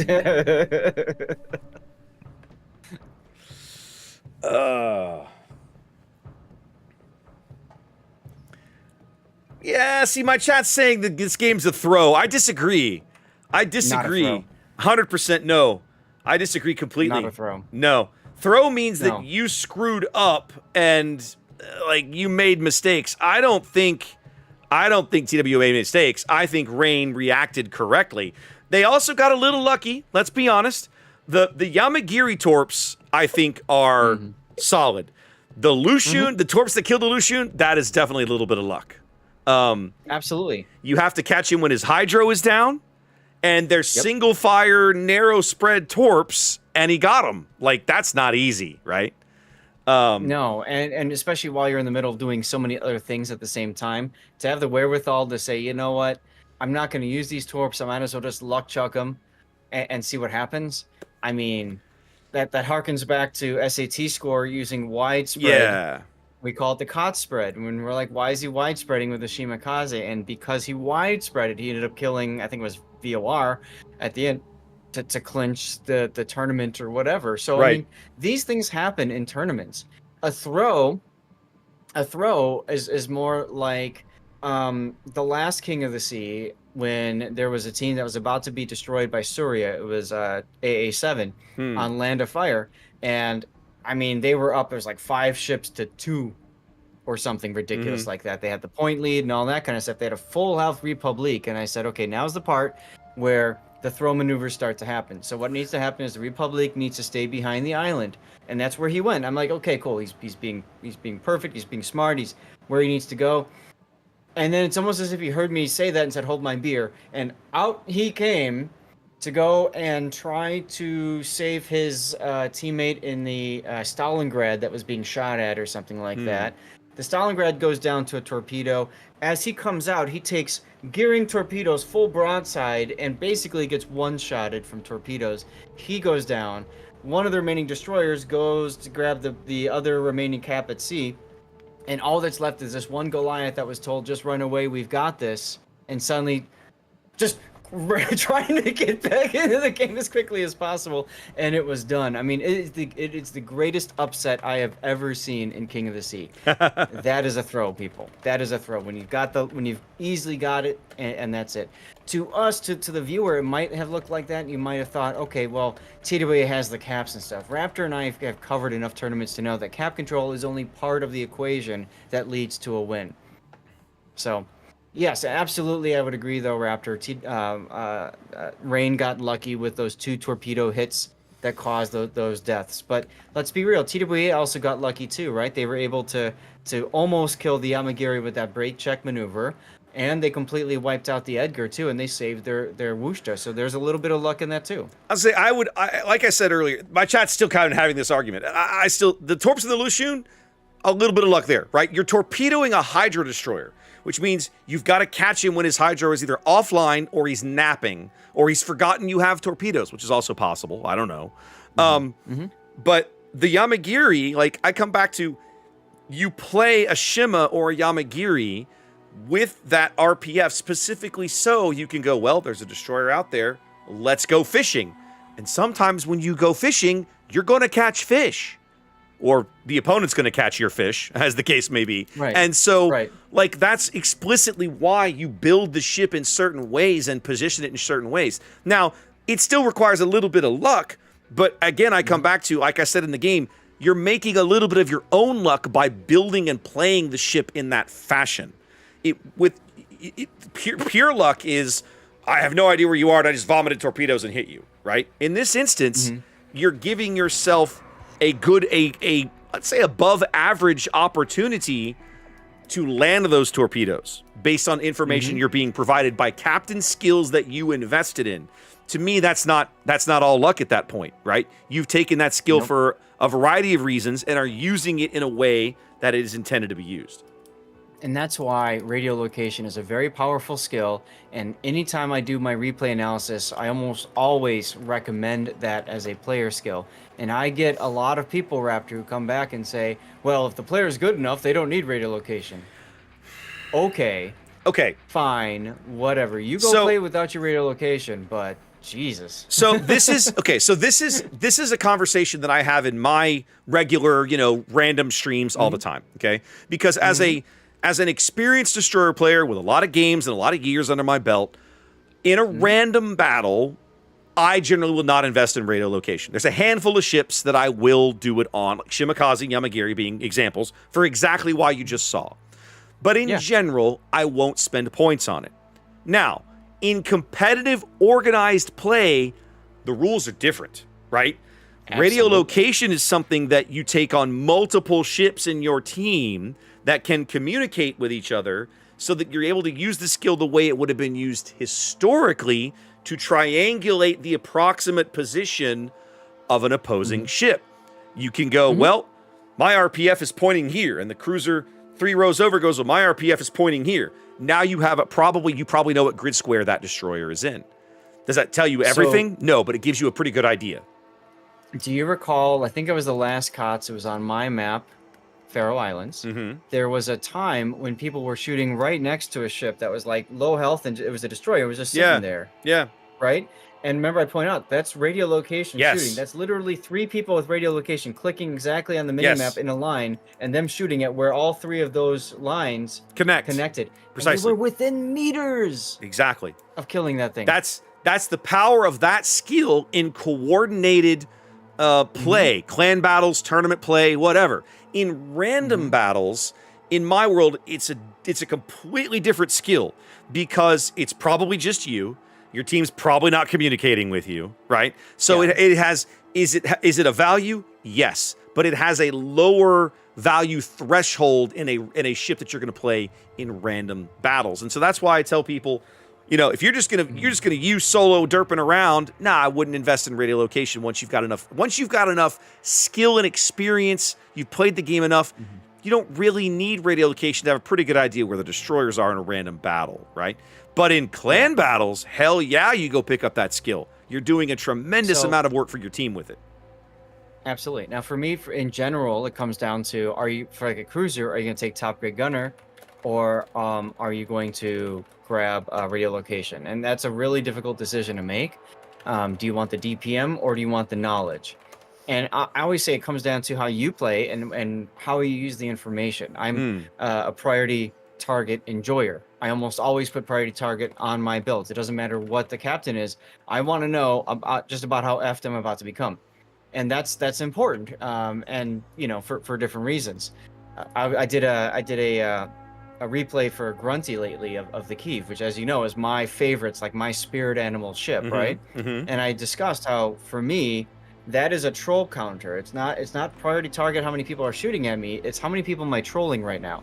Because the higher that number goes up, the bigger my troll face smile goes. Because if I've got that to say 4 on a team of 7, I've taken half of the team out of the game and they're going after me. That's fishing. Good information for me to know. Yep, 100%. But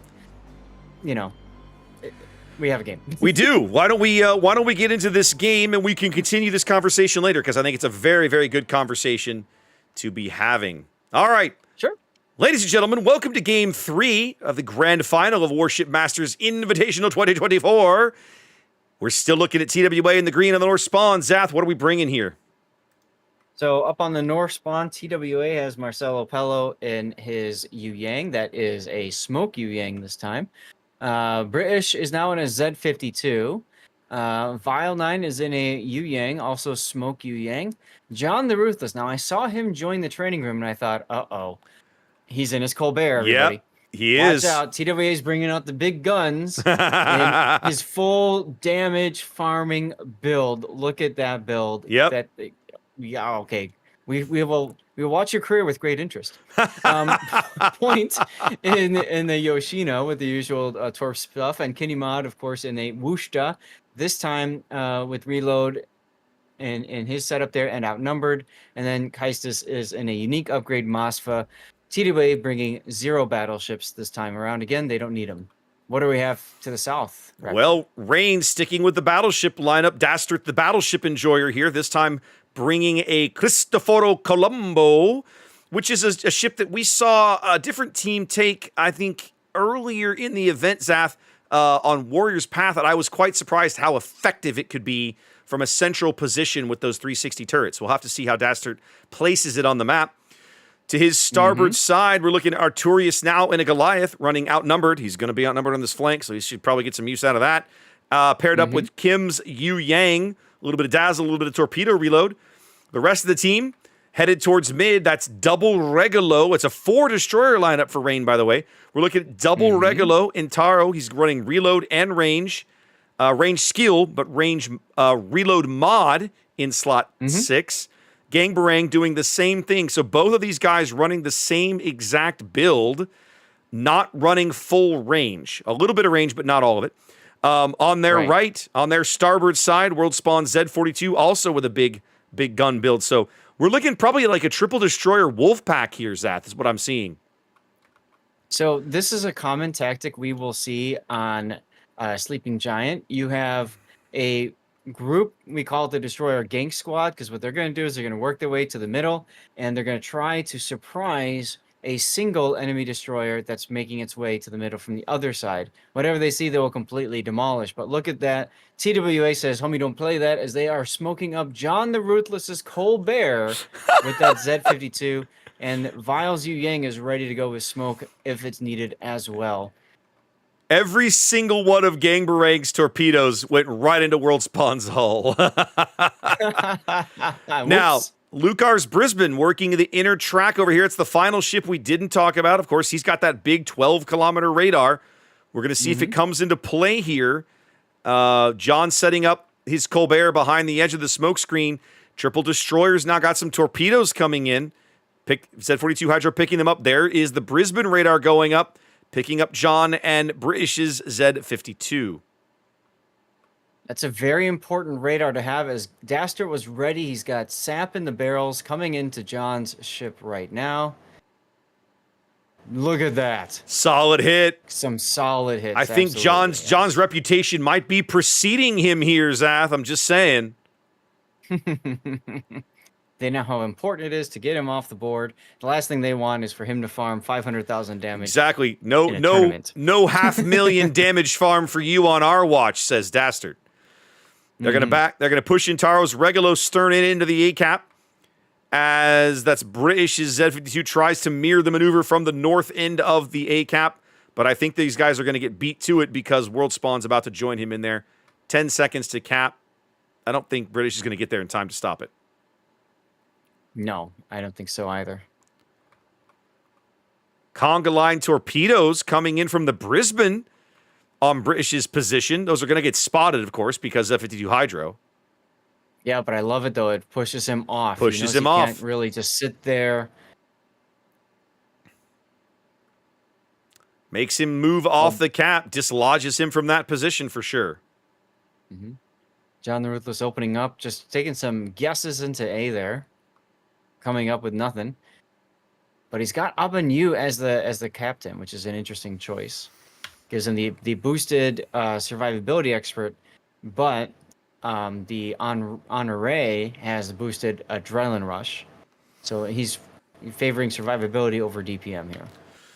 Early points, early cap advantage going to Rain. Ticking up about a 20-30 point lead here. Plenty of time left on the clock. Still early days. As we're watching John and Kaistis and Vile swing very wide all the way over here on the 2 line. I have to wonder if the Moskva is going to turn into Thunderdome as his 12-kilometer radar goes up, looking for some positional information. They catch out World Spawn and Intaro's Regalo.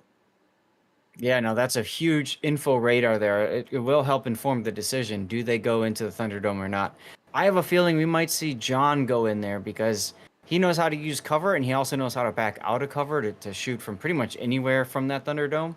I don't think I'd put the Moskva in there, though. No, I think putting the Moskva in there kind of locks him into a position that he may not particularly enjoy later, but that's actually what they're going to do. Kaistis turning into Thunderdome. I see that. On the other side, Kenny Mudd under Brizzy radar. Yoshino trying to come in with some good AP from point. Now, if you notice, Seth, they brought Dastard's Colombo back out of center. He's now on the 7 line. Turret's looking, I think, to probably catch this Wusta. Going to get a salvo downrange. And just barely avoid swinging his stern into a torpedo. Good. He might hit the brakes. Solid hit out of the SAP, though. Not catastrophic, but still a good hit. Now you see, big hit on Lucar there. You'll see that Dastard put the plane up so that he'd have a tighter dispersion.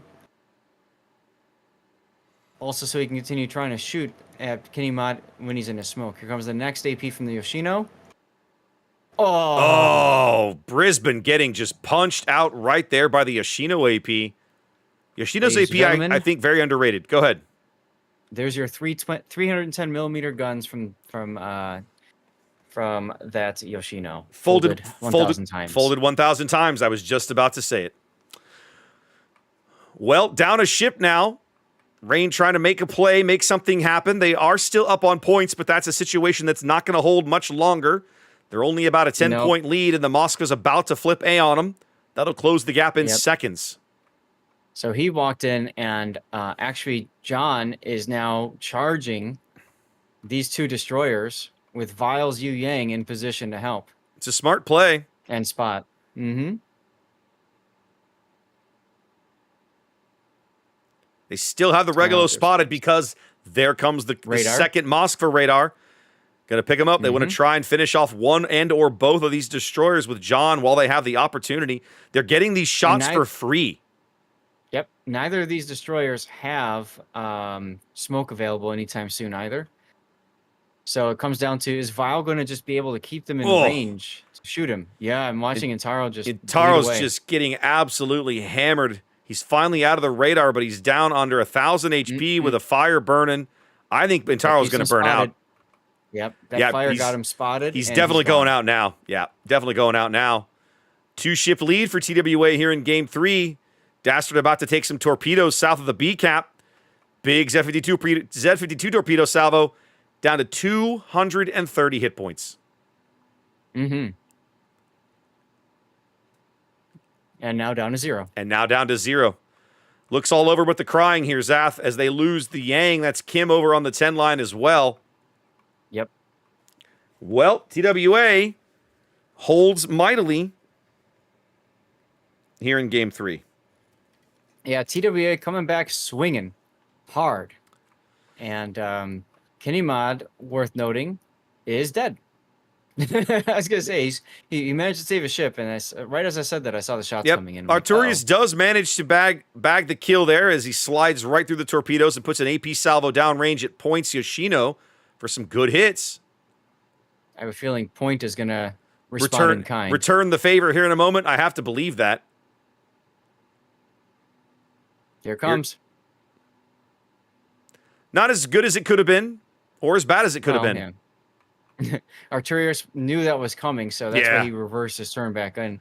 The Moskva AP. I was just going to say, you can't angle to both. Nope. So. Can't be everywhere at once. All right, you want to watch the Z-42 melt away? Take a look to the south. 20 seconds, world spawn stopping. He knows it's over. Oh, yeah, there's no point in him dragging this out. He knows. How many licks does it take to get to the center of a Tootsie Roll Pop? Of a Z-42, Zath? 3. Apparently, the answer is 4 salvos. 1, 2, 3. And there it is. Crunch. Squish, as we say in Warships. All right. Yes. Game number 3 going to TWA. 1 game away from a win here in Warship Masters Invitational. I almost said international. I keep wanting to say international. Invitational. Well, It is an international tournament. It but is yes, an it's international tournament, but that's not the actual title. It is invitational. Right. All right. Well, let's come back to that screen. There we go. In the middle of all that, my chat was reminding me, they were like, I was like, I'm going to need food. And they were like, well, that's what DoorDash was for. And I was like, I didn't think of that. Over the years, I have watched other streamers literally sit at their computer and have food brought to them while they stream. I have never done it. I think today might be the day, Zath. I caught a streamer doing that once, just while I was scouting for Stack Up, and she was literally like ordering from like Taco Bell or something, and she's like talking about what she's gonna order, and like chat like was like telling her what to order and stuff, and it was just really weird. I'm just I don't think I'm gonna do that. But like several of the Hell Let Loose streamers that I have followed and watched and been a part of their communities over the years take advantage of this, right? They get into an 8, 10, 12-hour stream of playing Hell Let Loose, and somewhere along the way they got to get food. And so they go to DoorDash or Uber Eats or whatever. And I'm like, that feels like a pretty good idea today. But I'm going to obviously wait until we get a little closer to knowing this is going to be over, and then I'll put it over. I don't want to be trying to interrupt the tournament with me going downstairs to answer the doorbell. Ding dong in the middle of a game, like, oh crap, I'm screwed now. Like I'm not doing that. But it's a smart idea, right? Have you you're familiar with the Battlefield games, right? Like I'm familiar with them. I have not actually played any of them since Battlefield 1942. There's a really good YouTube series out called Battlefield Friends that's worth your time. I have heard of it. I have been recommended by you or other people, but people have mentioned it to me. Yes. So one of they have different characters, that personify different types of people you run into in the game, right? Yeah. One of those characters is the Colonel 100. The Colonel 100, that's the highest rank that you can get in the game. It means you've played a long time. Sure. And so he's going around, he's knifing people, just killing people left and right, and just what looks like magic, right? Is basically a super unicum in our in Warships parlance, right? And these guys are watching, and they're like, he comes back, he's like, I just grabbed the base. What did you guys do? And like they're like, oh well, we just kind of spawned in, sir. And there's a part where somebody goes, sir, can you tell us how do you get to be a Colonel 100? And he's like, he says something like, like, you going to the bathroom? He's like, yeah. He's like, no, bathroom means less time, means less battlefield, means less score. Get a shit bucket. And like literally, that's what he says. That's what he does. You getting sex? Well, yeah. No. Sex equals minus kills equals bad.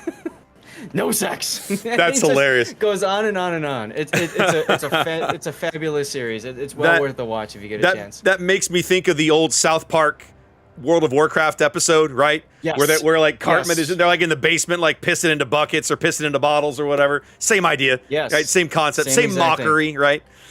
I gotta go look this up now. That'd be entertaining. That'll be entertaining. It's great. It's a whole series. You just put it on. I think there's at least like one supercut. You just put the whole thing on, just lay back and relax. It's laughs after laughs after laughs. It's very well worth it. Battlefield Friends. That's what you're looking for. God, I'm sitting here. I made the mistake, Zath, of opening up the DoorDash website. Now I'm presented with all of this food, and my stomach is going, oh yeah, and my brain's like, no, dude, you got a tournament to cash. You got to put that away for a minute. I'll have that. Seriously, I'm I get hungry. 5 of that, please? Man, I had the most ridiculous odyssey last night. Right, I got done. I was on the northeast side of town last night, and we finished up around 11:30. Okay. And it's a minimum 45-minute drive if I just go straight back to the house. But because of the way things worked out, I didn't get dinner. And I'm starving. And I'm like, I want food. And when it's midnight in Texas and you want food, you go to Whataburger because they never close. And the dining rooms are always open. And I'm the kind of guy that I don't want to sit in a drive-through line in my car, twiddling my thumbs. I just want to get up, walk in, talk to a human, order my food, go sit down at a table, and eat.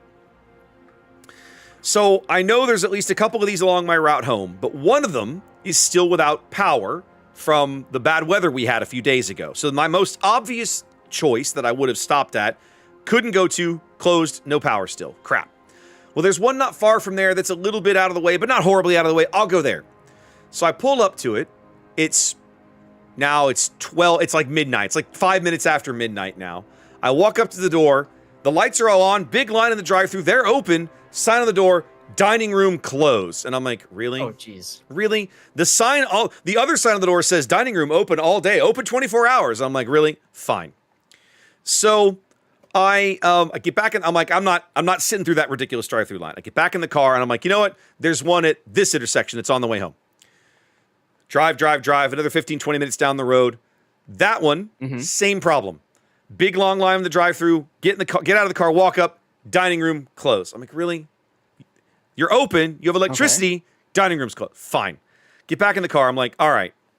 There's one about less than 10 minutes away. It's not that far out of the way back to the house. It's now 12:30, 12:40 in the morning. I'm like, I'll make this. If they don't have any, if I can't get in there and walk into this dining room, I'm just going home. I'm done. I'll just go home and find something in the fridge. I'll have a sandwich out of the fridge or whatever. Sure. Okay. Drive over there. Blessedly, these guys are open and the dining room is open. Perfect. Okay, I pull into a parking lot. I get up. I walk in. I wait a few minutes. I order my food. I sit down. Now, it's now about 1 o'clock in the morning, right?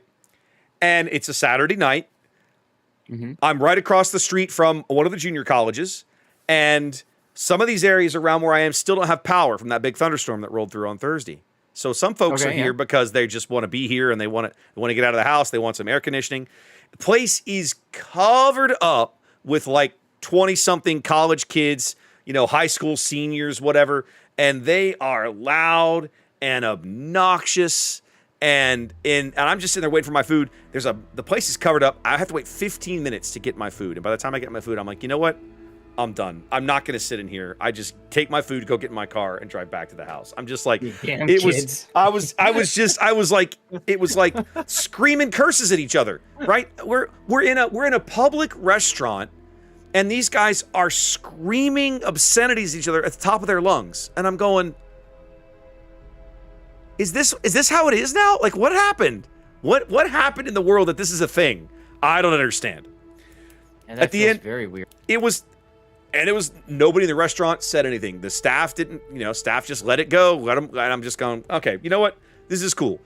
It's fine. It's your establishment. You set the rules, but I don't have to be here. So I got my food. I left. I came home. I ate at the piece of my dining room table, and then I crashed, and it was stupid o'clock in the morning. But it was like this whole odyssey, just trying to get a hot meal at a weird hour. I almost went to the Waffle House. There's a Waffle House not far up the road from us as well. That, of course, because it's Waffle House, doesn't ever close. And I was like, I almost did that. But man, I probably should have. Jeez. I mean, I remember, I think it was my first time in Austin. You and Ginger met me when we did whichever tournament it was that we did the first time. And it was like 2 a.m. when we were done with them. Old King of the Sea, yeah. Yeah, it was like 2 a.m. when we were done, and you two were like, we're hungry. All right, well, whatever. And then you're like, we're going to go to Whataburger. So when you started that story, I knew immediately you were going to go to Whataburger. Absolutely.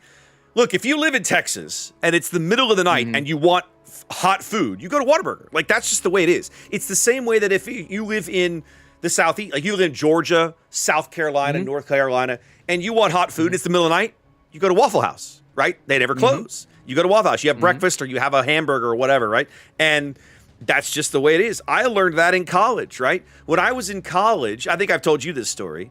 I'm on the island. I'm all the way down on the coast. The big gaming store that we would come to was all the way on the northwest side of Houston. It was about an hour and 20-minute drive from the dorm to the place that we would game. And every Friday night, we would make that drive into town. We would wait for rush hour to end, of course. And we would drive up here. We'd get here about 7:30, 8 o'clock at night. And we would game until close. Closing was 2 a.m. They would close up, throw everybody out, and now it's 2 a.m. and I got to drive basically an hour and 15 minutes back to the island. Again, it's the middle of the night. There's nobody on the road. So I'm driving. We get back to the island. It's now almost 3:30 in the morning. You're hungry, right? You're 22 or whatever, 21. You're in college. You haven't eaten. You haven't had a meal in 6-7 hours. You're hungry. Where do you go? You go to the Whataburger on 61st Street. It's never closed. It's 3 o'clock in the morning, and they take plastic, and it's 1998 or whatever, and it's like it's time to go get some foods. That's what we did. We did that all the time, We never had anything open 24/7 by us growing That's up. crazy. Never. That's crazy. Never ever. The And what? I've actually Go. go ahead. No, you go. I was like, in college, the two things on the island that never closed and got tons of traffic from the college kids were the Whataburger and the IHOP. There was an IHOP on the seawall that never closed. And at finals time, that IHOP was packed no matter the time of day. Wow. So I'm going to make a confession here. I've actually never been to a Waffle House either because I don't go to the South. Yeah. I've never really been to that region. The only thing in Waffle House I know is that now famous viral video of the employee catching the chair. I don't know anything else about Waffle House but that. So sometime you come back down or we meet up again, I'm gonna take you to one because it is okay. And what I like to do, I like to go and you sit up at the bar at a Waffle House. You don't sit at a table, sit at the bar where you can watch the cooks work.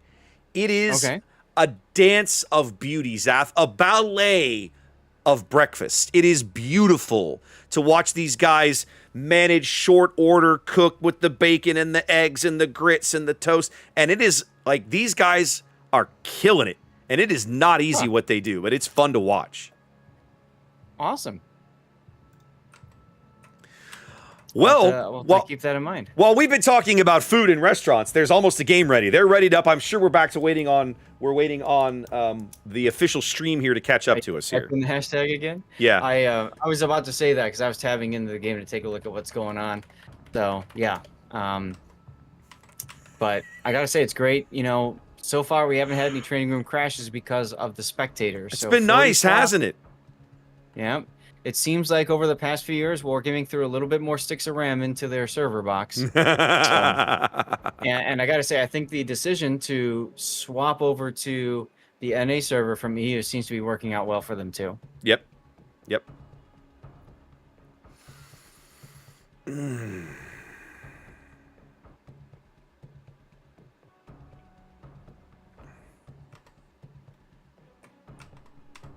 Yeah, I've been very happy with NA's been very stable. We haven't had too many problems, knock on wood. It's been technically, from a technical execution standpoint, it's been a really solid day for this tournament, Zath. It's been nice to see. Oh yeah. Yeah, absolutely. Well, you know, the refs always do a fantastic job of keeping everybody, you know, in position and informed about what's going on and why things are happening and stuff, so. Look at you over there smiling away. What's so funny? Chad is mentioning they're like hot water and noodles, and I'm like, I should have bought some ramen. Oh, that would be easy to do. You know? And especially like, you know, if you're in the UK or if you're in Europe, really, anywhere that's got 220 volt power, the little electric kettle is a rock star, right? Because that'll make tea, it'll make soup, it'll make, you know, noodle bowls, whatever. It's super easy. Here in the States, we only got 120. It's a little bit longer process to use the electric kettle. Yep. I've got leftover pizza ready to go. My characteristic tournament day leftover pizza for lunch. Leftover deep dish. There you go. Whenever I just ask the wife, it will arrive. So well, speaking of, guys, let's head to game 3 here. It is time for us to check out Tears of the Desert. TWA up 2-1. Rain in the green. Let's have a look. Game 4 begins. Rain fielding a 3-destroyer, 4-cruiser lineup. Getting away from the battleship for a change. We're looking at World Spawn's Kleber. This is a unique upgrade, Kleber, Zath. Most commonly, we see this used as kind of the trapdoor spider, potentially, in a possible assassin squad. We'll have to see how they decide to deploy World Spawn there. Kim's Yu Yang, Radar Dazzle. No, Smoke and Dazzle. Interesting. Intaro's Daring. Haven't seen much Daring this event. Daring, a very, well, I won't say very expensive, but tends to be fairly pricey destroyer. Double Janan. There's Artorias, same build we've been seeing. And there's Dastard in a Janan, slightly different build, running the torpedo skill instead of heavy HE. Gangbarang in a Nevsky, outnumbered. Of course, he's radar because he's a Nevsky. And Lucar in a Goliath, all the reload and none of the range. What is TWA doing bottom end of the map, Zath? Spawning to the south wing. Red this time is TWA. We've got Striver in his Grozovoy. We've seen that build already. Kaistis and Awushta. Same. Actually, no, he dropped the unique upgrade. He's gone back to reload. Mm-hmm. We saw him. That was the Wushta in the one game they lost so far on Riposte. Point is in that Yoshino again got great mileage out of it. Yes, last game, Absolutely. so I'm sure he's looking forward to doing that again. British is heading towards the B cap in the Attilo Regolo with range and everything like that. Vile 9 is in torpedo build Yu Yang with also smoke. IKEA is in a Howden Lu. Our first time seeing TWA taking a Howden Lu today with unique upgrade, all the Dutch ovening stuff. And then behind them is Kinemod in an Annapolis now. So TWA fielding a super ship this game, or a flagship, I mean, and a super ship. It's curious to me, Zath. Look how many points Rain has sunk into their destroyer lineup. Like, that is a high octane destroyer lineup with this point schedule. And in order to field that, they have had to go quote unquote cheap out with the Janons. Yep. So we've got that early cap by World Spawn with the unique upgrade. That's what you get that for. Radar detecting it though from Kaiser's Wushta. Remember 6-second delay, he can just W out. He got the cap, and that was his goal. So there you go. That's why you take that unique upgrade. Beyond that, you're absolutely right. We're going to see. I always tell people that playing destroyers wins games, like, more so than cruiser or battleship. So yes, this might be an interesting test to see. Was all that point spend justified? Well, they're going to have to get, like, again, I mean, you spent over half your points on three destroyers, so you damn well better get some use out of them. And not only the daring of the three, only the daring has a heal, that might be able to weather some damage and have a little longevity to it. Mm-hmm.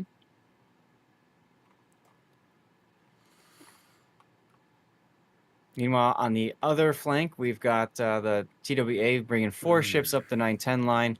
So I think their plan was always to kind of hold over at A, but they didn't get to the cap quickly enough to stop that point gain. Could put them at a disadvantage. This is going to be a brutal push for Entaro and Lucar to resist. They're actually already bringing Dastard back. He's going to be here set to receive as well. Mm-hmm. I don't think that TWA is going to be able to break back into the A cap.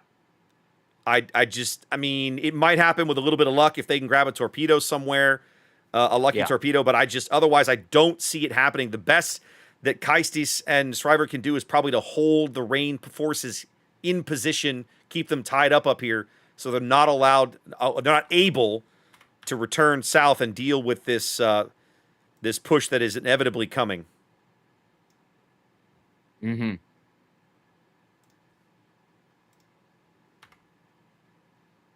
Single fire torpedoes almost hit. Almost, yep. Just coming up short. He doesn't even have his Hydro running, and these deep waters are going to miss him, too. Yep.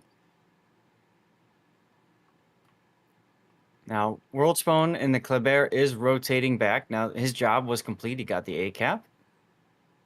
And what you're seeing over on the A side for Rain is your typical Death Snail, just that smoke and then shoot and radar and blah, blah, blah. So you're going to see torpedoes just go fishing. It's just going to come down to luck and RNG over there. Yeah, the game's really going to come down to what happens over here around the C cap, how it unfolds, how it resolves. They were able to flex the Kleber back over here. That's good. They need the extra set of eyes, the extra guns, the extra torpedoes in this fight at sea. Look at British using his fuel smoke for Kinemod. Yeah. He's able to shoot himself, and Kinney's able to advance and keep shooting too. When you see this really kind of coordination in competitive plays, it is a thing of beauty, right? Yes. Kinemod able to continue to fire on the move and getting it for free because he's just tied at the hip to this Italian fuel smoke that lasts almost 50 seconds, if I recall correctly. Vile torpedo? Nope. That was close. Yep, they're going to drive Kinney right up to the edge of the C cap, basically almost undetected until right there at the very end, popping his radar, picking up Intaro and World Spawn. And look at that timing, too. As that one smoke ends, he's in the next already. So that is absolutely brilliant play over there. Beautiful coordination. Now, what's happening, the reason he's spotted in here is because Intaro, I think, is close enough to pick him up through his smoke firing penalty. Mm-hmm.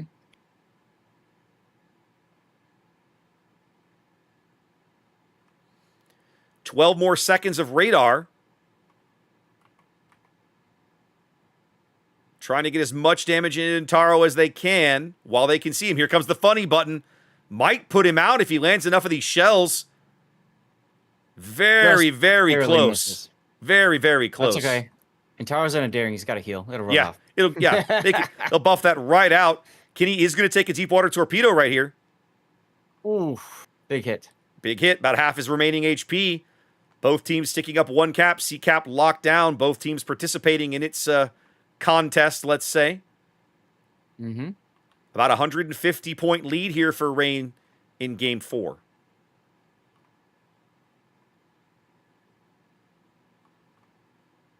At the moment, it's all on World Spawn, who's now spotted by the Howden Neo on the surface. Kleber torpedoes pushing through the Regulo smoke, but nothing doing. They're going to push Spawn out of this cap. Lit on the surface by Viles Yang. Trying to stay ahead of it here. Trying to break the LOS. Finally manages it. Mm-hmm.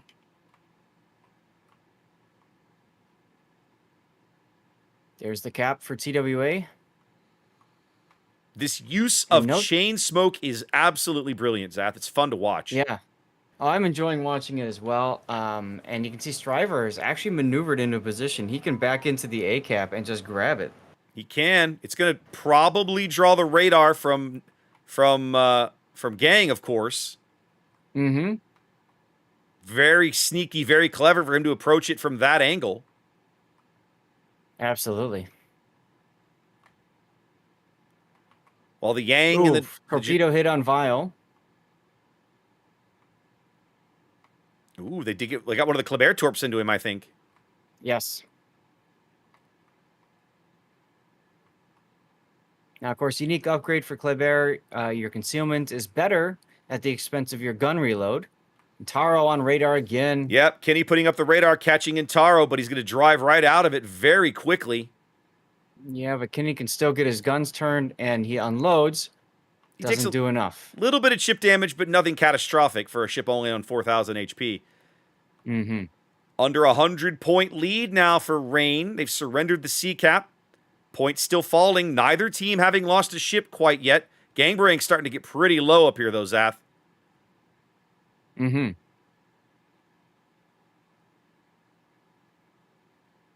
The Death Snail seems to have moved on without him. Well, I think they're trying to get this Wooster out. So you have to get two ships in two different positions, but you don't have smoke for both. So yeah, that's the struggle here. He's got 2 more heals left, but he's got to make it 5 more seconds. I think he's going to make it. Kleber AP trying to chip in. Yep, I like this play. Get an extra set of guns on this guy.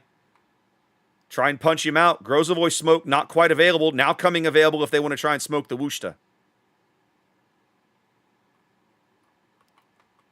40-point lead and falling. Istis on triple fire right now. 4 fires for another 10 seconds. That's a spicy meatball. They do lose sight of Gang as he gets another heal off here. Just barely keeping his ship in the game. Boy, man, look how much damage they pushed into that Wushta in a real hurry. Yeah, I've been watching that. Dutch Oven's coming down on World Spawn's Kleber position.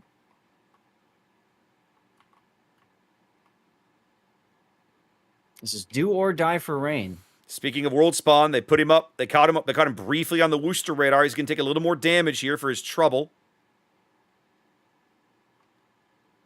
They do catch the Yu Yang on the surface as well. Oh, yes. Big Goliath hit on Kim.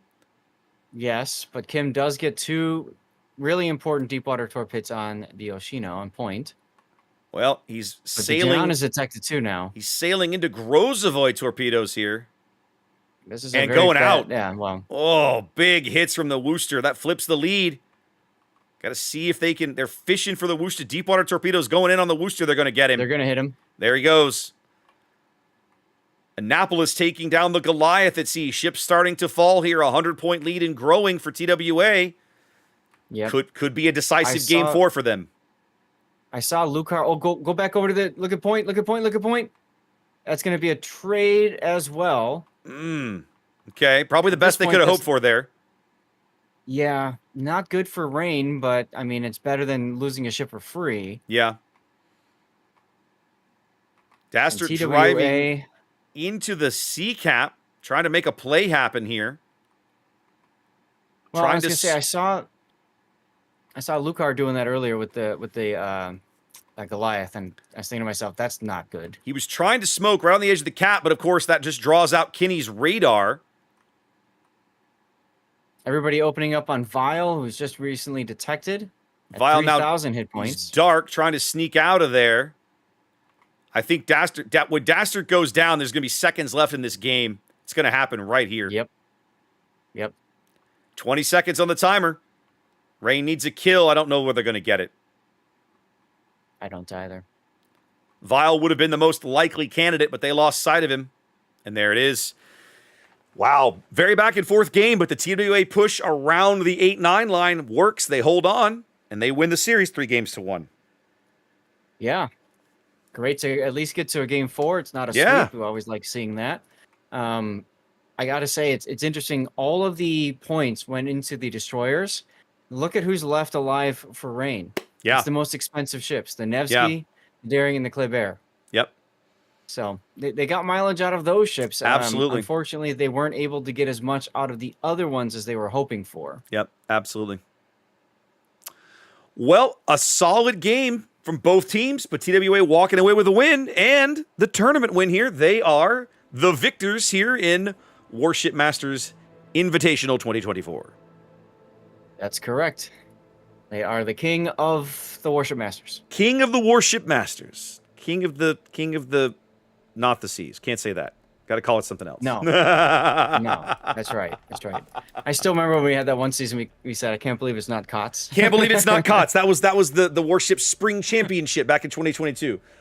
I can't believe it's not COTS. Exactly. Exactly. Well, Zath, that's it. Another tournament in the books.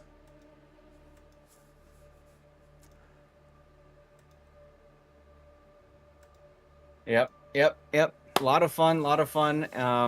As always, Raptor, thank you for joining me for this. This was great. Absolutely. Have you decided? What are you thinking? I think now that I'm the idea for the DoorDash is what sold me. I'm gonna stay on, and as long as I can manage it, I'm gonna try to do 2 hours.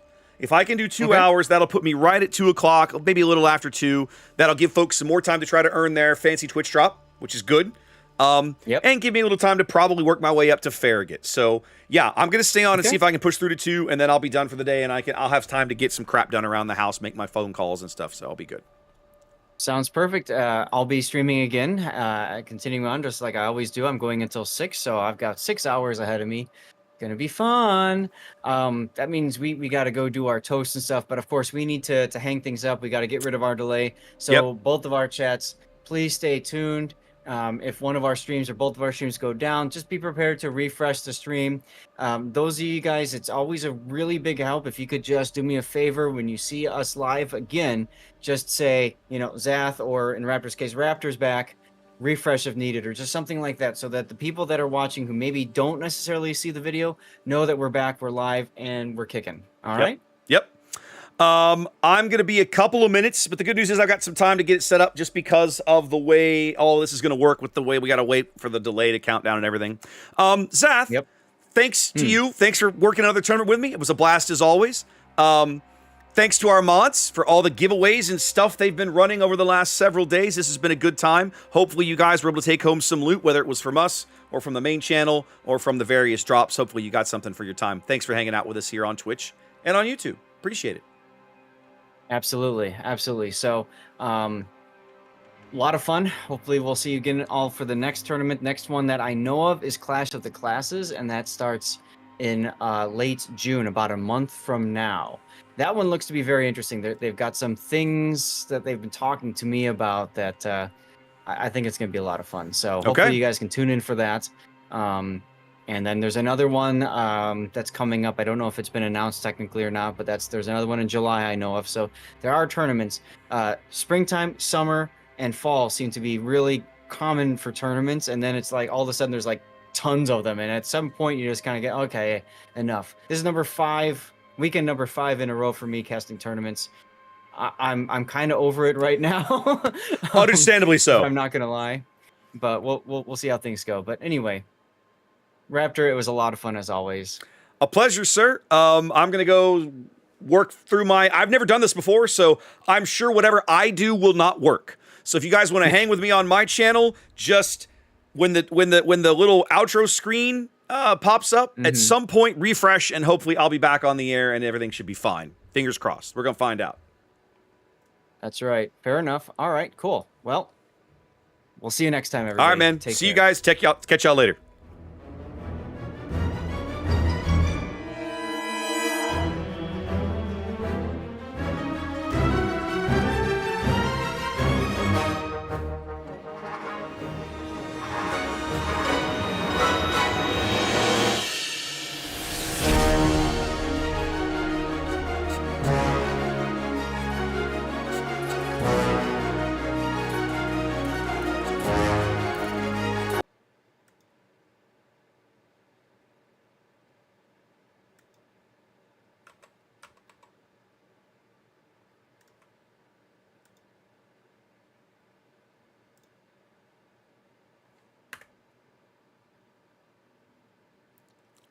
Holy crap! Holy crap, I think it worked.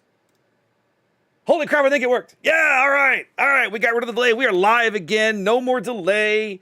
No delay. Nice and simple. Nice and easy. All right, so now I do have a couple of little housekeeping things I got to take care of on my end. Give me a moment. That isn't working. The YouTube stream does not seem to be working, I don't think. Yeah. You know what? That's, I'm going to end the YouTube stream real quick. Hold on, guys. I need to get that one to clean up first. Hold on a moment.